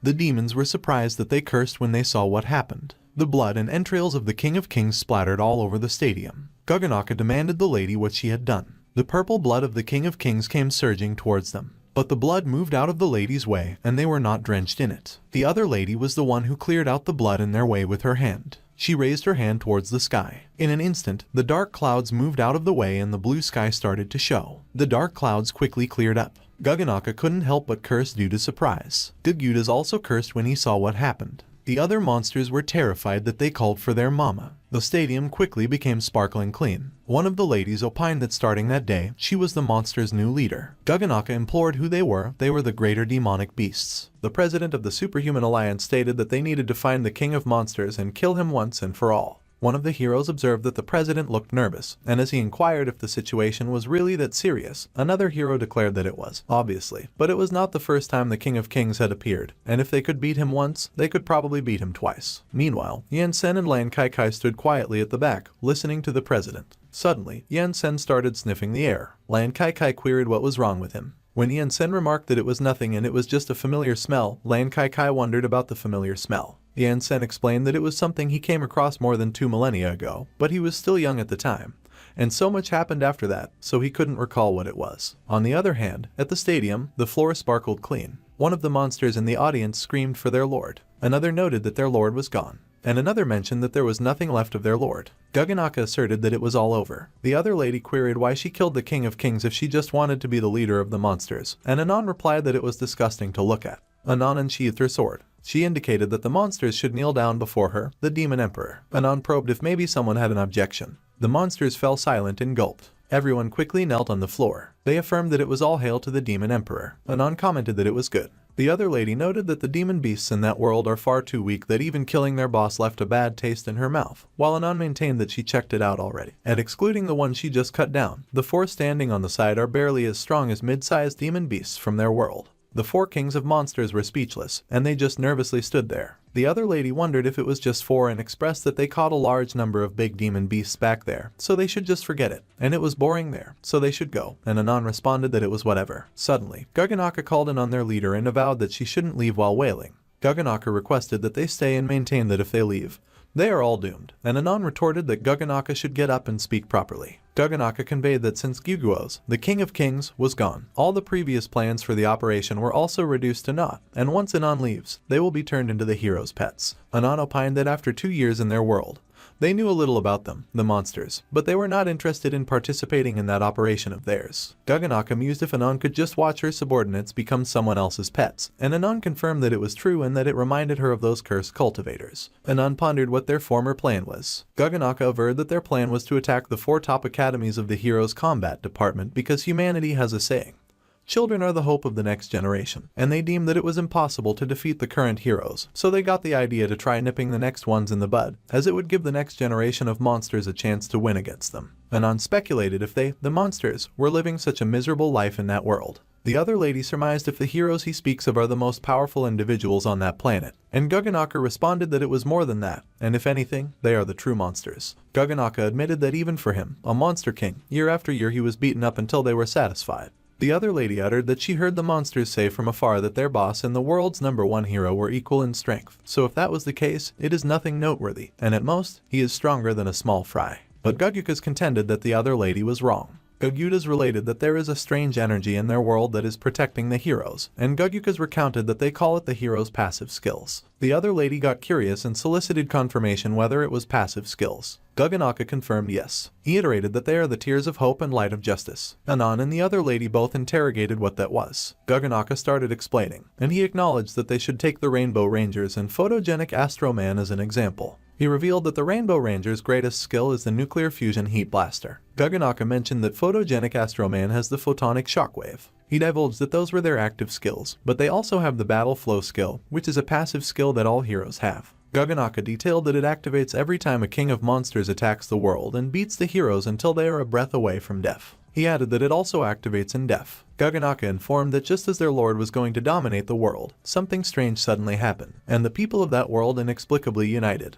And with tears in their eyes, they formed hearts with their fingers or raised their hands in support. He clarified that it was, namely, tears of hope and light of justice. Guganaka predicted that the hero, who was originally dying or had died, would revive full of power in a ray of light. He concluded that after that comeback, the hero's strength increases greatly and nonsensically, defeating the King of Monsters in a single strike. The King of Monsters opined that photogenic Astro Man was a cheater and shame was on him. Guganaka admitted that as time passed, they could no longer contend against the heroes, and as he began sobbing, Anon and the other lady fell awkwardly silent. Gugukas chimed in and acknowledged that Guganaka was right and that several of his ancestors died to that skill. He narrated that when Guguos saw it coming, he ran away immediately, which is why he didn't die back then. To which Anon and the other lady agreed okay. Anon inquired what was with the weird power. Guganaka stated that they tried everything. He remarked that from singling them out from the group, to sneak attack, to poisoning, etc., nothing worked, and no matter what they did, the hero never died, and they either got saved or were simply invincible, and nothing they did made a difference. Guganaka declared that for countless days and nights, they kept pondering that they just stop fighting and forget about it, that life and death depend on fate, and luck is predetermined. However, the more he reflected on it, the angrier he became. He queried why they are living in that world only to be reduced to playthings for the heroes and asserted that he refuses to submit and to comply. Guganaka observed that they will still keep on fighting, and sooner or later, they will rub the heroes' faces in the mud, and Anon mentioned that she knew how Guganaka feels. Guganaka wondered if that was true, and Anon noted that they are both villains of their respective worlds, so she could relate to his plight. Anon declared that Guganaka's world has heroes, and their side has all kinds of shady immortal cultivators who are always up to no good. She stated that she had decided to help them in whatever way she could. Anon gave a bag to Guganaka and remarked that he should take that. Guganaka probed what it was. Anon explained that it was a universal bag used by demonic cultivators, which contains 400,600,000 demonic treasures, and it should be enough for the time being. The 4 kings of monsters were stunned when they heard the number 400,600,000. Anon mentioned that it could be activated using their flesh and blood, so it is perfect for them, but they should beware that there are 4 magic weapons inside, which they have to use with caution. She stated that it was 1 quasi-demon emperor might, 2 Kai blood restoration tools, and 1 Kai blood transformation treasure. Anon declared that the 4 kings of monsters can't kill their enemy if they kill themselves first, and as the 4 kings of monsters got speechless, Anon observed that it was alright and they would be on their way, but they would be cheering for them. Guganaka pressed if she could tell them where they were going. Anon observed that Guganaka's world is really fun, so they are going to enjoy it a bit more. She stated that she heard that a huge amusement park opened in the north, so they are going to visit it, and the 4 kings of monsters should go for it, and if they really couldn't handle it, there are demon pigeons inside the bag to contact them. The 4 kings of monsters were moved by what Anon did. They bowed to her and wished that she should have a safe trip. Guganadu wondered if such a small bag could really hold more than 400 million weapons, to which Kagutas agreed and remarked that he didn't know because it was his first time seeing something like that. Guganadu stated that Gyuguo's death was definitely worth it, so when they are through with the hero's abuse, they will erect a large monument in his honor. Meanwhile, on the other front, after the meeting, it was decided that the top 10 of God class would act as the competition's jury, and the others would be responsible for collecting information about the King of Kings' whereabouts, and after obtaining the information, they were told to regroup to get rid of the King of Kings. But the heroes did not know that the King of Kings had already died and that the earth got dragged into a battle royale between demons and immortals, monsters and heroes. 2 days later, the sky was blue, and the city was peaceful. Suddenly, the blonde reporter greeted everyone and stated that it was great to be with them once again. He added that the Monster Hunting Contest Committee offered him to be the commentator for the whole live, so he would request the audience to pay attention to his WeChat.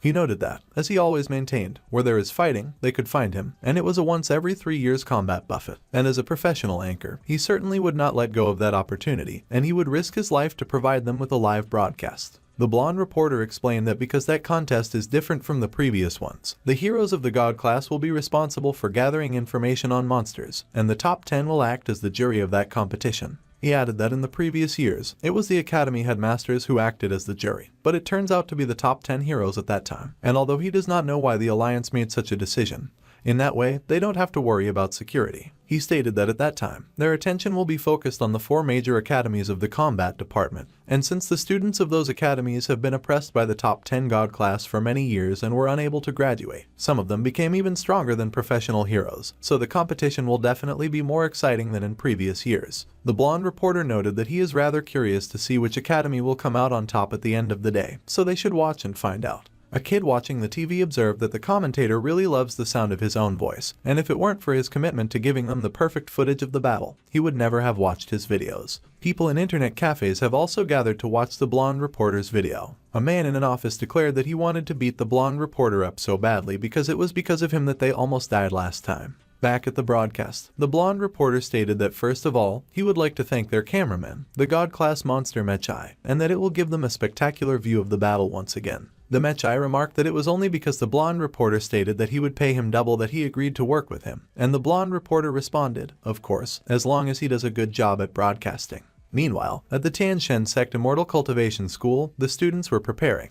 Ran Zihao remarked that it was finally there, and he had waited ages for that day. He declared that those perverts, ninjas, and wizards should just wait for him because at that time, they will redeem themselves. Sun Xiaolu remarked that they were idiots, and as she inquired if Yan Sen didn't teach them to never underestimate their opponents when he taught them immortal cultivation, she stated that they would be better in cultivation if they used their brains more. Both Ran Zihao and Lan Bin were deemed speechless because of what Sun Xiaolu uttered. Another student chimed in and observed that a cultivator should not be belligerent, and Lan Bin noted that it was as if he was any better. Meanwhile, another student approached Humenki, and as she inquired why they have new clothes and they don't, Humenki stated that Yan Sen mentioned that the disciples of the celestial deities sect will have Taoist uniforms unique to each realm, so they will also get them later. Humenki declared that Yan Sen's robe is the Emperor Deity Realm uniform, and the women's version of the robe is super sexy, which intrigued the other student. At that moment, Yan Sen arrived, and he inquired if everyone was present. The students immediately turned their attention towards Yan Sen. They all addressed Yan Sen as their sect master. Yan Sen inquired if everybody saw Humenki, Sun Xiaolu, Ran Zihao,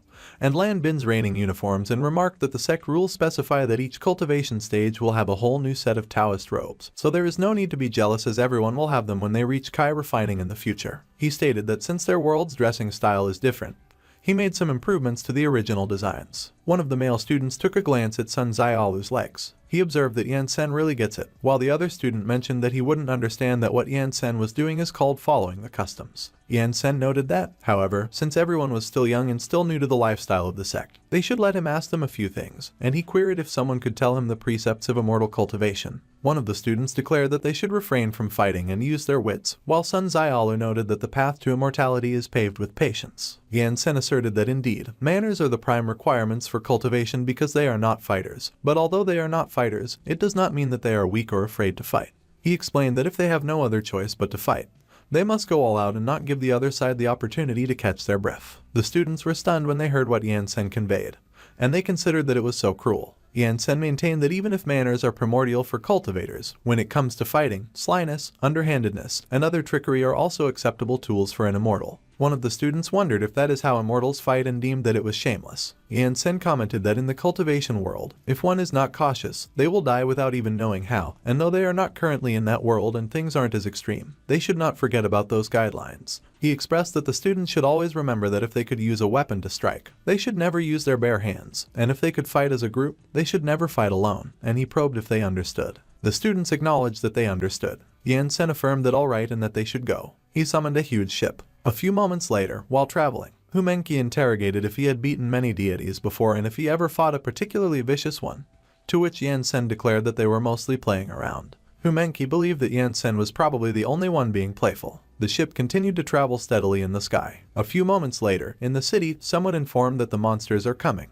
A demigod-rank monster, hairy monster, opined that they are going to attack the city and requested that the people form an orderly line to the underground shelter, and be mindful of their safety and give priority to the elderly and children. The hairy monster indicated that the people were doing good just like that and that they should watch their steps. A kid pressed which academy they were planning to attack at that time, and the hairy monster averred that they were going to the Ninja Academy in the east because they heard that the Ninja Academy was hoping to become the greatest academy at that time. A man suddenly chimed in and avowed that he would recommend for the hairy monster to go to the Immortal Cultivation School in the south, which has recently been raised to a top academy, which intrigued the hairy monster, and as he inquired if it wasn't one of the worst superhero academies of the south, the one full of ordinary ability users, the man noted that academy welcomed a new teacher lately, a strong veteran, and in 6 months, the God-class heroes were all pummeled by him, and there is still half of the high-ranking God class lying in the hospital at the moment. A few monsters had a barbecue on the rooftop of a building. They used the magic weapons from the universe bag given by Anon as skewers for their barbecue.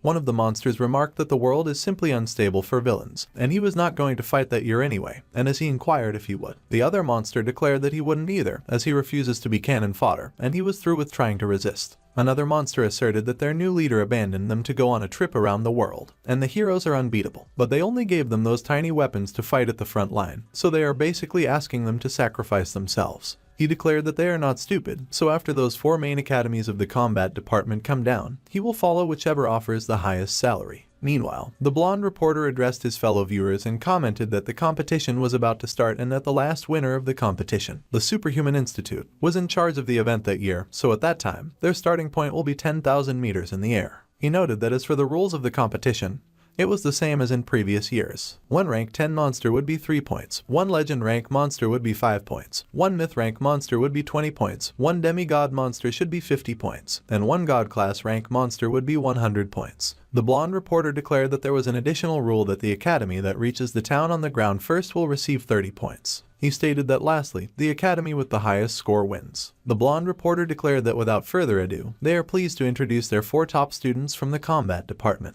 Huge eagles started flying towards the Superhuman Institute. They carried students on their back. It was the Eastern Superior Ninja Academy. On the other hand, witches rode their brooms across the sky. It was the Western Wizards Academy of Magic. Meanwhile, a huge battleship flew in the sky. It was the Northern Superhuman Institute leader. On the other hand, there was the recently renamed Southern Immortal Cultivation School. The top God-class heroes stood on the jury platform. The blonde reporter remarked that he almost forgot to mention their jury members, and they are the cream of the crop of the heroes their world has to offer. He stated that there was the first place God-class photogenic Astroman. In second place was the black-robed Superman Yansen. From third to 7th place was the Rainbow Rangers, and at the 8th place of God-class was Blue Star's Lan Qi Qi. The blonde reporter noted that each of them represents the highest level of power they have in the world, and the most iconic figures of the 4 major academies, and with them as judges at that time, in case the scores obtained by the academies are the same at the end of the contest, they will vote for the winner but will be unable to vote for their own. The people on the street started cheering for photogenic Astro Man. The people at home watching cheered for photogenic Astro Man. The people on the streets watched from a huge screen and cheered for photogenic Astro Man. Photogenic Astro Man quickly flexed his muscles to show off to his fans, which rendered the Rainbow Rangers speechless. Bamboo Yellow cursed photogenic Astro Man and declared that the pervert has been dead for so long and still has such a high popularity. And Bamboo Blue asserted that even though photogenic Astro Man is a scumbag in the darkest times of the world, he still saved everyone, and that kind of popularity doesn't fade easily. Bamboo Yellow suddenly remembered and queried how come she hadn't seen Steel Beetle when he is also an alumnus of their academy, and where he went to, which Bamboo Blue replied to and added that he didn't know, but he had a friend who observed that he saw Steel Beetle running around naked in the Northern Hemisphere last month. Meanwhile, the Superior Ninja Academy leader informed that everybody should listen up. He mentioned that they should hit first and think later because as long as the Immortal Cultivation School, Wizards Academy of Magic, and Superhuman Institute leader are down, the monsters will be theirs, and he wondered if they understood. The Eastern Superior Ninja Academy members all affirmed yes. On the other hand, one of the Wizards Academy of Magic students inquired how they were going to capture the monsters. Yurong advised that they should forget about the monsters and they should crush all the opponents first.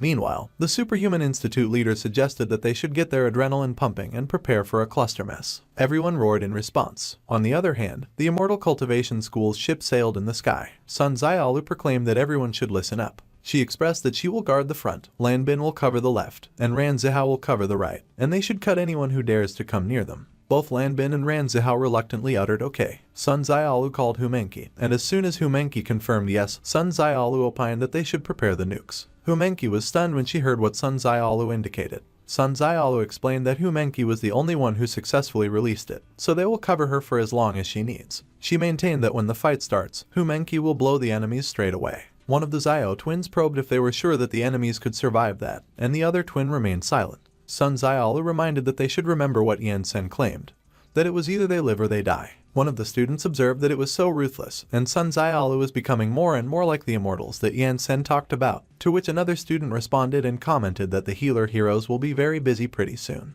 Meanwhile, the audience and officials have gathered. One of the officials rang the bell on their table. He intimated that everyone should be ready. The official indicated that they should start. Lan Bin and Ran Zihao cursed and claimed that the Superior Ninja Academy leader jumped straight down. The blonde student from Wizards Academy of Magic was surprised when she heard what Lan Bin and Ran Zihao conveyed. The Superior Ninja Academy leader addressed the clothes as his fellow students, and as he avowed that their brother would go first, he laughed maniacally. The Superhuman Institute leader contended that the Superior Ninja Academy leader was a bastard, and he was aiming for the 30 points. He interrogated if he was trying to be a smartass in front of him and averred that the Superior Ninja Academy leader should watch him break his legs, but the Superior Ninja Academy leader countered that he would have to catch up with him first. Ran Zihao commented that it was no wonder those ninja bastards stayed so far away from them because it turned out that it was their plan all along. And although the starting point is in the sky, there are no rules that specify the location, which is why their leader descended vertically and arrived way faster than any of them. Back at the chase, the Superior Ninja Academy leader insisted that the Superhuman Institute leader should come and get him, and the Superhuman Institute leader cursed him and warned that he will remember that. The blonde reporter avouched that it was so exciting as they already have a chase, and the other academies didn't expect the Superior Ninja Academy to pull that kind of stunt, so it looked like they would be able to get the first 30 points of that competition. People watching the broadcast in their homes cheered. The people on the streets cheered too. Meanwhile, the Superhuman Institute leader chased the Superior Ninja Academy leader. The Superhuman Institute leader exclaimed that the Superior Ninja Academy leader was dead meat.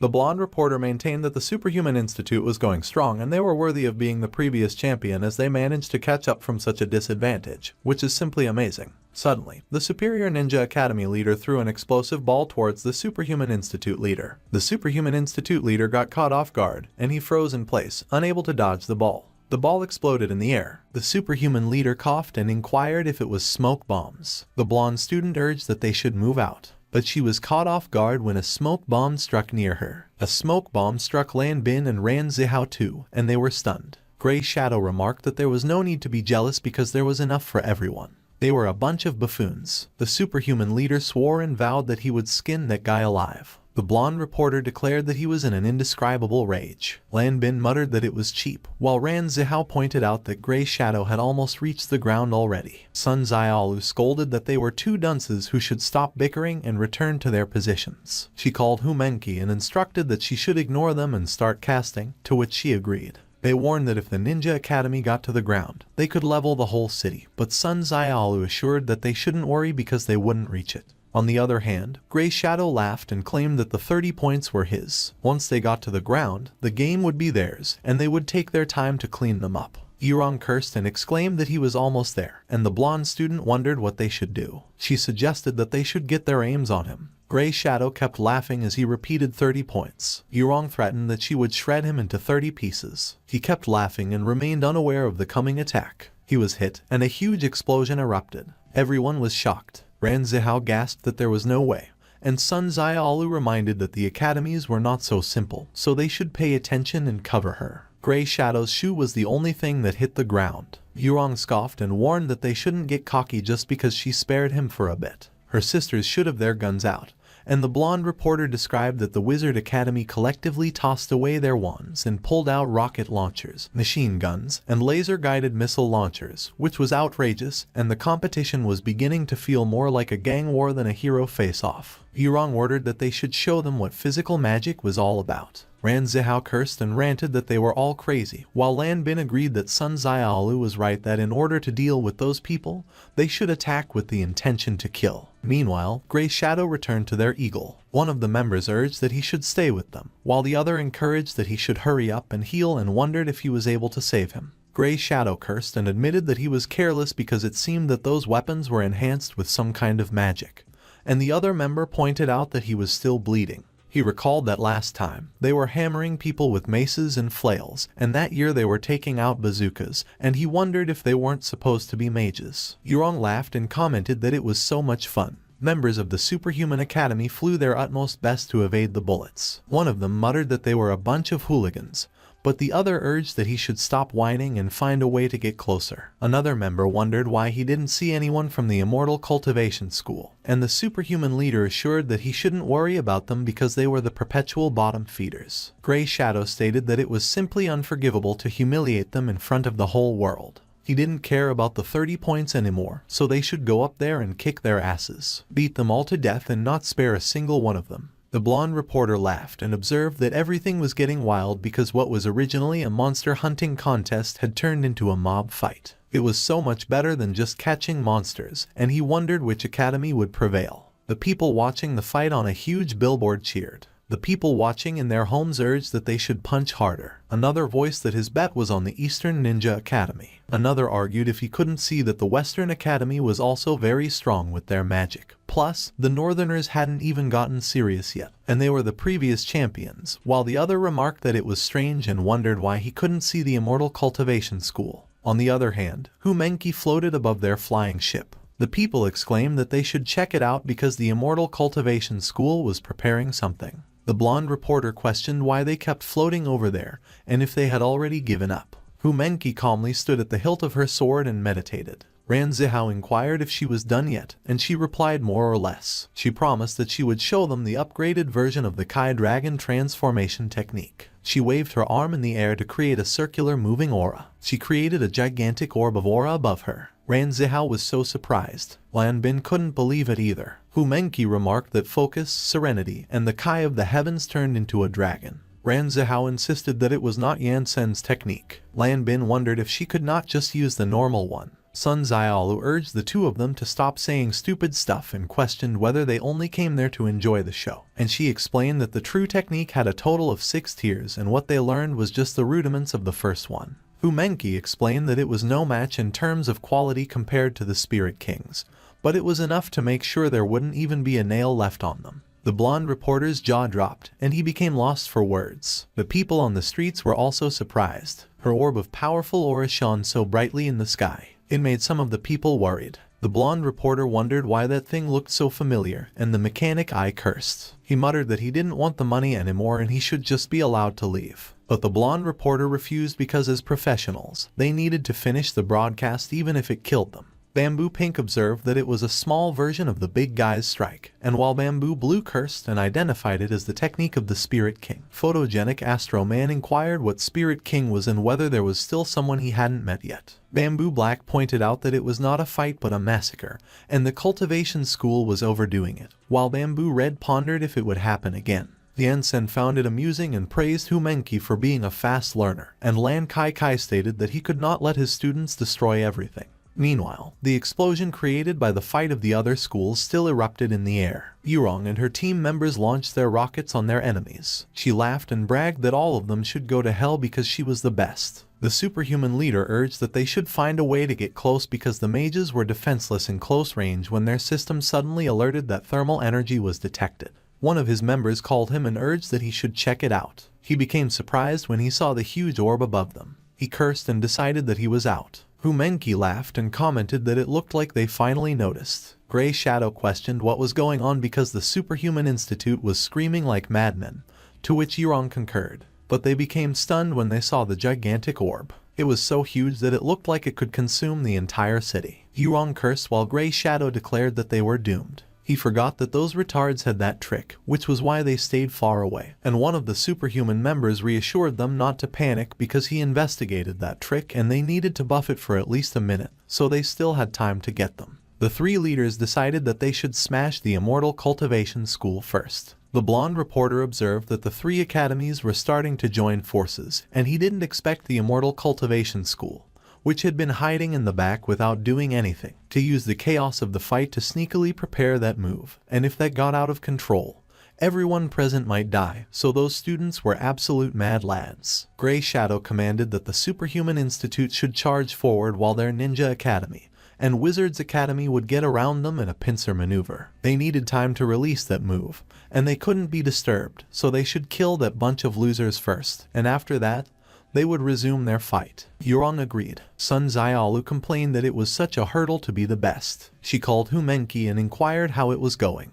Humenki explained that the dragon was not formed yet, so she needed more time. Sun Xiaolu acknowledged and assured her to leave it to them, while the blonde reporter reported that the Immortal Cultivation School was preparing to strike. But their situation did not look favorable at the moment because they had to deal with the other three academies while buying time for their class president to cast the spell. Ran Zihao volunteered that he would take care of the ninjas, and Lan Bin declared that he would handle the witches. After those 2 years of hard work, the time had come to put their training to the test, so the burnt rat should not hold back. Grey Shadow accused them of being so devious that they almost killed them all. He cursed them and claimed that they shouldn't think learning a bizarre trick would allow them to win that year because last time they tormented them, and that year would be the same. He challenged what else they could do besides being one-trick ponies. Ran Zihao dared him to come over there and he would show him. Grey Shadow urged that Ran Zihao should cut the crap and insisted they should do it. He executed his Iao sword skill, Aerial Razor Slash. Ran Zihao utilized his Earth Grade, 9th tier basic sword technique. Grey Shadow was caught off guard. He narrowly evaded Ran Zihao's attack,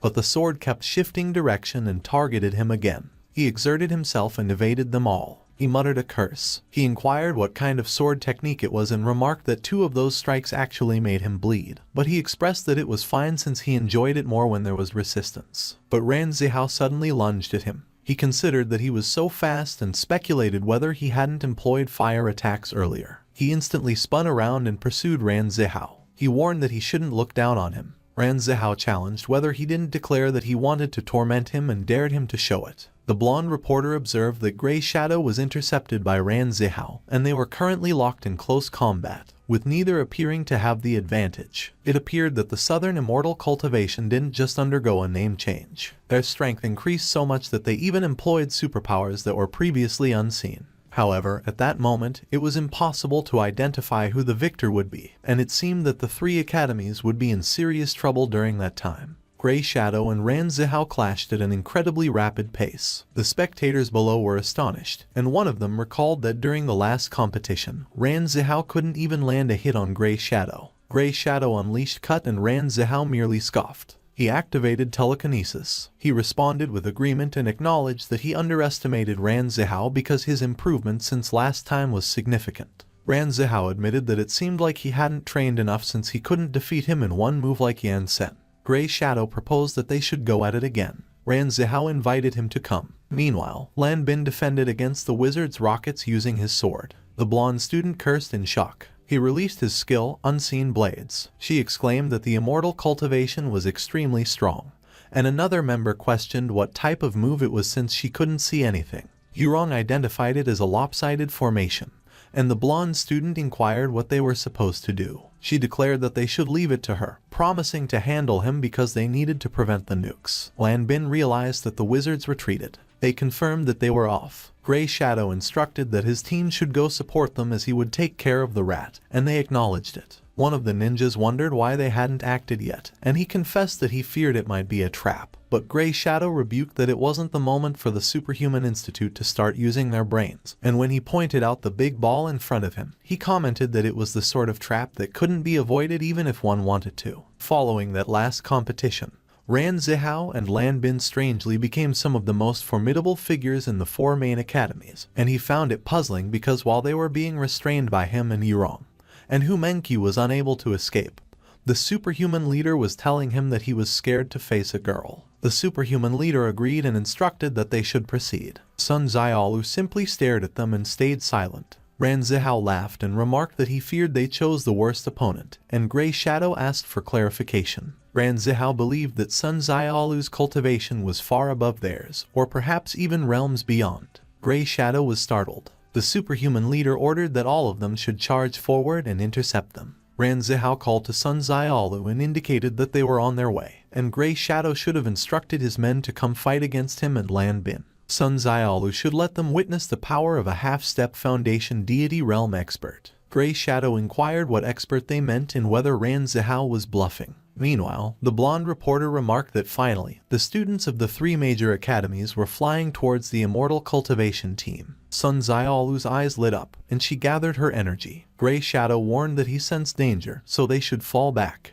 But everyone was too focused on charging forward and did not hear him. Sun Xiaolu unleashed her sword-killing array. The leaders of the 3 teams reacted with alarm. The sky turned dark, and a huge array emerged. Swords descended from the array. The students screamed in pain as they got hit by the swords. A ninja cursed and shouted that he couldn't move. The blonde student cried that it hurt. The superhuman leader remained silent and gritted his teeth. Sun Xiaolu warned that if they didn't want to be chopped up, they had better stay put. The blonde reporter stared at the array, unable to speak. On the other hand, the judges also observed the array from their spot. Bamboo Pink wondered what kind of power that was, and as Bamboo Blue responded that the sword-killing array was probably a skill designed specifically to kill people, she questioned why that was even a thing. Meanwhile, photogenic Astro Man marveled at the Immortal cultivation school. One of the people exclaimed that they were so strong. Another commented that the power of one academy was enough to crush the other 3, and with that terrifying bomb, the Immortal cultivation school was too scary,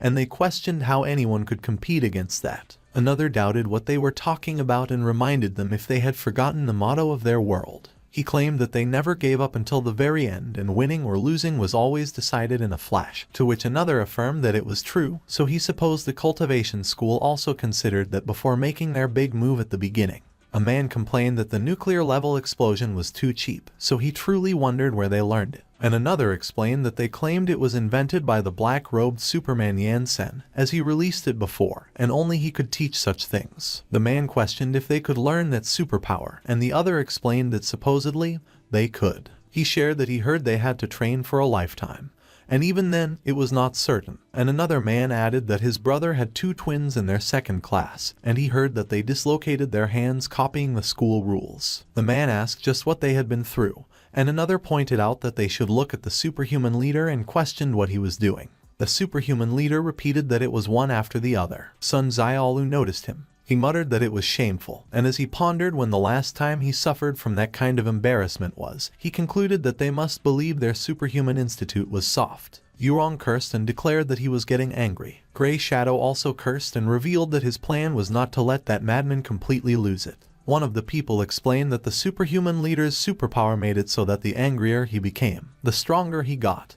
and once the anger exceeded his sanity, he would go berserk. At the end of the last competition, the Ninja Academy, who were winning because of foul play, made him angry and ended up being beaten up, so as a result, they lost the championship. When the guy became furious, except for the top 10 god class, it was difficult for the rest of the professional heroes to suppress him, so they were in for a treat, to which the other man agreed. The superhuman leader exhaled deeply. Ran Zihao and Lan Bin felt the pressure of his power. He insisted that they should stop looking down on him. Sun Xiaolu felt surprised. He roared as he released his power. He lunged towards her at an incredible speed. The blonde reporter explained that the superhuman leader broke through the restriction of the cultivation school and charged toward their ship, and it was his unique technique, the berserker mode. Ran Zihao warned that Sun Xiaolu should watch out because he would get stronger and stronger as he lost his mind.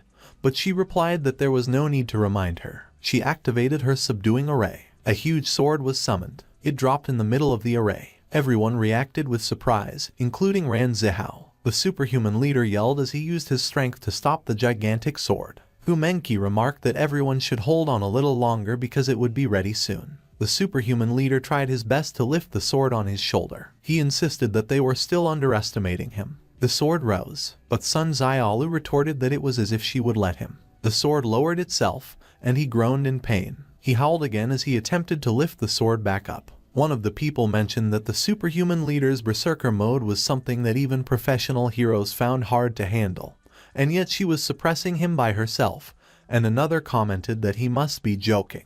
Another man pointed out that just relying on that trick allowed him to become the strongest fighter in the 4 major academies, and if he weren't squashed by the top 10 of the god class, he would have graduated a long time ago. Now another student who could rival that monster showed up that day, so he feared that the 4 strongest students would lose their spots to the cultivation school. But another man countered what he was talking about when the guy was not yet defeated. He was merely being suppressed, and with the berserker mode, even if they knocked him out, he would keep growing stronger. The other people simply looked up at the sky, silent. The blonde reporter observed that that year's competition was full of surprises, as the Southern Superhuman Academy, which was always at the bottom of the rankings, managed to overpower the other 3 major academies that year thanks to the many changes they underwent. However, the superhuman leader's passive superpower, berserker mode, converted anger into physical strength, rendering a long battle disadvantageous for the opponent, as that ability enabled him to break through his limits, and even professional heroes didn't dare take it lightly. Sun Xiaolu muttered that he was a stubborn guy.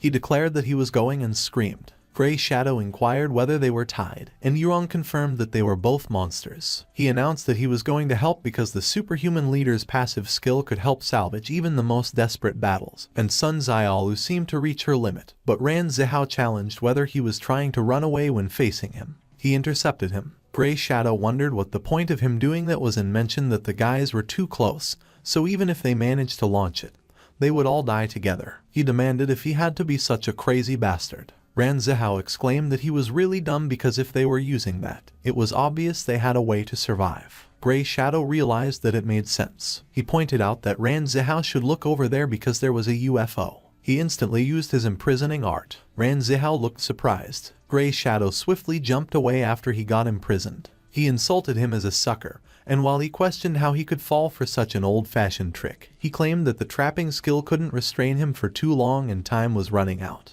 Ran Zihao insulted him as stupid. Sun Xiaolu scoffed that he was a punk. The 3 academy leaders were the most powerful, and she remained in the Kai refinement realm and couldn't knock the superhuman leader unconscious. The guy grew stronger because of the anger, and coupled with Gray Shadow, she might not have enough energy to keep restraining him, so she must not let that ninja bastard come near her. Gray Shadow instructed all of them to come with him because as long as the hot-headed bastard didn't faint, he would become increasingly stronger, and Sun Xiaolu wouldn't be able to make a move against them. Everyone charged forward. Sun Xiaolu merely scoffed. She activated her first form. She aimed her attack toward them. Multiple swords pierced one of the ninjas. He shrieked in pain. Gray Shadow immediately halted and looked surprised. The ninja confessed that he thought she couldn't lift a finger and said it hurt so bad. Sun Xiaolu reminded them that she already showed kindness to them once, but if they still dared to approach, she would pierce their hearts with thousands of swords. She demanded if she made herself clear. Gray Shadow cursed that she was a hateful witch. She figured that it was a chance that her bluff succeeded. Suddenly, 2 dragons emerged. One of the ninjas muttered that it was over, but Gray Shadow barked at him to shut up because there was always a way.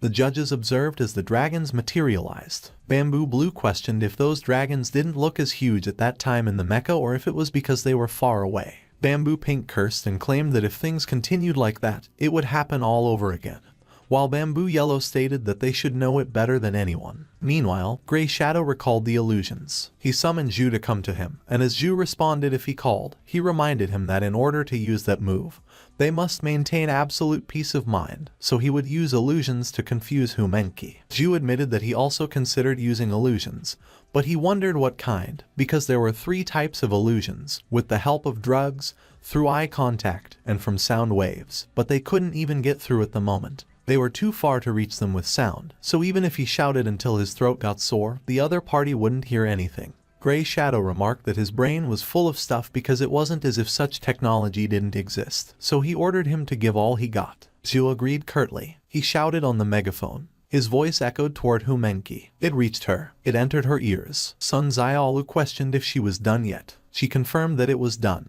but she inquired where she was. Yan Sen wondered what she was thinking about, and she appeared flustered. She recalled that she was thinking about him. Humenki coughed up blood as she was mentally shaken. Sun Xiaolu got worried about her. She fell on the ship. She explained that she got trapped in an illusion and there was no way Yan Sen would pick her among the countless stars in the sky. Sun Xiaolu inquired if everything was okay. Grey Shadow remarked that it was an opportunity and summoned the exploding tiny green tortoise. Sun Xiaolu used her skill, cut. The tortoise was sliced in half. On the other hand, Ran Zihao wondered how such a flimsy cage could restrain him. The tortoise exploded. Grey Shadow was blown away. Sun Xiaolu and Humenki were blown away as well. She got worried for Humenki. She dove to catch her. Humenki urged her to forget about her and insisted she must go and take over the Kai dragons. Sun Xiaolu declared that there was no way she would abandon her. Humenki pointed out that the first layer is different from that second layer of the technique, and even if the caster is interrupted,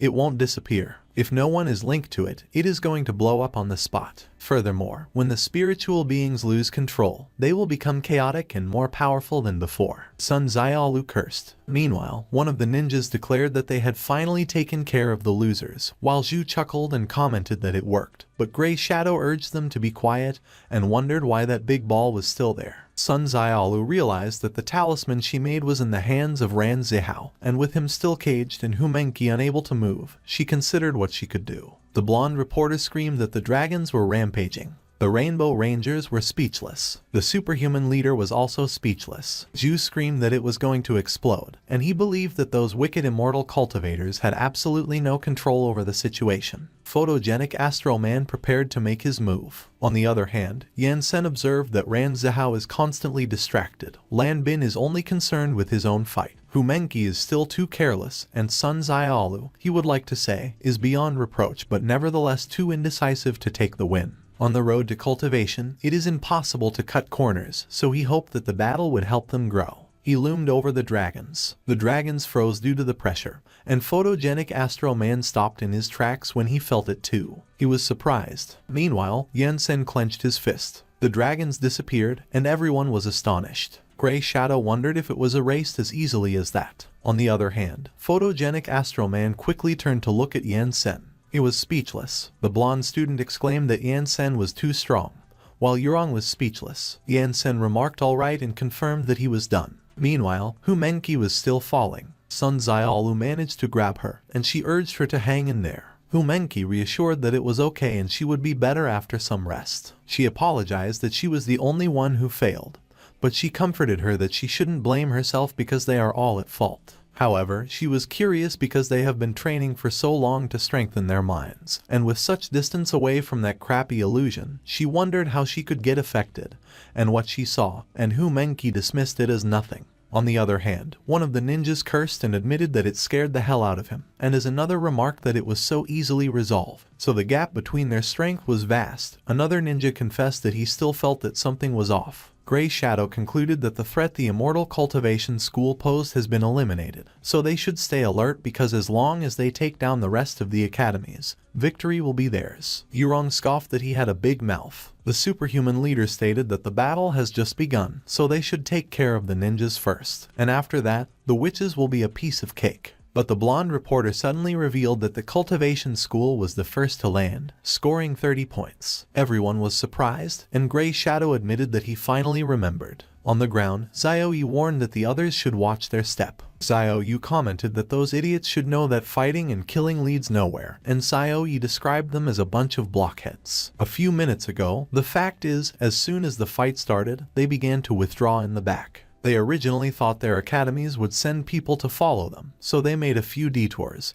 but they kept overthinking and were genuinely stupid. Gray Shadow cursed them and accused them of being two undeserving assholes, but Zhu advised him to calm down because they were still 10,000 meters above the ground. He inquired what they should do and if they should continue fighting, but Gray Shadow concluded that since those cheap bastards reached the ground before them, there is no reason to keep fighting in the sky, so they better go catch monsters. Lan Bin acknowledged that Xiao Yu and Xiao Yi did a good job, and Sun Xiaolu agreed that they did a nice one. Yan Sen believed that even though they have yet to reach Kai refining, they are really promising. Meanwhile, the superhuman leader announced that they should go down too because a 30-point lead is nothing, and one god-class monster is enough to overtake them, so they should follow him. Yurong declared that they were going down. The monster hunting contest is progressing quickly, and the first stage of the battle ended with the win of last year's bottom rankers, who got the first 30 points. The 4 major academies are preparing to face the second round in an attempt to win,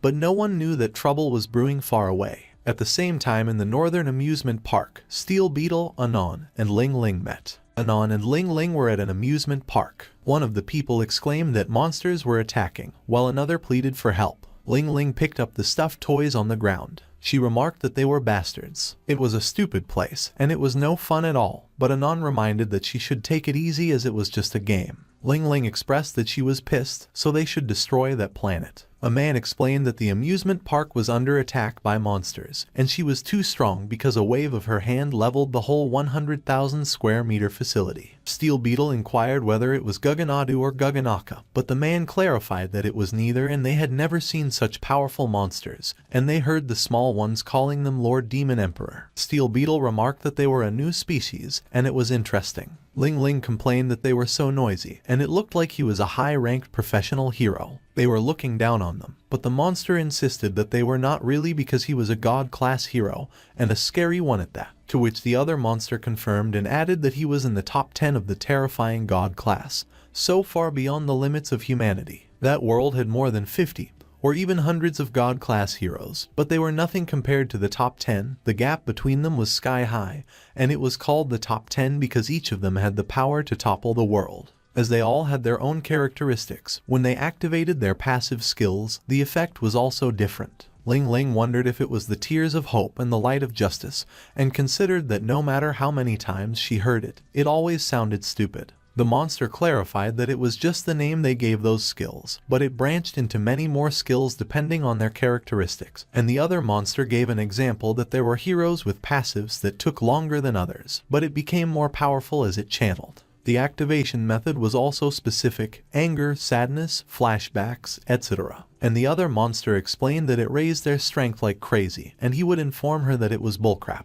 He even mentioned that Astro Man almost managed to transform his passive skill into an active one, and they were their last hope, so they must not underestimate the heroes. But Ling Ling admitted that besides the Immortals, she had never been afraid of anyone. Steel Beetle arrived at the scene. He immediately caught Anon and Ling Ling's attention. They stood at a distance from each other in the already barren amusement park. One of the monsters recognized that it was Steel Beetle from the top 10 god class, while the other confessed that he thought that with the Lord Demon Emperor with them at that time, as long as they didn't meet the top 10 god class, they could kill the next generation and help future monsters win, and he questioned why they were always so unlucky. They wondered why he was in that remote region of the north, while Steel Beetle observed that, sure enough, the Demon Emperor looked like a new species. After last time, he ran naked for 3 years in anticipation of that day, and with his upgraded battle armor, he was sure he would be able to return to the top 10 of the god-class heroes, and currently, he had met that new kind of monster king, so if he could take it as a pet, no one knew if he might be able to overpower the Rainbow Rangers. He caught their attention. He declared that he would only ask once. As he questioned how much he should pay them to be his pets,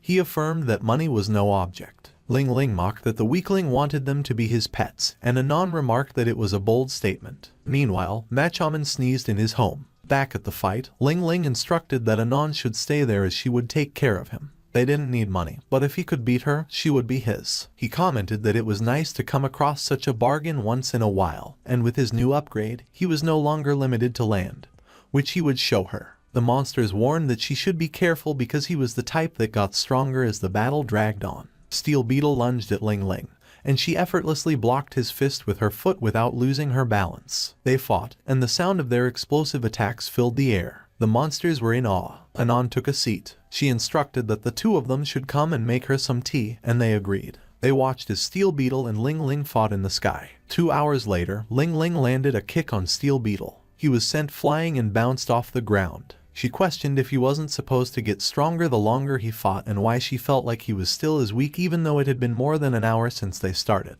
He unleashed his skill, Plasma Flare, but she quickly appeared behind him and asked if he was ready to go. The dust in the area scattered in the air. Steel Beetle inquired how that could happen. He coughed up blood, and it dripped on the ground. He explained that not only did that armor upgrade allow him unlimited uses of the Plasma Flare he fired against Yansen, it also enhanced all of his abilities too.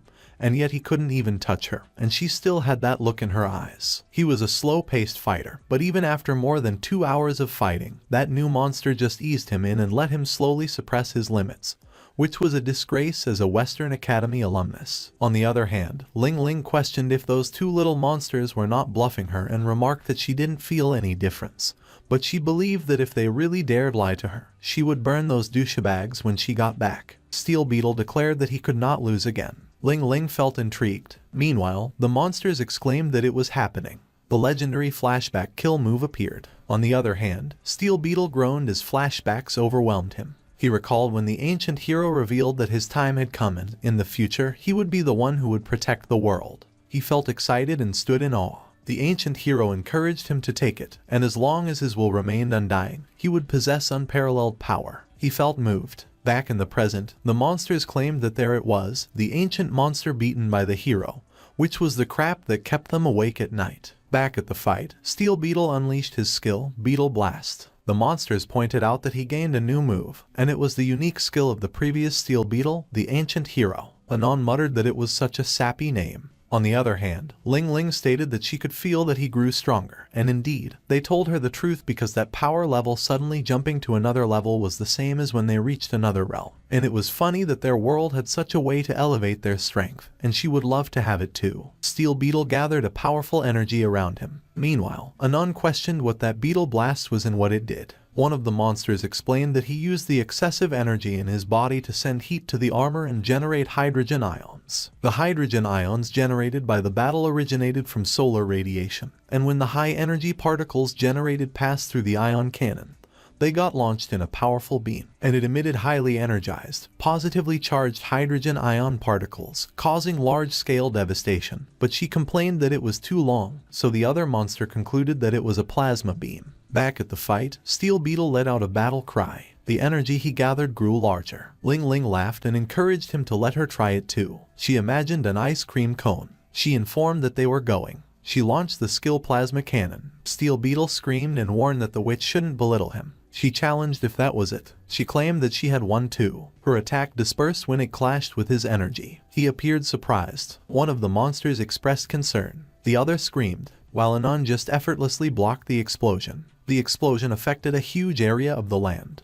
Everything in the area filled with light. On the other hand, Yansen still stood at his pillar when he sensed it. He sniffed the air and appeared puzzled. Lan Qi Qi questioned what was going on with him, and he responded that it was nothing, just a familiar smell, the same as last time. It puzzled him because he was only 2,000 years old, and he queried how come he couldn't remember what it was. He remarked that, indeed, in his world, immortals needed to spend tens of thousands of years to reach their realm, so for them, he was just like an infant, so she addressed him as kiddo and reminded it was lunchtime. He answered that immortals didn't need to eat, and she countered that eating wasn't necessarily about filling his stomach. He wondered if they shouldn't be done at that time, and she replied that there was still the afternoon left. The blonde reporter suddenly reported that while the representatives of the cultivation school and the wizard academy ate hot pot in the middle of the field, it seemed the competition entered a feverish pace. Yansen stayed speechless. Meanwhile, one of the judges revealed that the major academies submitted their scores one after another, and another mentioned that Ninja Academy had 120 points, Superman Institute had 110 points,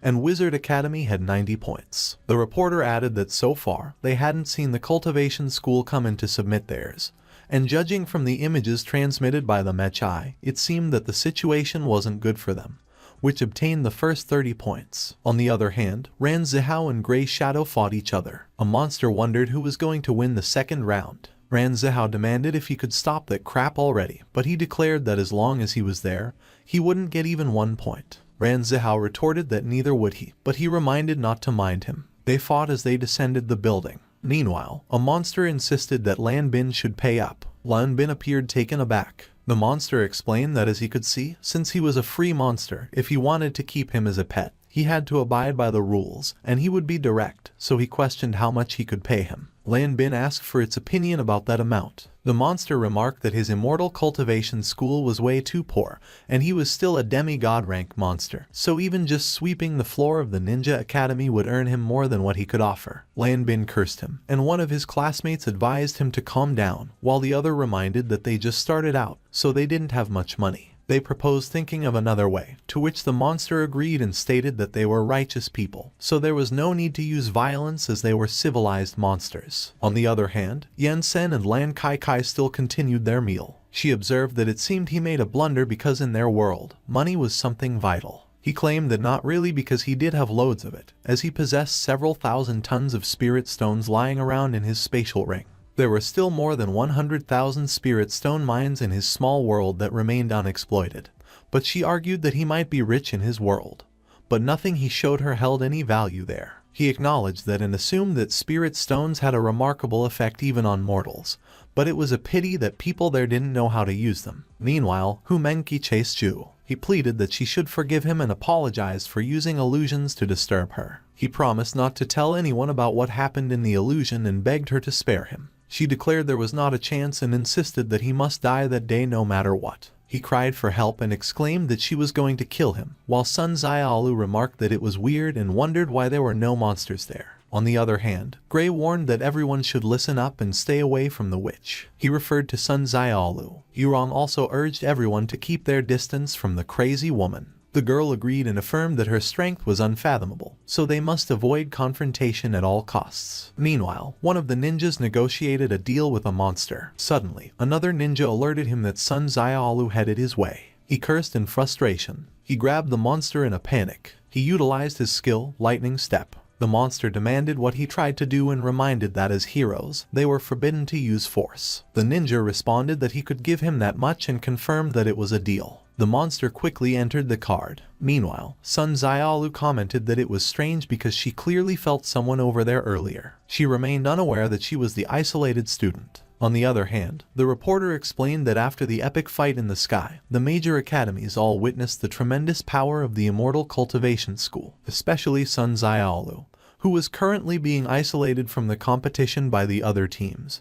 But he recalled seeing that scene in the last competition. He observed that it seemed to be called the Forever Alone strategy, and he explained that it was a tactic designed by the Ninja Academy to deal with the squad leader of the Superman Institute. The leader of the Superman Institute cursed that they were bastards and remarked that it was no wonder he couldn't find jack crap that year. He recalled the previous contest where he questioned where everyone was. He confessed that he still felt a little sad inside. The reporter informed that only 3 hours were left in the competition and emphasized that the current situation was still awfully bad for the cultivation school, which made Gray laugh. As he mocked that they were screwed, he inquired what the point of getting 30 points at the beginning was if it was to end up like that. There were less than 3 hours left before the game ended, and they hadn't gotten a single point yet. But as for them, they already scored more than 100 points, and it would be impossible for them to catch up with the little bit of money they had. He proposed that he stop immediately and go back to cry in the arms of his teacher. Ran Zihao insulted that he was an asshole. Meanwhile, a monster declared that he was leaving and bid goodbye to the broke idiots. One of the students called Lan Bin and urged him to look, and he announced that it was over. Humenki still chased Ju, while Sun Xiaolu remained isolated.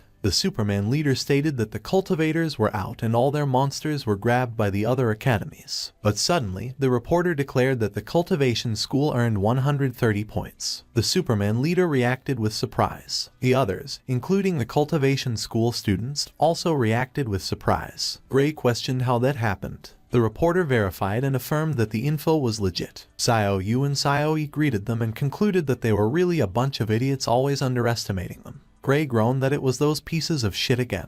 A few minutes ago, Xiao Yu inquired if he could see Yan Sen and praised that it was their master who was absolutely peerless and rose to the second place of God class only 6 months after becoming a hero, which intrigued the monster, who demanded what he tried to say. He answered that it was only a matter of time before their master climbed to the top of the god class, which meant that their master would make a lot of money in the near future, and neither of them cared about money, so he would even give him his share, and the monster verified if he was serious. He confirmed, but clarified that even if they were rich, they couldn't spend money willy-nilly, and everything would depend on whether he would be worth the price, so they would put him through a trial period before he could start earning the full salary. So he proposed that he give him half for the time being and the rest as a bonus starting next year. He added the condition that if they didn't respect their end of the deal, he would be granted freedom immediately, and the monster accepted that it was a deal. He cheered that it was bingo. Gray raged that those shameless bastards were scamming the monsters. Lan Qi Qi complained that it looked like Yan Sen's image was going to be worthless before he could even try selling it. Ran Zihao laughed and praised that Xiao Yu and Xiao Yu were geniuses. With that, the competition entered its second half. With the twins' scamming method, the Immortal cultivation school led by Yan Sen still achieved good results, even under the joint efforts of the other 3 academies to isolate them.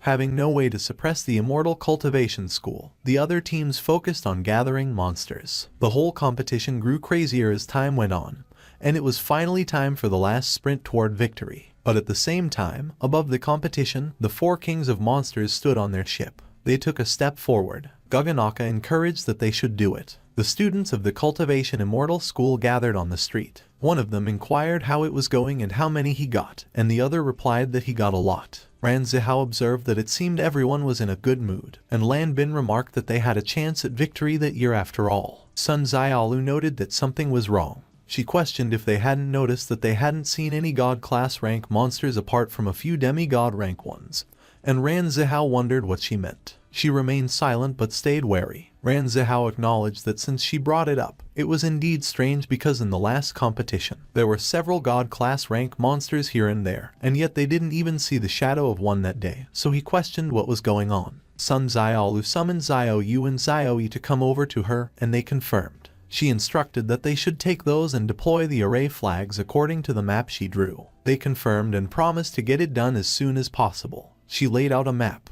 Ran Zihao speculated if she was implying that the monsters were plotting something, and she admitted that she was not sure, but they needed to be careful. On the other hand, Xiao Yu mentioned that Sun Xiaolu had been going to Yan Sen lately every day for supplementary lessons, becoming ever more cautious when dealing with problems, to which Xiao Yi agreed. Hu Menqi supported that Sun Xiaolu was right, and she also sensed something was strange at the beginning, and she just couldn't identify why, so they should stop collecting monsters for the time being. She inquired what kind of array she was making. Sun Xiaolu explained that she created it herself and it allowed her to go past the half-step foundation establishment deity realm for 10 minutes, but she would need their help. Ran Zihao assured that she shouldn't worry because she could count on them, while Lan Bin chuckled and remarked that he also wanted to see what the power of a true foundation establishment deity really was. Sun Xiaolu ordered that they could start placing the flags, to which the twins confirmed. They agreed that they should go. Xiao Yi remarked that it felt like Sun Xiaolu wanted to take charge of the class recently,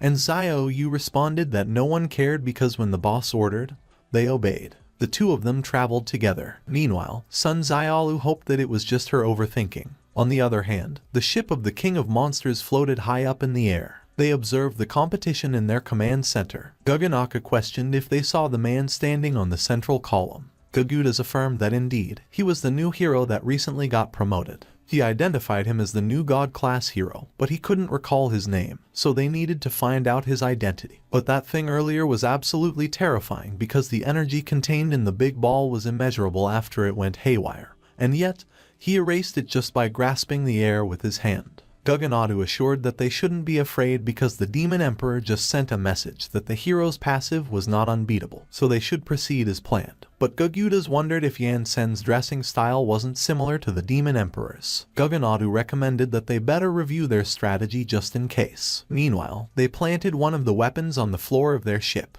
On the other hand, Lan Qi Qi inquired what was wrong and if it was that familiar smell again, to which he affirmed and confirmed it was pretty close. Back at the ship, Guganaka declared that after that, they would contain the top 10 god class, and the students would be in their hands, so in 30 minutes, they would have destroyed their future. The 4 kings of monsters departed. They descended towards the examination area. Gagukas initiated his program input. He triggered his skill, spatial lockdown, to the entire area. Photogenic Astral Man reacted with surprise. The Rainbow Rangers reacted with surprise as well. Lan Qi Qi asked what it was while Yansen reflected deeply. Gugyuka's skill isolated them. The signal got cut off, and the footage the people were watching vanished. One of them questioned why the image was gone, while another urged that they should let them see what was happening. At the station, a cameraman questioned what the deal with that was. Guganaka insisted that they should hurry and suck them into the hollow space, as they had to isolate them before they found out. Gugyukas retorted that he shouldn't yell at him because it was the first time he used that space lock program. Photogenic Astral Man reacted with alarm when the pillar he stood on was moved. The Rainbow Rangers mirrored the same reaction. Meanwhile, Yansen stated that he finally recalled that it was the Greater Demon transformations. Lan Qi Qi inquired what he meant and what a Greater Demon was. On the other hand, Humenki grew worried for Yansen while Lan Bin summoned Sun Xiaolu and urged that she should look over there. The monsters carried the weapons to the landing zone. They whistled as they carried it on their shoulders. One of them questioned if it was how they did it, and another responded that it was what the manual instructed. They simultaneously recited that with blood as a token, the contracted spirit was summoned. The monsters wished upon that blood covenant. They demanded his presence. The monsters screamed as they got blown away. The area filled with smoke caused by the lightning strike. The Superman leader inquired what happened, while Yurong questioned what the thing up in the sky was. Gray replied that he had no idea. The Superman leader grew alarmed. The smoke slowly dissipated and revealed what the monsters summoned.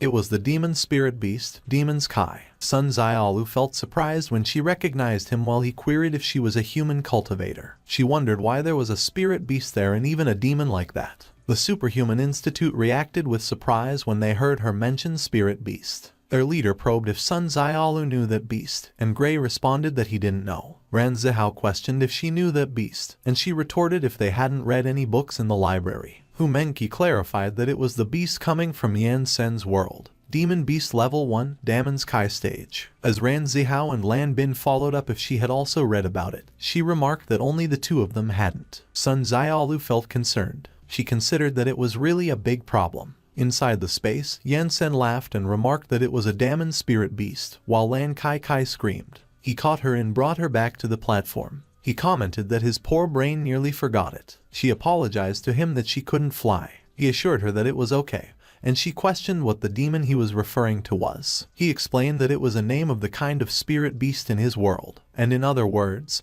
she could recognize them as the monsters in his world. The difference was that they turned into human shape completely, and although their minds remained very simple, they were kind of stubborn, so he presumed that their demon king already died. She inquired how he could know. He directed her to look over there. The monsters in her world held the standard Demon King's weapon and prepared to attack them soon. Guganaka and Gugyukas focused on reading the manual in their hands. Lan Qi Qi asked about the standard Demon King's weapon. Yansen explained that it was the weapon of a Demon King, so it must bear Kai, and it was good timing when he had something to ask about it. She inquired how he could ask them. He confirmed that he would obviously take them there and ask. He activated his skill, Anti-Isolated Space. They became trapped in a pyramid-shaped enclosure. He created a cube to enclose that pyramid and transport them back to the exam area. Guganaka demanded what he was doing, and he questioned what happened. Guganaka inquired how it was going, and Gugyukas answered that he still learned the incantations by heart. Guganaka wondered why Yansen brought him an uneasy feeling.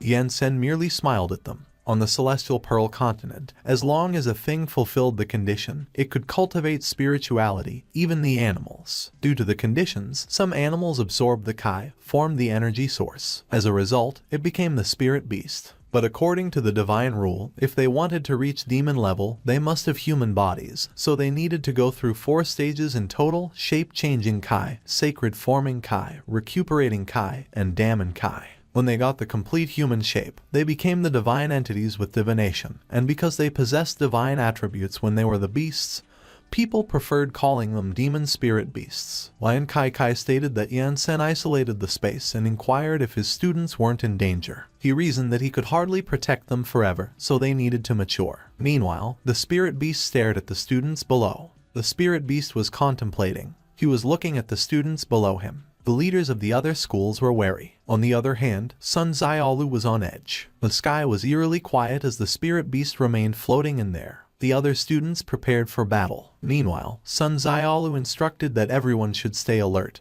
and that they should wait for her signal. The leader of the Superman Institute claimed that they should relax because it was just a new species, and they were future heroes for God's sake, to which Yuan concurred. The spirit beast declared that since the monsters were already his masters, he inquired who they wanted him to cut down. One of the monsters replied that it was all of those Superhero Academy bastards, while another requested that he, the monster from another world, take care of them immediately. He affirmed that he understood, and they should rest assured that they would be dealt with before their blood ran dry. The monsters questioned about their blood. They looked at the wound they created in their palm. On the other hand, Yurong and the Superman Institute students prepared to fight. The spirit beast captured their attention. He commanded that they should get to it. Sun Xiaolu urged that they should run. Meanwhile, the leader of the Superman Institute instructed that they should prepare to fight. The students of the Immortal Cultivation School followed Sun Xiaolu and ran. Gray mocked that they were wimps, but Sun Xiaolu warned that they should avoid clashing with that demonic beast at all costs,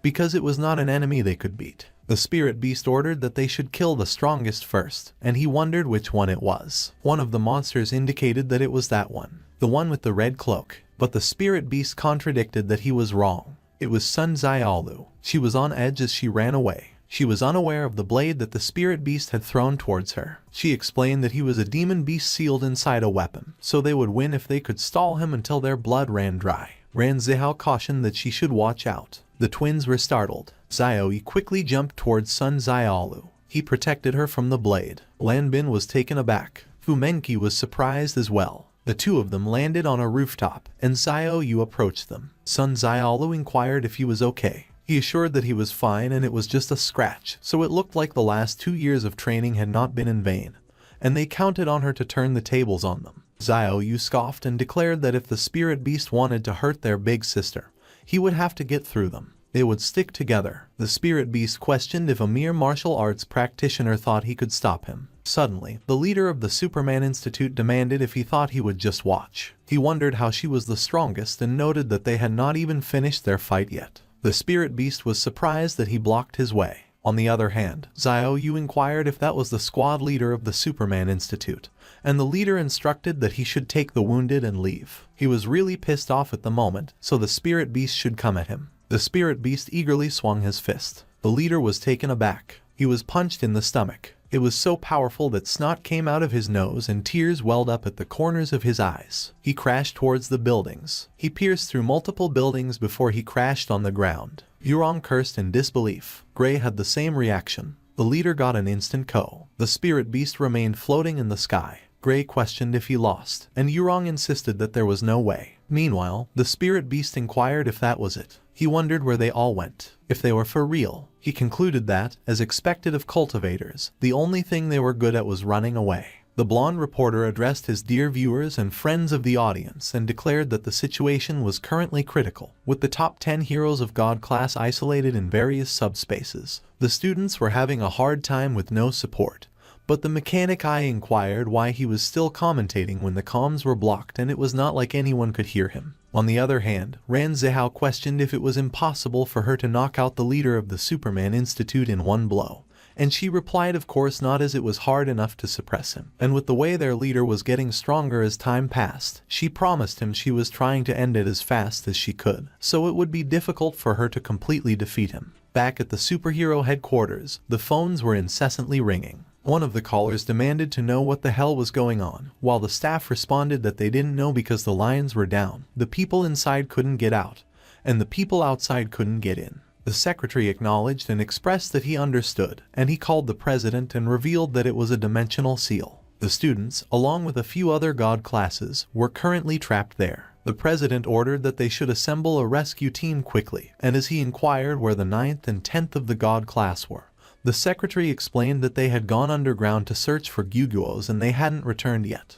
They were running out of time to mobilize the other high rankers, unless they somehow sensed that something was wrong and came back early, which made the president cure. Meanwhile, the audience on the street questioned why they couldn't see anything and insisted that they should turn it back on. Another audience member at home complained that it was a crappy anchor, and he would give him the worst review. On the other hand, at the city outskirts, the rescue team 1 was working on the dimensional seal. The demigod class hero ranked 124th inquired if it was unlocked yet and mentioned that his grandson had almost turned 1 month old waiting for him. And the demigod class hero ranked 143rd replied that it would be in a minute. It was done. He requested to know how it was, but the 124th questioned how he was supposed to get through that, and he suggested that he should just try it. 124th attempted to squeeze through the tiny hole. He demanded if he was kidding him and complained that it didn't fit. He was surprised when Black Gold pulled him out. He was thrown on the ground. They were the 34th of the God class and the 39th of the God class, and Black Gold declared that they would take it from there.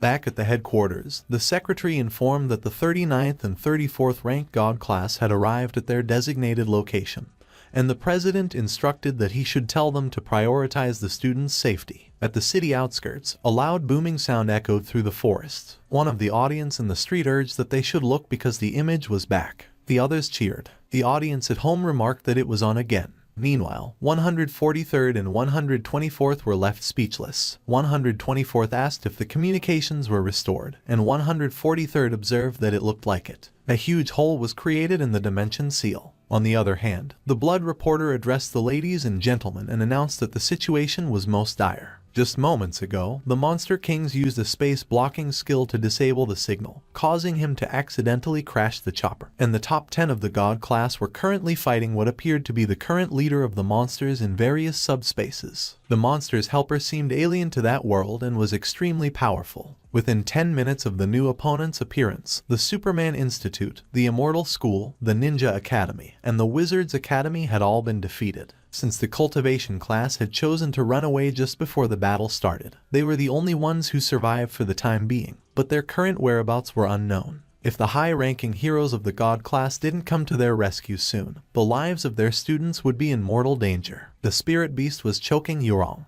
Ran Zihao observed that the class president of the Wizard Academy was getting choked to death. She was completely helpless in his hand. She couldn't believe his strength, and she wondered if she was going to die. She was surprised when she noticed Lan Bin. He charged at them with all his might while drawing his sword. He slashed the spirit beast from behind. He swung his sword, but it shattered. He was surprised. The spirit beast declared that he was finally showing his face. He threw Yurong at him. Lan Bin caught her, but the force was so strong that the two of them crashed on the ground. Hu Menqi called Lan Bin. The area was covered with dust from the crash. She couldn't see anything. A few moments later, the dust settled down. Yurong asked if he was okay. She was surprised when she noticed that his hands were grabbing her bosoms. She was flustered and enraged at the same time, and she was about to punch him. But she stopped in her tracks when she saw that he was completely unconscious. The spirit beast solemnly stood there midair. Meanwhile, the audience questioned who the spirit beast was and if they had seen it before. One of them suggested that it might be a new species of monster, while another commented that it was so weird looking. On the other hand, the one at home was amazed. The others claimed that he was so strong. He scoffed and warned that they should see if they could run away at that time. He extended his arm. His sword quickly returned to him. He threatened that he would cut them both first. Yurong was alarmed. Meanwhile, Lan Bin was still unconscious. Suddenly, a large boulder was heading for the spirit beast. He was taken aback, and he was not able to dodge it. It crashed against a huge building. Ran Zihao urged that they should look. Black Gold let out a sigh of relief and declared that it was just a new monster causing trouble. Ran Zihao identified it as the 34th and 39th ranks of the God class, Black Gold and Platinum Woman. Black Gold called Platinum Woman and instructed that as she was from the healing department, he wanted her to go heal the students and take them away, and she acknowledged that she got it. He said that she should stay close and they would get the wounded out of there first. On the other hand, Yurong was carrying Lan Bin on her back. She urged that he should hang in there. Meanwhile, Hu Menqi explained that the high rankers were coming to the rescue, so they should go help them carry the wounded and get out of there, to which Ran Zihao agreed. But Sun Xiaolu advised that they shouldn't move. They should stay where they were, and they must stick to the plan. She grabbed her robe. She instructed that they should get in formation. Sun Xiaolu was brought to another dimension as she meditated. Suddenly, a powerful aura surged out of her. Ran Zihao inquired if they set up their flags correctly, and Xiaoyu confirmed that of course they did. Respectively, they are at the outermost corners of the city. Sun Xiaolu explained that she is currently acting as the eye of that formation, but they will have to take over when she gets out, and those of them who have already reached Kai refining will go to the southwest of the city to infuse their Kai into the formation, while the rest of them should stay hidden. Fumengi observed that the formation eye is the weakest point of every formation, but it is also the palace with the strongest spiritual power, so one could use themselves as the eye of the formation to gain more power, which made Ran Zihao wonder why he didn't think of that. Sun Xiaolu assured that they don't have to worry too much about that formation, but it will break when she goes out to fight, so as soon as she leaves, someone has to take it over,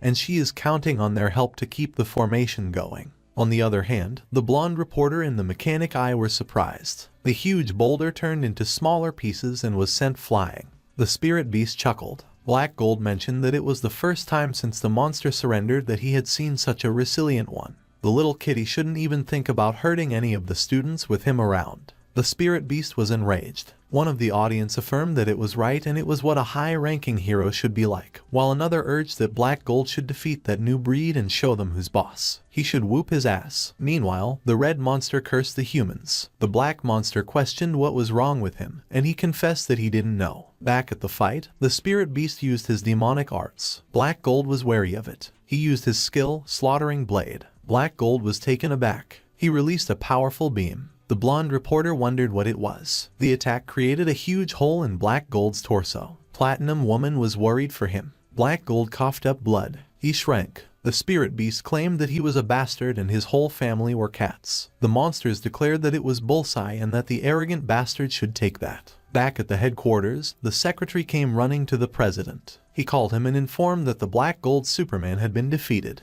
The president questioned if there were any other high-ranked heroes around, and he replied that not really, only his partner, and except for the top 10, all the others were probably defeated. The president cursed. On the other hand, one of the audience members wondered how that could happen and commented that it was already way beyond the strength of a monster king, while another concluded that it was hopeless. Meanwhile, the spirit beast noticed Platinum Woman. She was healing Black Gold. He asked if she was trying to heal him. He stated that she shouldn't think about it. He lunged at him at an incredible speed. He proclaimed that they should die. On the other hand, Lan Bin called Sun Xiaolu. She declared that she would cut. She jumped from the eye of the formation. The spirit beast barely managed to dodge her. He was surprised. She was heading towards the sky at an incredible speed. She stopped when she reached the height she was aiming for. She quickly turned and swung her sword. She used her skill, full-powered Foundation Establishment Slash. The spirit beast was terrified. Her attack cut the city in half. Ran Zihao and the others were so surprised. Meanwhile, Platinum Woman screamed as she tried to steady herself while carrying Black Gold. On the other hand, the audience was so surprised that they couldn't help but curse. The cut extended outside the city and reached the mountain ranges. The blonde reporter called for his mommy. Ran Zihao wondered if it was the true strength of the Foundation Establishment realm, while Lan Bin observed that the city was cleaved in half and even the seal was broken. Even Sun Xiaolu was shocked by the devastating power. Suddenly, the spirit beast cleared his throat and coughed. She questioned if he was still alive. He inquired if it was Foundation Establishment and commented that it was interesting. One of the audience urged that they should look because he was bleeding. He guessed it was time to get serious. She insisted that she was not afraid of him. He wondered why she was running before and if she wasn't going to come out until she successfully reached the Foundation Establishment. He remarked that the cultivators were still the same sly dogs as ever. She demanded that he cut the bullcrap and fight and that he should come on. He warned that she shouldn't regret it. Two heroes traveled to the northern hemisphere. One of them mentioned that the heat signature came from there, while the other inquired if there wasn't a huge amusement park there. He suddenly proposed that they should look over there. They cursed when they saw the huge hole in the ground. One of them observed that it was one huge and deep hole, and the other declared that it was certainly made by Guguos, no doubt about it. Suddenly, they heard coughing, and they noted that someone was still alive. They quickly went down the hole. Steel Beetle was lying on the ground. He admitted that he lost. The heroes recognized him and inquired if he was okay. He confirmed that he was fine, and one of the heroes questioned if he got in a fight with Guguos. He explained that it wasn't him and they are far more powerful than any monster king. The two heroes were puzzled. One of them questioned if it was the new breed and mentioned that the message from the contest stated that there was a new breed of monster, so that could have been their king. And the other agreed that it was very likely. As long as they all team up, no monster is their match, so they should go. Suddenly, one of them inquired about Steel Beetle. They were surprised when they saw that he was still lying on the ground. He expressed that he would pass and wished them good luck. The heroes were speechless. He warned that they shouldn't try to talk him into it either, and if they wanted to fight, they should go because he would go back to HQ. He considered that the world would never be peaceful again. Meanwhile, Anon and Ling Ling were traveling with the monsters. Anon questioned why she didn't finish him off earlier, and she revealed that seeing as he was quite handsome, she figured that it wouldn't hurt to let him live. The monsters stated that their Lord Guguos should rest in peace. Suddenly, Ling Ling called them, and as they responded affirmatively, they immediately swore that they were not ugly. But she clarified that she was asking them if there were any righteous people in their world who wore those clothes. One of them replied there were not really, and as far as he knew, they all wear that attire. She stated that it was perfect because no one in that world could beat them then. One of the monsters questioned who the person she just showed them was, and Anon revealed that it was an archenemy. They should go because there was nothing interesting there anymore. He asked where they were going, and Ling Ling explained that they were going to subvert their world. Also, they should check how well their kings are fighting at the moment. The monsters were nervous. On the other hand, the spirit beast and Sun Xiaolu lunged towards each other. They punched each other in the face at the same time. Their movements were so fast that they were barely visible in the sky. Platinum Woman couldn't believe it. Ran Zihao and the others were amused. Meanwhile, the leader of the Superman and Ninja Academy questioned if they were kidding him. Sun Xiaolu cursed the spirit beast. He scoffed and warned that she shouldn't get cocky. Their fists clashed, and their power was even. The audience couldn't believe it. One of them wondered if she was on steroids and commented that she was at least as powerful as the top 10 of God class.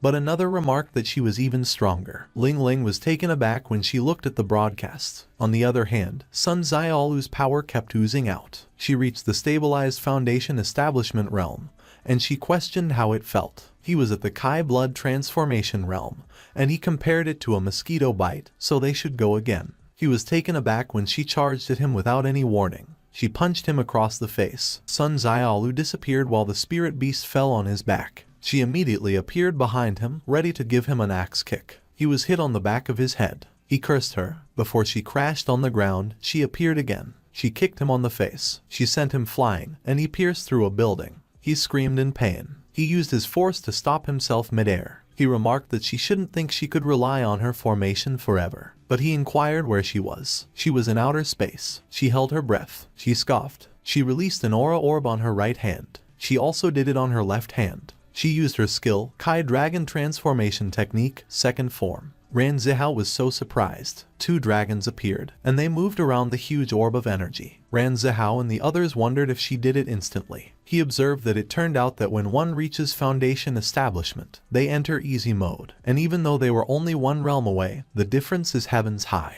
Fu Menqi commented that Yan Sen stated that in the Immortal cultivation world, the gap between 2 big realms is similar to the ground and the sun, so millions of lower realms can't dream of beating one higher realm. Meanwhile, Sun Xiaolu wondered how the spirit beast would like that one. She explained that it was a cheat technique that her master gave her so he should enjoy it. He was so surprised that his eyes almost popped out of their sockets. The skill came at him at an incredible speed. Ran Zihao questioned if she wanted to blow up the whole city and remarked that they were still down there while calling her an idiot. But Fu Menqi advised that he should stop shouting because she knew what she was doing. Back at the fight, the spirit beast cursed. He insisted that she shouldn't look down on him. He raised his arm and prepared to attack her skill. He demanded that it should get away. He deflected the skill. It changed its direction towards the mountains. But the explosion was so powerful that he was still pushed back by its pressure. The heroes were speechless. Her classmates were speechless. The other academies were also speechless. The explosion created a loud booming sound and illuminated the area. The audience fell silent. Meanwhile, Anon and Ling Ling acknowledged that there were immortal cultivators. They questioned why those bastards were there too. Ling Ling wondered if they didn't claim that there were no cultivators in that world, and they admitted that they didn't know. She suggested that she and Anon should run away, but Anon insisted that she should wait a minute and check their realms because there was 1 peak Kai refining, 1 mid Kai refining, 2 early stage, and the rest were mere martial artists. Ling Ling questioned why they should run and insisted that they should kill them, as they must avenge the destruction of their clan.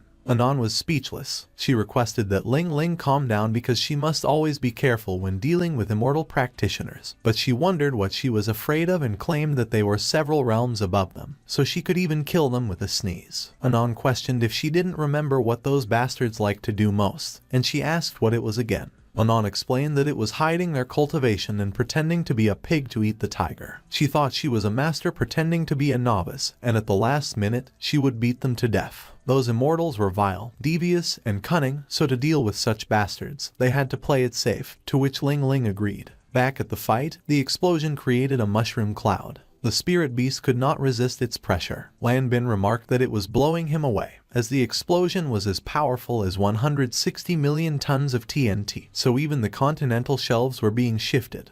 And Ran Zihao observed that it was the first time he had seen someone get blasted off like that. But the spirit beast claimed that it was not as bad as it looked. Sun Xiaolu inquired if no one told him. He was puzzled. She explained that the technique could be cast endlessly. The spirit beast was so surprised. One of the audience members remarked that it was true that trick of the cultivation class is disgustingly cheap, and another inquired if he felt bad for their opponents somehow. Ling Ling questioned if she heard that, and she confirmed yes. The surrounding spiritual energy solidified to use the technique so it didn't use Kai or physical strength, and that is the skill created by that psychopath. Yan Sen was puzzled. Back at the fight, Sun Xiaolu mentioned that they should see how many blasts the spirit beast could handle. She created multiple swirling orbs of aura simultaneously. He complained that it was cheating. She invited him to come over. He replied that she should wait, as there was no need to be hasty. She suggested that they should go with 10 first. He was terrified. He insisted that he can't let that woman have it her way. He noticed the other students. Ran Zihao encouraged that Sun Xiaolu could do it and she should beat the crap out of him. Lan Bin urged that she should punch him harder, and Gray observed that the cultivation class was pummeling him. The spirit beast snickered sinisterly. Everyone's face immediately became sunken. He quickly flew towards his sword that was stuck in a building. He vowed that if he can't beat her, he will deal with them because that will teach them to laugh at him. Everyone called for Sun Xiaolu. She inquired if he wanted to break the formation. She warned that he will have to survive 10 blasts first, but he declared that she will see how arrogant she will be after her formation is destroyed. The students screamed. Sun Xiaolu quickly flew towards her sword. A huge explosion occurred in the middle of the city. The dust settled, and the students were in awe. The spirit beast wondered if it was so satisfying firing it that she wanted to clash again. But he vowed not to give her another chance to pull that trick again, though. The students silently watched them from the sidelines. She noted that it was too close to the formation, and with the battle range being so vast, she needed to find a way to lure him away. The two of them took a step away from each other. She left. She grabbed a fistful of sand from the ground. He laughed and questioned that she was outmatched, so he wondered what else she had up her sleeves. She threw the sand at him. He complained about his eyes and labeled her a despicable cultivator. She asked who would want to fight fair against him. She was heading towards the building where the monsters were. She challenged that he should bring it on because she too could harm him. The monsters panicked and begged that she shouldn't come any closer. The spirit beast was enraged. He commanded that she should stop right there. He chased after her. The students were relieved. He threw his blade at her. She was alarmed when she noticed it. She quickly deflected it with her sword. He swung his fist. He explained that she didn't know the first thing about the true power of a Kai blood transformation realm. She questioned how that could be. Hu Menqi called for her. Sun Xiaolu crashed on the ground. Ran Zihao inquired whether something had gone wrong with her cultivation and if the connection had been cut, to which Hu Menqi confirmed they had indeed been using qi, but the formation had shown no signs of weakening. Meanwhile, Sun Xiaolu landed on her feet and skidded across the ground. The spirit beast remarked that whoever had taught her that martial skill must have been formidable, and if he had let her cast it a few more times, he probably would have died there. She stiffened and whirled around the moment she noticed him standing behind her. He commented that she was relying on a formation to artificially boost her realm. The crowd watching the street fight hurled curses. The spirit beast explained that although they were technically on the same level, he had reached qi blood transformation 300 years ago, which meant a canyon of experience separated them. Sun Xiaolu crashed in front of a building complex. She reappeared on the other side. Ran Zihao and Lan Bin called her name. The spirit beast declared that he had mastered how to fully wield the power of this realm, but she was still a fledgling, and he would now demonstrate what it meant to be a true martial master. Cue the Kenpachi level flex. Their fight escalated so violently that they slammed through multiple buildings and blasted into the other side of the city. The leader of the Superman Institute muttered that it was over, while Gray remarked that if even the roided-out version of Sun Xiaolu couldn't handle that beast, they were all doomed. They pushed against each other with as much force as they could summon. The ground shook beneath them, and the other students screamed. Sun Xiaolu stated that she had only been training for 2 years and was already at the peak of qi refining, but he, in contrast, was proudly flaunting being stuck at the early foundation establishment stage for 300 years, which was frankly embarrassing. He cursed at her and demanded to know how she dared. She flinched from the surge of his power. He launched a massive beam of aura and sent her flying. She slammed into the top of a building. Smoke billowed into the sky from the impact. She coughed on the rooftop and remarked on the pain. She stood there, breathless and stunned. The spirit beast acknowledged that trying to bait him into draining the last of his energy was indeed clever, but claimed he still had enough left to deal with her amateur-level foundation establishment, declaring that she, despite being an immortal practitioner, had already lost. Meanwhile, the monsters who had summoned him were swaying as their blood drained away. Lan Bin, wide-eyed, noted that the demonic qi was terrifying. Sun Xiaolu stated that her master always claimed nothing beat a good formation, so if the current one wasn't enough, then he should face one that was stronger. The spirit beast asked what formation she meant. Ran Zihao echoed the question, inquiring if it was something stronger. Anon and Ling Ling also joined in, asking about this other formation. Sun Xiaolu admitted she wasn't sure she could pull it off, but she wouldn't know unless she tried. Ran Zihao and Lan Bin immediately recognized her stance. They identified it as the giant spirit summoning formation. She called forth Hades, Sword King Immortal. The spirit beast demanded to know when she had deployed it. Hades descended from the sky. He replied that he would see for himself. It was a little demonic beast. The spirit beast stood stunned, his eyes nearly forcing their way out of their sockets. Sun Xiaolu's classmates froze in place. The blonde reporter and the mechanic eye both jolted with surprise. On the streets, bystanders wiped sweat from their foreheads in stiff silence. Leaders from the other academies muttered that the cultivation class had gone way too far and labeled them a pack of assholes. Anon grumbled that Sun Xiaolu had to die, while Ling Ling commented that she couldn't be allowed to grow any stronger. At the center of the chaos, Hades turned to the spirit beast and demanded whether it truly intended to act insolently before his king.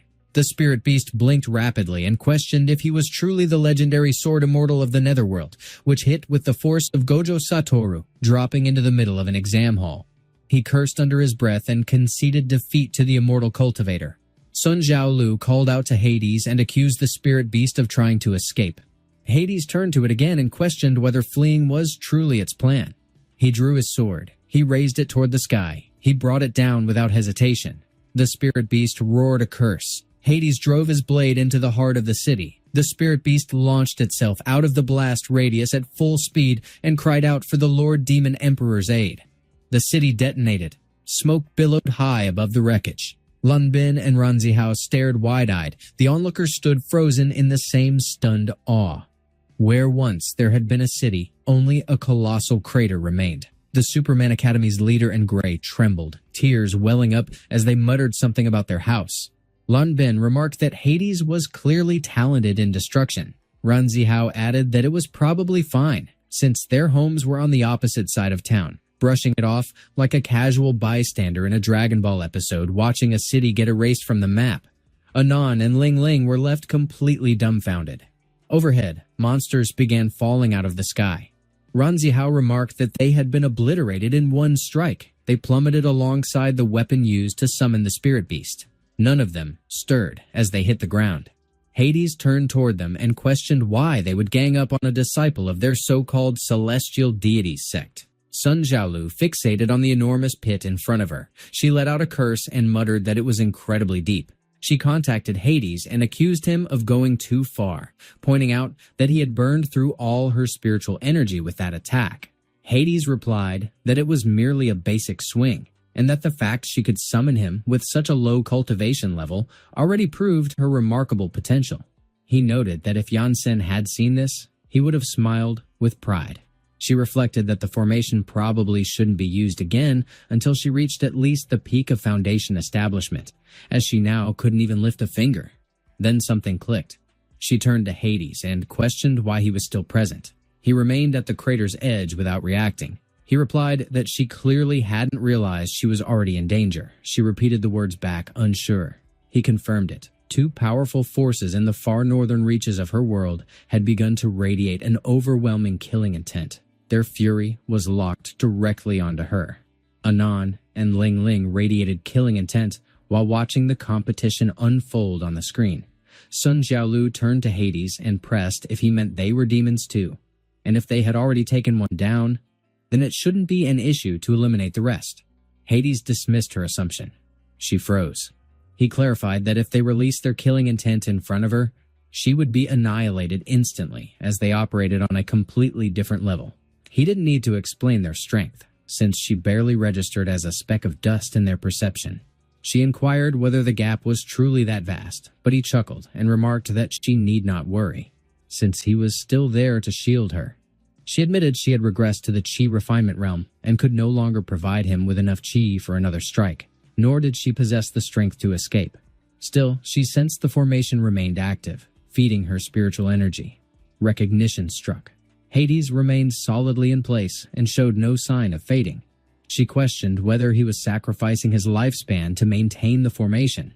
He confirmed it, adding that he still had several thousand years left to burn through, and if anything befell her, Yansen would flay him alive.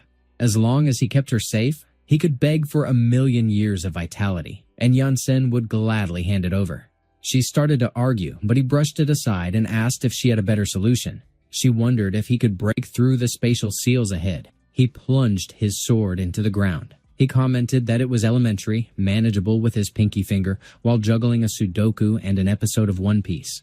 She asked if he could extract Yansen from it. He replied that it probably wouldn't work. She pressed him for a reason, and he countered by asking if she really believed Yansen needed rescuing. He figured the guy was likely enjoying himself inside.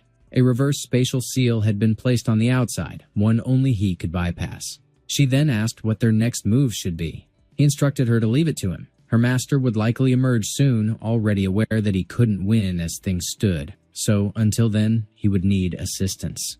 She prompted him for the source. He revealed that the help was sealed inside one of the spatial prisons. Meanwhile, 001 crashed to the ground, battered and gasping. Gugudas cackled at the sight. He called on his father, mother, grandparents, great-grandfathers, and ancestors, asking if they could witness the scene. After all these centuries, watching a hero brought so low would have delighted them had they still been alive. The Rainbow Rangers remained stunned.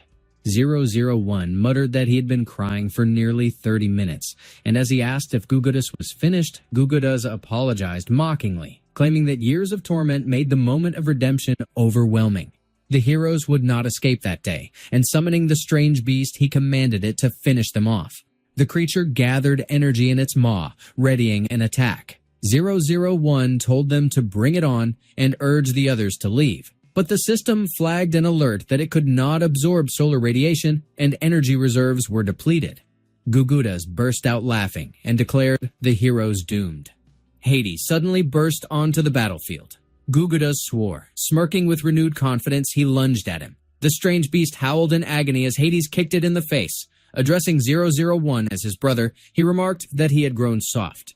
The strange beast's face had twisted grotesquely after Hades broke through the space seal and kicked it. The Rainbow Rangers demanded how the bastard managed to get in. Hades soared towards 001. 001 blinked in confusion. They had broken through the space seal. As they returned to the real world, Hades landed on his feet, while 001 slammed into the ground face first. 001 cursed and snapped that he didn't need help. Hades remarked that without him, he'd already be dead. Meanwhile, Lan Qi Qi squinted and wondered if it was Master Hades, while Gray tilted his head and noted the presence of the ancient Super Mecha 001. On the other side, the people stood frozen, and not in the sanitized award show type of stunned. Meanwhile, the blonde reporter couldn't even form words. In outer space, the strange beast emerged from the space seal. Lan Qi Qi questioned what that thing was, while Gray speculated whether it counted as a monster. On the other side, the blonde reporter turned to the Mechanici and inquired whether it belonged to its species. Meanwhile, Hades mocked that his brother was pitifully weak and wondered aloud if he couldn't even handle that runt. But 001 retorted with a dry inquiry about who this so-called brother was and remarked that if solar radiation weren't blocked, he would have flattened it already. Once they dealt with the beast, they could settle things between themselves, and Hades muttered that he was ready whenever. Meanwhile, elsewhere, Yansen brawled with Gugukas and Gugunaka. The pair hovered at the edge of the sealed space. Gugunaka shouted for help, and as Gugukas cried out for his mother and pleaded to go home, Gugunaka yelled over the chaos to ask what kind of spatial seal this was and how he had managed to trap them inside, but Gugukas stammered that he had no clue.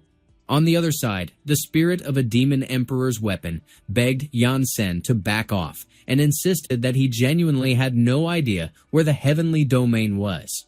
He bolted at full speed and zipped through the sealed space. Lan Qi Qi stayed silent, dangling in Yansen's grasp. She dryly commented that he kept maiming the guy, healing him, and doing it again, and asked if he didn't think that was a bit much.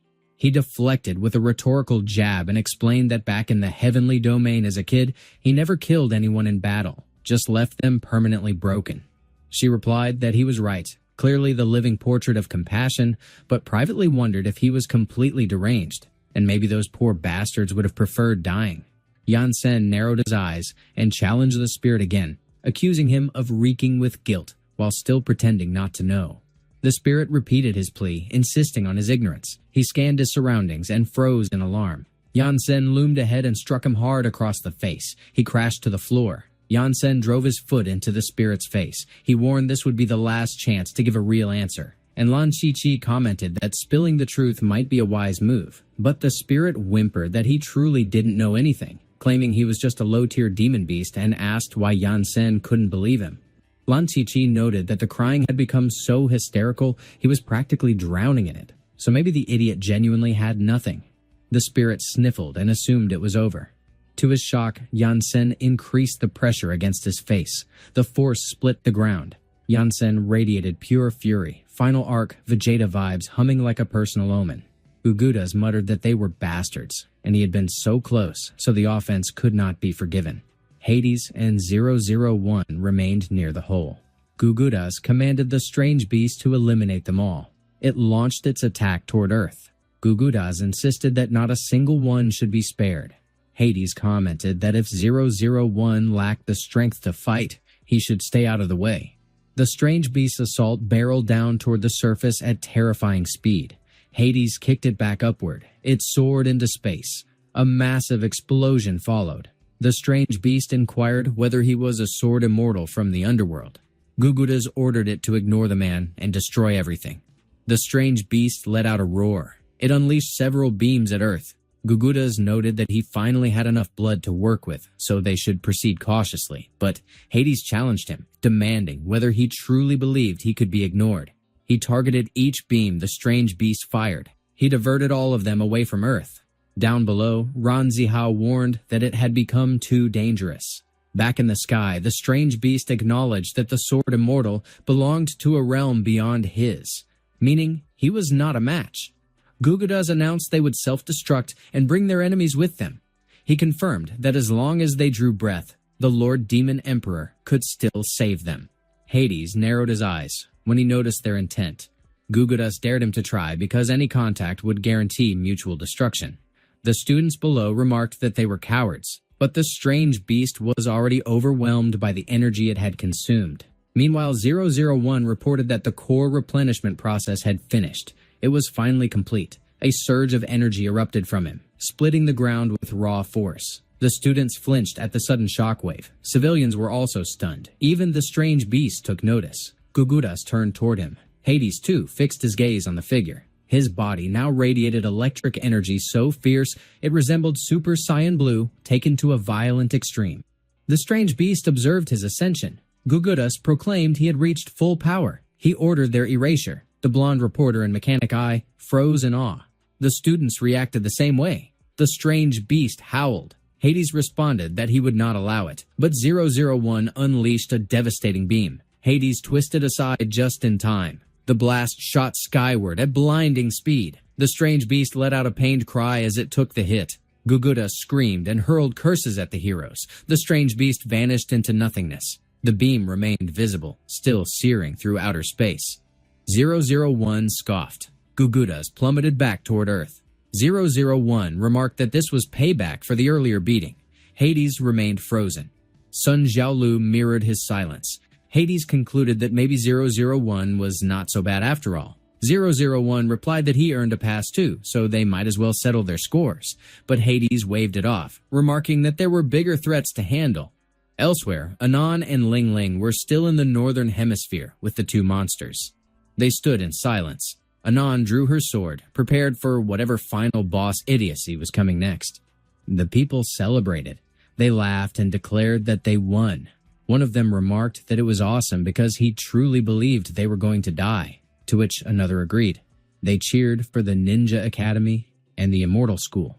Sun Xiaolu frowned at them in exasperation. On the other hand, the sky remained clear in the northern hemisphere.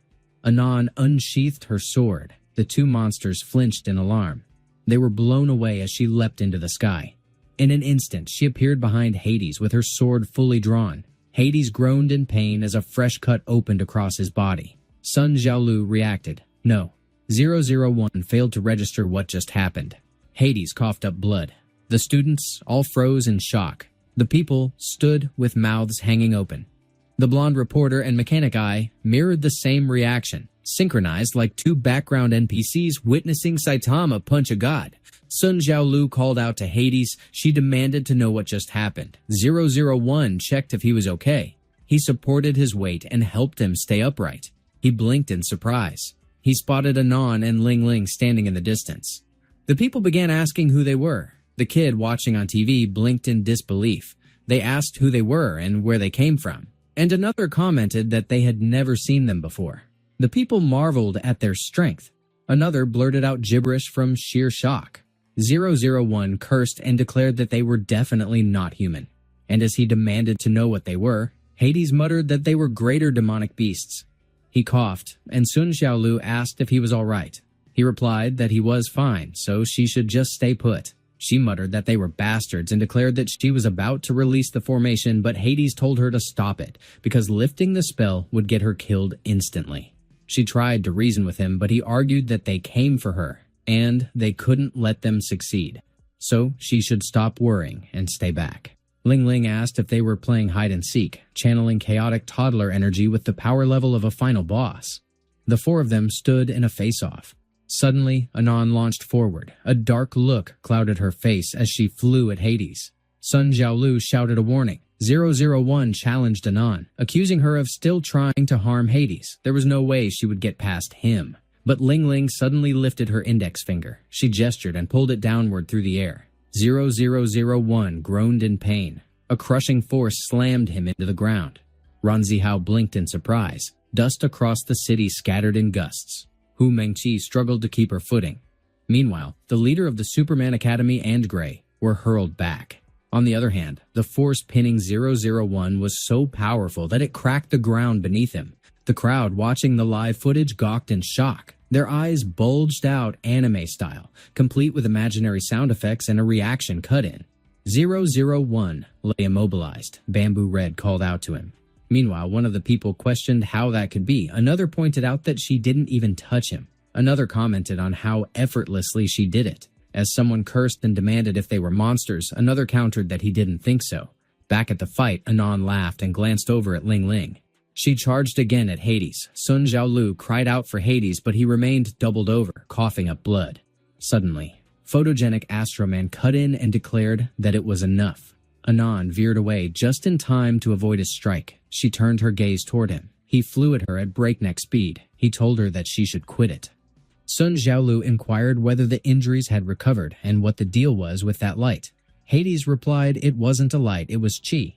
Photogenic Astroman hovered in the sky with practiced ease. The potent beam he launched earlier had been restoring Hades and 001. The crowd commented that it was the world's #1 god class, Photogenic Astroman, which meant the world had been saved, and amid their cheering, one of them suggested he should go ahead and vaporize the enemies. 001 remarked that the bastard had finally bothered to show up. Bamboo Black commented that he didn't remember that jerk having any healing powers. Meanwhile, one of the monsters checked whether Gugudos was alright, while the other mentioned they had brought the Lord Demon Emperor to rescue him. Back at the clash, Photogenic Astroman considered that, with Anon's expression, she seemed to be underestimating him. Meanwhile, Anon figured it was yet another exhibitionist. A gun barrel emerged from his index finger. He unleashed a powerful beam at her. The blast was strong enough to shoot into outer space. She grew intrigued once she noticed the bruise forming on her face. He remarked that he knew she was powerful and probably took down Gugos, but he worried she'd be in trouble if she lumped him in with someone like that. Standard overconfident main character routine, lodged somewhere between All Might post-smile and Aizen pre-glasses removal. Anon's bruise healed. She replied that it was fascinating and that he was an amusing one. She called out to Ling Ling and told her to wait a minute and keep an eye on the pair on the ground because she wanted to fight him one-on-one. Ling Ling responded with an all right, but warned her to keep her eyes open because something was off, and Anon confirmed she got the message. Meanwhile, Hades and 001 stood frozen. Back in the battle, Anon commented that he was a pervert and told him to bring it on. Photogenic Astroman chuckled and considered she shouldn't mock his energy extraction outfit, which looked like a rejected cyan armor prototype. He activated his skill, full-powered blast. 001 remarked that he had gone straight for the kill. Anon inhaled deeply and asked whether he had any other tricks in that world. She commented that it was boring. Photogenic Astroman moved swiftly to dodge his own attack being hurled back at him. He asked her what she made of his other technique. She had no response. She was flipped upside down. She quickly noticed he had shifted behind her. He explained that this was his full power, and he could maintain it for a full year if necessary. Meanwhile, 001 remarked that Hades was an idiot, and they were only dragging things down by sticking around. And Hades replied that he hadn't expected anyone in their world to be standing at the peak of the Golden Orb realm. Back in the fight, Photogenic Astroman showered Anon with attacks. The crowd cheered him on and commented that he should punish her and make them all regret crossing them. Meanwhile, 001 asked Hades what a Golden Orb realm even was, and Hades explained it was one of their world's power levels, and his friend over there was only sitting at the top of Hollow Orb with half a foot into Golden Orb. 001 replied that he understood, and Hades confirmed that. Meanwhile, Yansen remained trapped inside the sealed space. He was still fuming. The ground shuddered as he stomped on the spirit. Lan Qi Qi noted that he should probably stop because the spirit had been completely reduced to dust, and they couldn't even interrogate him anymore. So she asked what they were supposed to do next. He replied that they should leave. The sound of the fight carried with such intensity that it echoed through outer space. Photogenic Astroman landed a punch on Anon. Hades remarked that at the early stage of the Golden Orb realm, one could split mountains and seas with ease, and at its peak, one approached the level of a true immortal. However, since people in their world lacked spiritual energy and relied entirely on physical strength, it was remarkable that a mere mortal could reach the power of a peak hollow orb. It was unexpected, but 001 clarified that he was a robot. Hades considered that whoever he was, he needed to hold on, because every second counted. Back at the fight, Photogenic Astroman kicked Anon's body. The people cheered him on, but he questioned why it felt so strange. Anon commented that he could hit harder because she could handle it. He froze in astonishment. He immediately created a wide distance between them. He was already drenched in sweat from the strain. He remarked that it had to be a joke and insisted that it was absolutely impossible. The little girl's strength exceeded everything known in their world. Back then, when Gugos cheated against him, he had been injured while protecting the Earth's core and had no choice but to let him escape. But he reflected that after countless repairs and upgrades over the years, he could now kill him in seconds if he reappeared. Yet he had never expected to face anything that strong. That girl stood far beyond any monster king.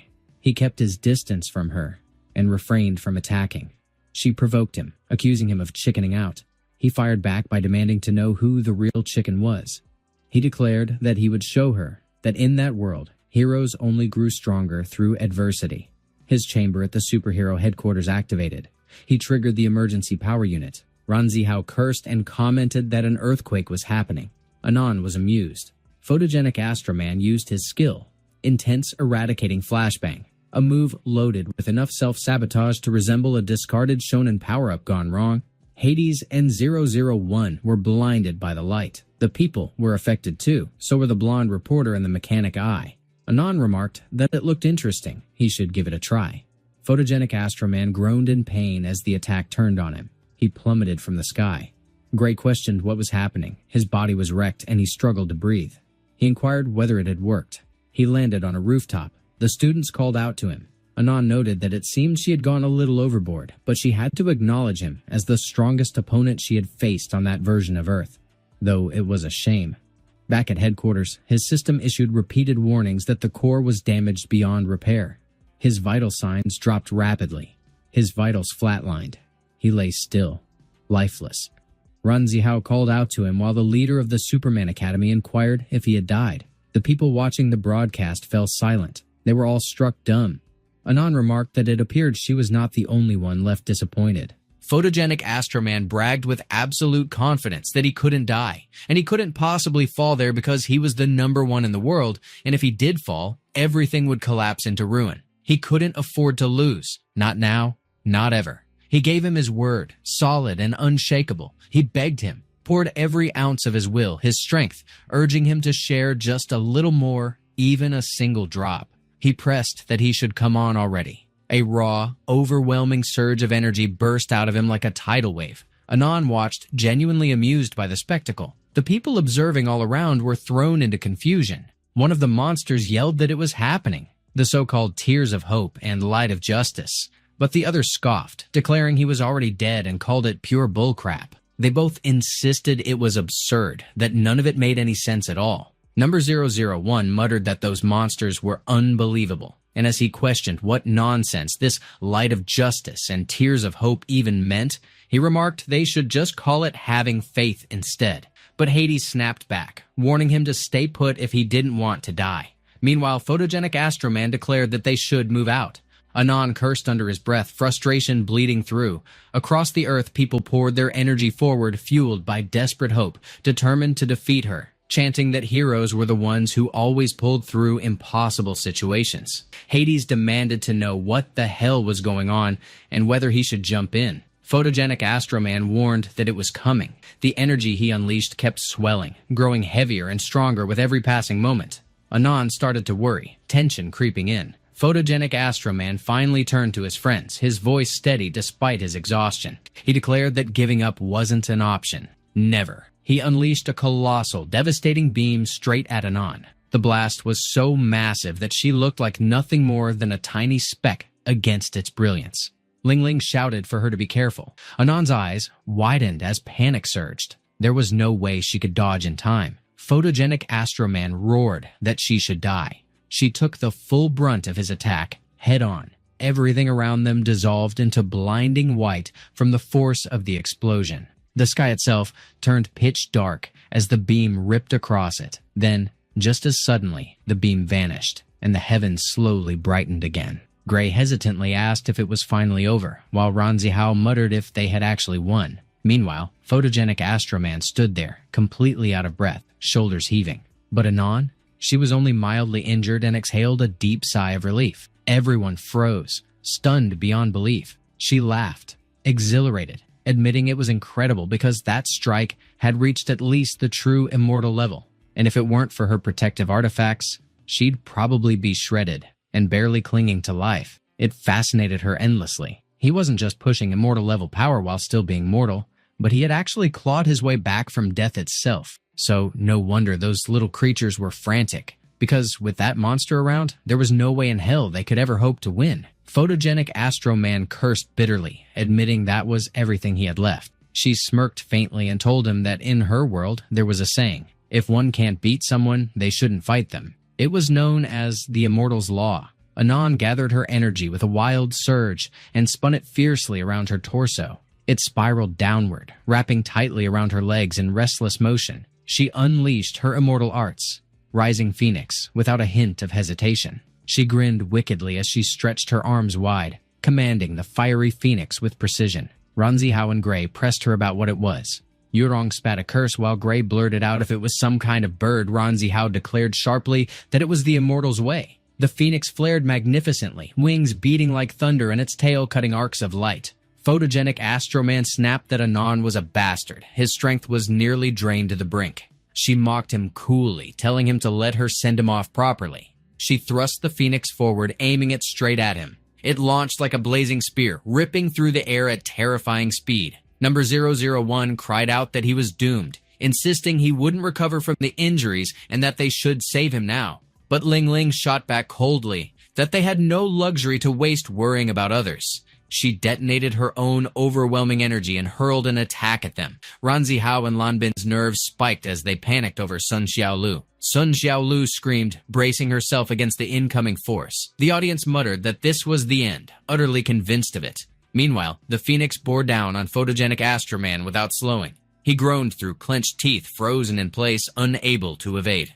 Out of nowhere, a colossal sword plummeted from the heavens. It slammed into the heart of the city with earth-shattering force. It landed right in front of number 001 and Hades, shielding them from Ling Ling's deadly strike. Number 001 shouted, demanding to know what that monstrous sword was.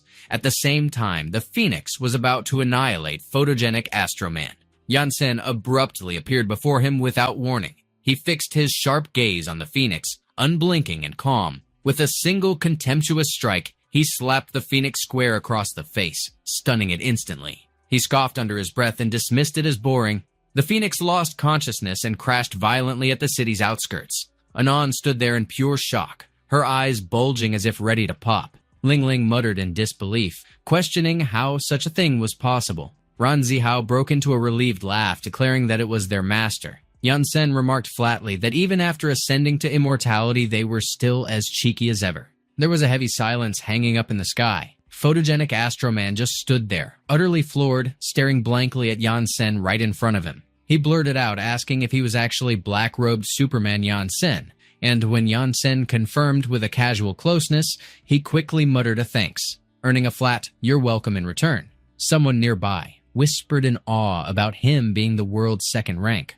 while another murmured that he had come to rescue them. But Yansen brushed past it and turned sharply, telling Lan Qi Qi to unhand him already, prompting her to stiffly admit he was right before apologizing under her breath. Without another word, she leaped straight off the nearest building. Anon and Ling Ling remained frozen where they stood, still shocked beyond words. Yansen's gaze shifted toward them. Anon pressed out a shaky question, wondering if he was actually an immortal, and saying he definitely wasn't at the Foundation establishment, and Ling Ling immediately agreed, insisting she was dead certain he stood at the peak of the Foundation establishment realm. Anon spat that he was a bastard and claimed she already knew it, while Ling Ling snapped out a curse. Anon went on, declaring that from the oppressive power and aura Yansen had just unleashed, he had to be at least a peak nascent soul cultivator. Yet there was something deeply chaotic about him that didn't line up with anyone they'd seen before. It felt more like he had used some dangerous, profound, nascent soul secret art, and Ling Ling pointed out sharply that if he was really at the peak, they never had a chance against him anyway, so she shouldn't act like it was no big deal. Then her brows furrowed when she noticed Anon discreetly tracing a gesture across her back.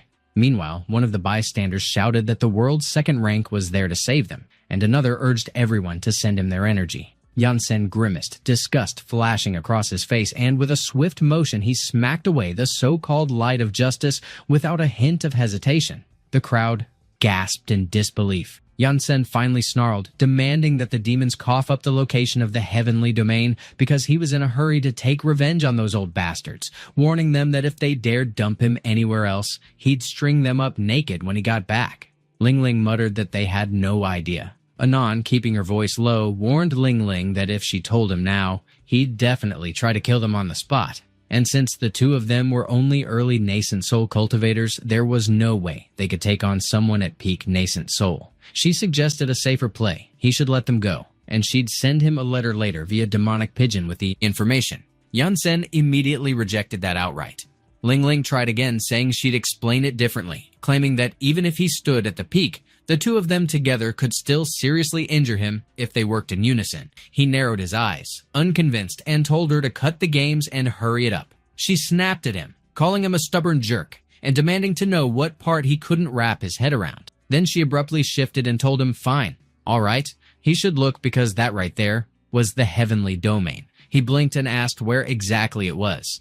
Without missing a beat, she barked that they should split up. He coldly questioned if they were actually trying to run. Yansen blurred into motion. He shot straight toward the city center. Then his voice rumbled as he invoked his technique, Immortal Arts. Golden Jail. An enormous array unfolded across the sky above him, shimmering with power. He forced a surge of energy into it, and multiple dense layers of the array manifested far beyond the Earth's atmosphere. Anon and Ling Ling found themselves instantly trapped inside the blazing golden prison. Their faces dropped as they realized there was no way out.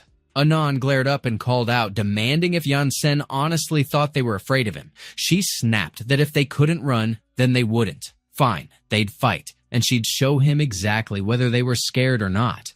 Yansen's tone turned sharp and cold as he mocked her for not shedding tears until she saw the coffin, warning that since she refused to reveal where the heavenly domain was, he'd just have to drag it out the hard way. He raised his hand and with brutal focus he unleashed his soul search. Ling Ling casually brought up the soul search while Anon threw out a sharp claim that he was a son of a witch. He came off as a wicked bastard, no hesitation there. On the other side, Hades announced with blunt finality that it was time for him to leave, since he had already burned through nearly 800 years of his lifespan, which left Sun Xiaolu stunned. He reassured her that she was safe for now, but reminded her she couldn't afford to drop her guard, warning that as an immortal, vigilance was her constant companion. He added that she should remember to ask Yansen to replenish his vitality later. She agreed without hesitation. He then told her to watch carefully because this was a real clash between immortals, the kind of rare battle that could shape her growth if she learned from it. Scenes like this were almost impossible to witness even in the heavenly domain.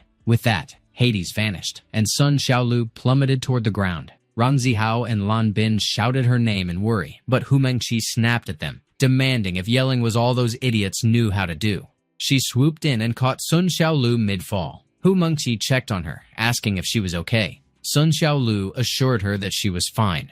Back in the fight, Yansen released a torrent of dark auras entwined with vibrant, colorful strands at his fingertips. He declared that it was time to begin. Ling Ling immediately tensed, her instincts flaring. Meanwhile, Anon barked out a challenge, daring him to come closer. Yansen didn't hesitate and charged straight at them. Ling Ling called out to Anon, pointing out that Yansen was already right there, and this wasn't the time for jokes.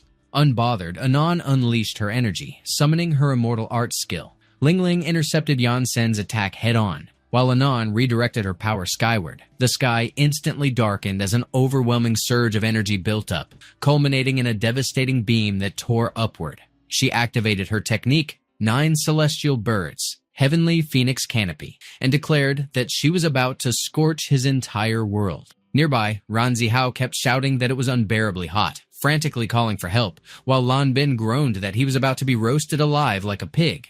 In the distance, the once blooming flowers shriveled, and the serene blue sky turned pitch black. The ground split apart under the crushing heat, flames licking at the cracks. At that same moment, photogenic Astroman's system blared a warning that critical temperature levels had been reached. He groaned in agony as smoke curled off his skin, his body already baking under the pressure. He cursed at the unbearable heat, demanding to know what kind of monster he was even up against. Overhead, the blinding light intensified, pumping out even more scorching heat. Photogenic Astroman groaned sharply in pain while trying to desperately shield himself from the suffocating heat with his arm. Yansen grew puzzled when he caught sight of his struggle. He spotted the tree below already withered, and the ground smoking under the relentless waves of heat. He swiftly grabbed Ling Ling's leg, the one she had just used to block him. She cursed instantly, caught completely off guard. She barked out a harsh refusal and then screamed in frustration. He hurled her straight toward a nearby building without hesitation. She smashed through it and burst out from the other side in a violent crash. He rushed over to where she landed and snatched her leg again. She was so dizzy now that incoherent noises spilled from her lips. She demanded that he put her down, but he retorted that a naughty child deserved proper punishment. She lashed out, calling him an immortal cultivator bastard, pig, smelly idiot, and rascal, and he warned that every swear word meant an extra spank. Out of nowhere, Anon declared she would barbecue his entire world. He instantly caught the surge of powerful rays she was unleashing. Without pause, he triggered his immortal art skill. He clenched his fist and thrust it into the air with force. Following his command, the tides of the earth roared and rose, forming colossal waves taller than the surrounding buildings. Lan Bin couldn't hold back a vicious curse at the sight. The towering waves gathered under perfect control. They shaped themselves into immense, tower-like torrents. Water dragons took form, all looming far outside the Earth's boundary. Back on the planet, the seas themselves drained away. The blonde reporter gawked, declaring that even the great oceans were gone. Yansen then unleashed his sea dragons gathering.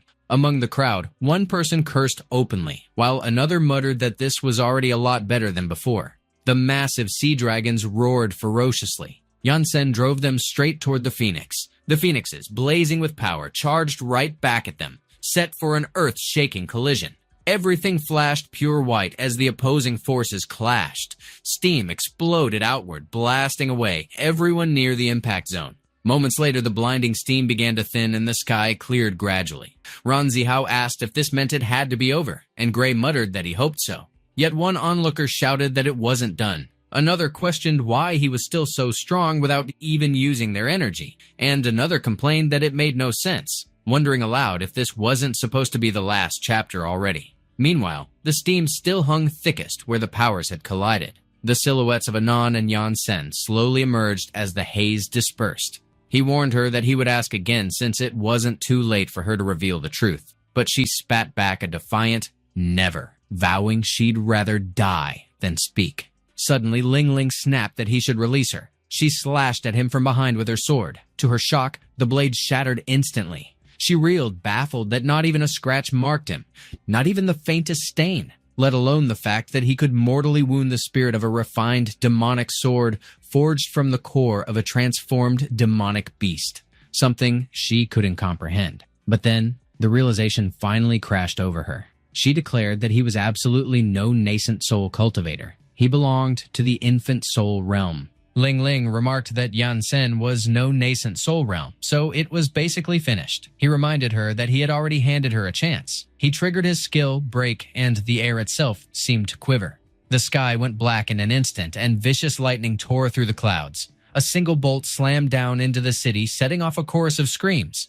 At the same time, Lan Qi Qi lay sprawled on a rooftop, muttering that the sensation felt way too familiar. Anon and Ling Ling shrieked as they hit the ground hard. Ling Ling declared that he was a grand immortal, fusing his divine soul with his Jindan in that moment. The surge of energy exploded outward, swallowing the city in its storm. She muttered that a grand immortal like that was a once-in-8-lifetime sight, not even in the heavenly domain or the greater worlds, and wondered aloud how they had the rotten luck to run into one in such a tiny realm. She demanded to know how fate could treat them that miserably. Tears streaked her cheeks as she tried to hurl curses at him. Meanwhile, Lan Qi Qi snapped at everyone to listen, warning that if they didn't want to end up hospitalized, they'd better not look up or stand. Otherwise, they'd be heading straight for the ICU. Lan Qi retorted that they weren't idiots, and she didn't need to spell it out, but Gray muttered that he'd still see if he could get up. Down on the street, a spectator yelled to ask how far they were from Yansen, and another hollered it was half a planet away, prompting someone else to swear about how terrifying that was, while another wailed for his mommy. Back in the battle, Anon struggled to push herself upright. Ling Ling urged that it was too dangerous and she should stay put, but Anon gritted that she wouldn't bow down. Yansen coldly pressed if she intended to resist. Ling Ling urged her once more to stop. Yansen snapped his fingers and the pressure around Anon multiplied until her tears burned red. She slammed into the ground, crushed beneath the force. The weight of it was monstrous. The planet itself shuddered beneath the strain. It drifted through outer space, and it had already veered far from its orbit. Mechanic Eye cursed that the Earth had slipped off its path, and the blonde reporter burst out swearing too. He muttered that, scientifically, if the Earth left its orbit, sea levels would rise, the planet would freeze into a massive ice sphere, and the other planets would get knocked off balance from gravity. Because of the gravitational mess, the rest of the solar system might start slipping out of orbit and crashing into one another. Lan Qi addressed Yansen as an old man, then quickly corrected himself, calling him master instead, and complaining that he was being way too overkill. Yansen hovered silent in the sky, unmoved. A bystander whispered if he was some kind of god, and another muttered how horrifying he was. Sun Xiaolu remarked that the book hadn't exaggerated. This was exactly what it meant about a grand immortal capable of wiping out countless worlds, and Hu Mengqi asked whether they wouldn't reach that level themselves someday. The world went still for a breath. Yansen then descended toward the ground to confront Anon directly. She spat that she would never bow to him. Ling Ling turned to Anon, her tone clipped but weary, saying that it was enough, and she had already given everything she could. But he replied that it wasn't over yet. Yansen descended before her in a slow, deliberate motion. She declared that she would never kneel to an immortal again, no matter the consequence. She drew power into her palm, energy crackling in quiet defiance. Mengqi remarked that knowing their master's temperament, if she revealed the location of the heavenly domain, he would likely stop, so she demanded why they were being so stubborn. And Sun Xiaolu commented that the book mentioned demons might fight like legends, but heed no one's words, and the stronger they were, the less control anyone had over them, as force alone did nothing.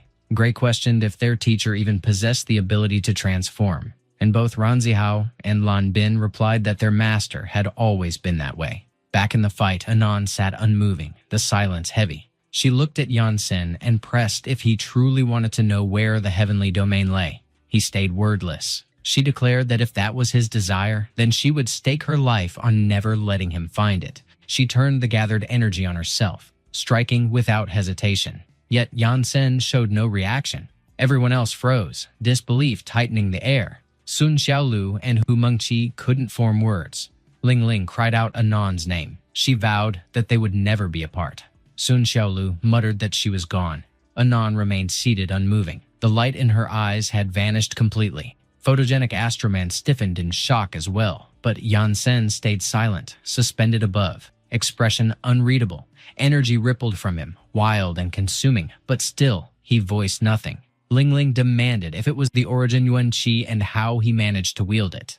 Yansen lifted his hand. Time folded backward, and everything unraveled into its untouched state. The planet's orbit reset, flawless once again.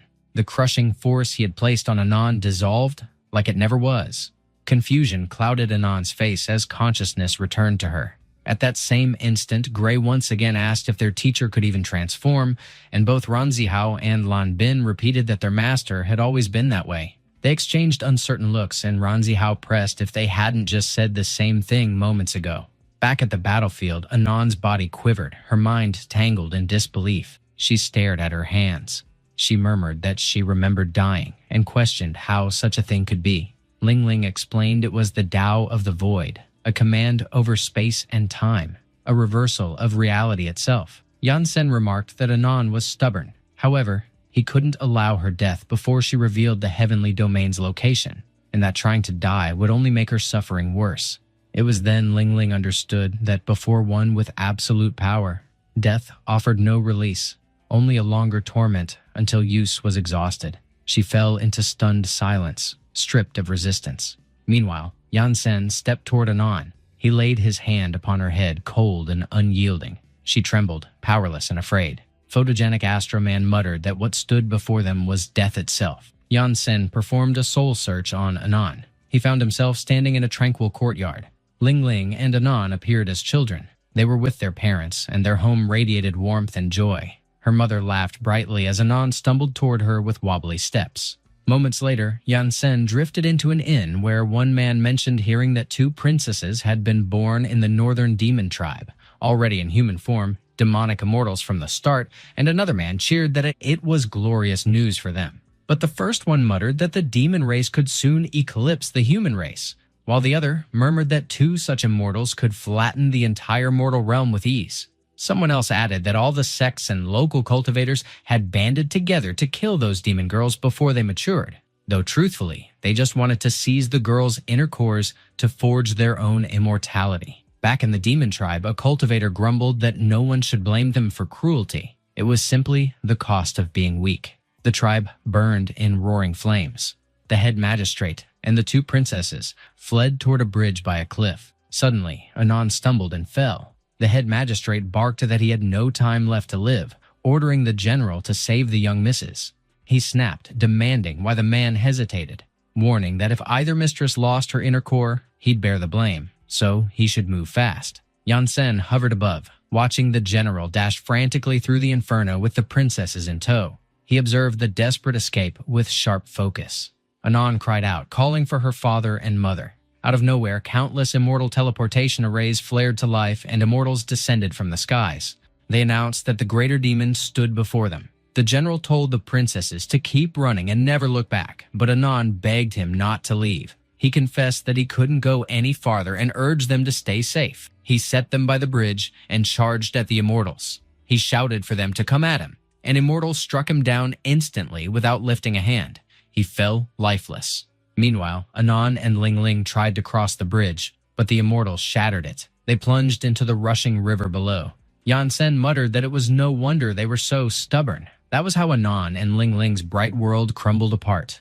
They were hurled onto another planet, where Ling Ling trembled and said it was frightening. She asked Anon where they were, but Anon admitted she didn't know, and Ling Ling whimpered that she wanted to go home. The two screamed and ran as a beast tore after them. Later they wandered through a vast desert alone. Ling Ling crafted 102 dolls while Anon forged weapons beside her. Again the beast found them and gave chase. Years slipped by, and when the two grew stronger, they finally struck down the monster that had stalked them for so long. Together, they departed that forsaken world. Back in the present, Yansen ended the soul search. He swore bitterly in frustration. Ling Ling demanded how that could even be real. The other students stood frozen. The audience stayed silent in disbelief. Photogenic Astroman mirrored their stunned reaction. Ling Ling questioned if it had been a soul search, with no damage to the soul at all. Yansen retorted that if she didn't understand, she should admit it, and demanded why she would endure such torment. He ordered them to leave, declaring that he never wanted to see them again. Anon froze, startled. He warned them to vanish before he regretted sparing them. Yansen turned his back against Anon with an easy air, as though the whole mess bored him beyond words. Ling Ling tossed a sharp look his way and pressed if he was honestly planning to let them walk free. Just like that. He fired back with a lazy tone, asking why, and whether she actually wanted to stay forever instead. She froze, her pulse thudding because his question landed like a stone. He remarked that they shouldn't forget to make up for all the wreckage they had caused. One of the monsters piped up, claiming he'd cover the cost and that they could take everything, while another muttered about another truck waiting behind.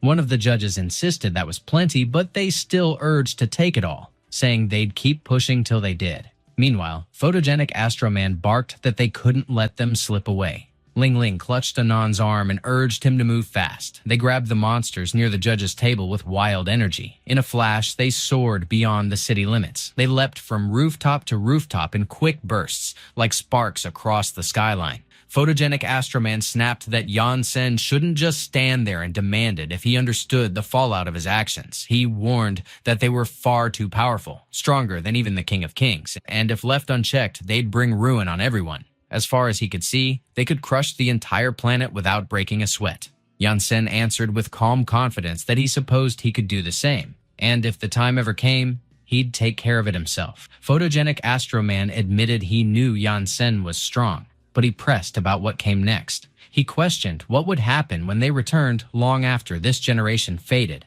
pointing out that they looked younger than their own students and would surely surpass the next line. But Yansen replied that he trusted his disciples and planned to outlive them all anyway. Photogenic Astroman demanded to know how that was even possible. Yansen replied simply that it was because he was an immortal emperor. Photogenic Astroman stood speechless, completely thrown. Ling Ling and Anon, on the other hand, went wide-eyed when the words hit. The students nearby gaped in the same stunned silence. Ling Ling and Anon were so rattled they both smashed straight into a rooftop. Anon groaned, calling for Ling Ling and urging her to help because she felt her legs give out beneath her. To her shock, Ling Ling lay knocked out cold right beside her. Meanwhile, Yansen gazed up at the endless sky with a faint ache of homesickness clinging to him. And so, the monster hunting competition came to its close. And thanks to Yansen's final act, tilting the planet's course, twisting time's stream, and reshaping fate itself, the Alliance swore to skip the event for at least the next decade. Even though the various academies carried their monsters back home, no victor could be named because of the demon's interference. A month later, the world had shifted beyond recognition. Photogenic Astroman's statue had been swapped out for Yansen's. Since that day, his hero ranking climbed from second to first, and soon the markets overflowed with his figures and toys, pulling the immortal class out of poverty. But the story didn't stop there. Ran Zihao nudged Sun Xiaolu, wondering if she'd spotted their master, and she replied no, not in the last few days, which left him curious about his whereabouts. At that same time, Yansen lingered in the staff dormitory. He stayed in his own room, quiet and thoughtful. He muttered that he'd found what he'd misplaced, calling himself forgetful and wondering aloud if age was creeping up on him. Meanwhile, Ling Ling asked Anon if he truly was an immortal emperor, and Anon remarked that after the beating they'd taken earlier, it sure seemed real. He was clearly masking his power like any old-school cultivator would. The day marked the moment they would finally achieve their goal, to become his disciples. Anon remarked that they should hurry up and get moving. Ling Ling pressed her, wondering if she was certain he would agree to be their master and not just kill them before they even had the chance to ask. Anon scoffed and claimed he wasn't just any regular immortal, but a living legend, stronger than the Supreme Lords. Ling Ling questioned if hiding there was pointless if he was really that powerful, and Anon explained that since they were no match for him, he wouldn't bother using his divine sense to notice and destroy them. Ling Ling conceded and asked what they should do now, and Anon proposed that they just go straight up and kneel before him as their teacher. Ling Ling murmured that he was an emperor and admitted she was terrified. Anon teased her, asking what she was scared of, saying he doesn't eat demons anyway. By then, Yansen had already caught their presence. They were crouching quietly on a rooftop nearby. Anon nudged her and asked if she wanted to count to 3, and Ling Ling agreed. They counted to 3 and declared it was time to go. In a blink, both appeared inside Yansen's room. Anon opened her mouth to make their request, but before she could finish, they were hurled straight out the window. They landed right in a garbage truck. The truck rolled off down the street. Ling Ling groaned that at least they were still alive, while Anon complained that she didn't even get to see him before being tossed out. Meanwhile, Yansen found the whole thing bizarre. A bit later, he was walking down the street with the two of them tailing him. Spotting them, he rose into the air and darted away. The distance between them grew in an instant. They bolted after him with wide strides, doing their best to stay discreet. When Yansen glanced back at the corner, they ducked out of sight. Ling Ling whispered if they'd been spotted, and Anon replied no, since there was no stir in his divine sense. Then her brow furrowed when they peeked again. They wondered where he'd gone. They crept forward to chase after him, clueless that they were stepping into a trap. Their legs snapped upward, tangled tight. They yelled that it was the demon catching rope. They cried out that it hurt and begged for help, but Yansen warned flatly that this was the final warning. They needed to stop following him.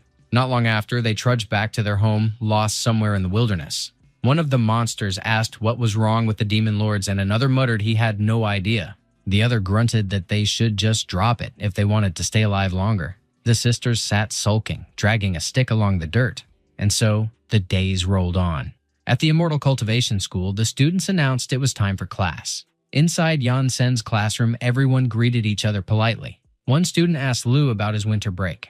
Lu replied it was good and mentioned that ever since the end of the competition, he felt close to drawing qi into his body that year. But another student laughed that with his talent, it would take 20 more years to pull that off. Meanwhile, another student poked Ran Zihao about what he was doing, and he admitted he still hadn't finished his homework. The bell chimed. Yansen faced the class and stated that the holidays were over, and he hoped they'd focus this semester so they could all reach immortality soon. He pointed out that the bamboo scrolls before them were their new textbooks, detailing every kind of herb in the heavenly realm and their effects. 480 billion herbs altogether. Naturally, he wasn't going to make them copy them right now. In 10 years, though, they'd have to memorize 40 billion herbs by heart. A student looked up and questioned what he was doing. Yansen announced the start of the second lesson of his Immortal Cultivation class. It was alchemy. Yansen remarked that collecting herbs was just the first step, but once they grew stronger, remembering everything would come easy, and alchemy being a long grind meant there was no need to rush. In the world of immortal cultivation, even the most gifted spent nearly a century buried in study to reach only the first grade of alchemy, and barely any of them pulled it off. A supreme alchemist, whether in the heavenly realm or anywhere across the immortal heavenly continents, stood as a force to be reckoned with. And even a first-rate alchemist matched the might of a vast nation. Everyone stared in awe. Yansen mentioned that some couldn't fight at all, but could make others stronger and eager to fight, though naturally their personal power didn't measure up. Ran Zihao pressed if that was real, while another student blurted that it sounded unreal, like they'd just scored game cheats. Yansen explained that he would train each one of them individually during that period and checked if they got it. It was a custom path crafted for them, and in time he would guide them to recognize, grow, and nurture herbs and grasp the effects of merging different species. Everyone confirmed with a firm yes. And so, under Yansen's steady guidance, the students stepped into a new chapter of immortality. That same year, while the students buried themselves in their studies, 2 pitiful demons were still scrambling for a shot at having a teacher. Anon muttered that she wanted to go to school, and Ling Ling chimed in that she wanted that too. Everyone had figured that Yansen's thunderous strike before the competition would hush the world. Yet, in a realm packed with magic, immortals, ninjas, and supermen, the battle of schemes between all sides had just started. Elsewhere, the full moon blazed over a clear sky, but inside a mansion, lightning cracked and rain poured hard. Within, cloaked figures gathered in the dark. They chanted while clutching crucifixes. Then, they called forth a coffin. Their leader declared that their king should awaken. A clawed hand burst out from the coffin. It was Vampire Drake. He demanded to know who had summoned him, and one of the men confessed that it was him, driven by long-held admiration. Drake asked if he was human, and the man admitted he was. Drake declared that from this moment, he would become one of them.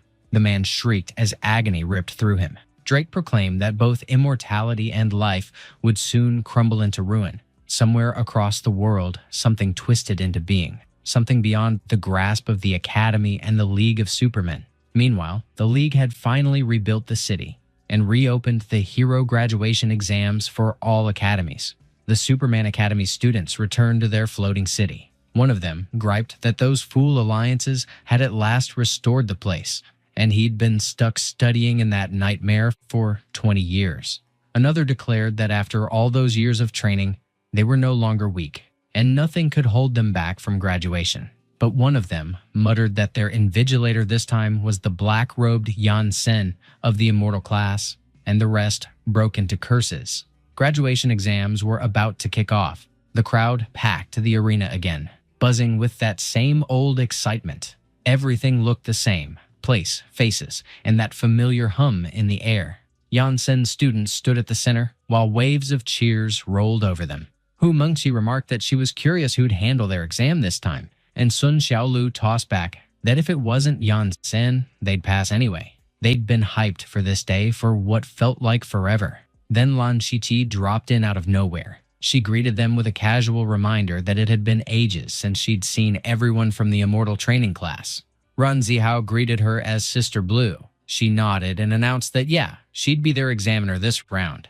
By union tradition, every academy's graduation exam got held in different parts of the city. The Ninja Academy had photogenic Astro Man from Superman Academy as its examiner. The Magic Academy got the Rainbow Warriors from the Ninja Academy. And the Superman Academy pulled the short straw. Its examiner was none other than the Black Robe hero and #1 hero himself, Yansen of Immortal Academy. No one could figure out what kind of twisted logic the Union used, throwing the world's top 10 heroes into examiner roles when the academies were supposed to be rivals. Everyone agreed that setup was downright insane. Meanwhile, one of Yansen's students nudged him, wondering why he wasn't over at Superman Academy proctoring and what brought him back.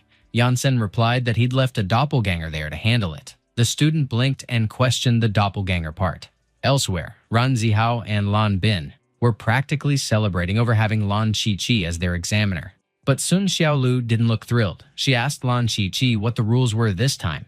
Lan Qi Qi explained that after their monster-catching contest win, they were already recognized as the world's top academy. So the deal was simple. If they could touch her face within 10 minutes, they'd all graduate. Sun Xiaolu asked if that meant they could start. Lan Qi Qi gave an easy sure and waved for them to go. Without a second's pause, Sun Xiaolu lunged forward, blade slicing through the air with everything she had.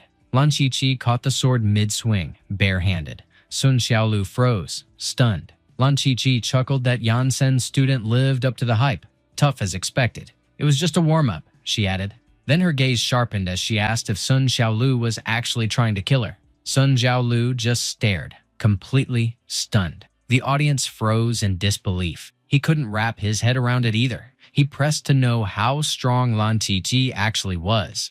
She replied that she had no clue, just that it wasn't the peak of Qi refinement. They warned that he should keep his guard up. She casually mentioned that she forgot to say she could fight back. Then she unleashed her magic beam. They went pale the instant they caught sight of it. She dove forward without hesitation to pull him out of harm's way. The beam streaked past them and nearly struck the crowd. But she lifted her arms in time. She twisted the beam off its course. She declared that she'd give them something brutal. He muttered that it looked oddly familiar.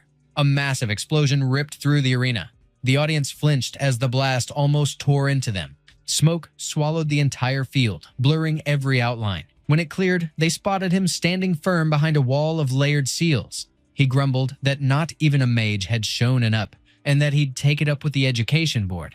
Someone from the stands shouted if they were still breathing. They gawked when a gigantic sword came into view. The swords anchored themselves at every corner of the arena. He had summoned them. She caught sight of him at once. She figured he was still too protective. Meanwhile, she plunged her blade deep into the ground. She poured essence into Qi and activated her array. One classmate urged everyone to lend her more spirit. Another complained that he was already drained. A third said it was fine, just a bit longer. She announced that this was exactly what she'd been waiting for, so she better bring it on. She snapped that losing wouldn't come that easy. Then she charged ahead. Her opponent mirrored her move. She caught her chin squarely with a hard kick. He blinked in astonishment. She clenched her jaw through the sharp ache. She wondered how she'd barely crossed paths with the top 10, and yet they moved like that. Before she could steady herself, her rival shifted instantly. She twisted through the air, legs whipping with ferocity. She barked that all those days sparring with her weren't for nothing. Now, she'd feel it firsthand. But her target slipped away clean. Only a few strands of hair caught the blow. She quipped that it was a close one. That's when she stiffened in alarm. At that moment, students across every college were fighting toward graduation. Elsewhere, across the world, hooded figures arrived at a grand estate. One asked if this was the right place, and another confirmed. It was the S-Class banishment prison.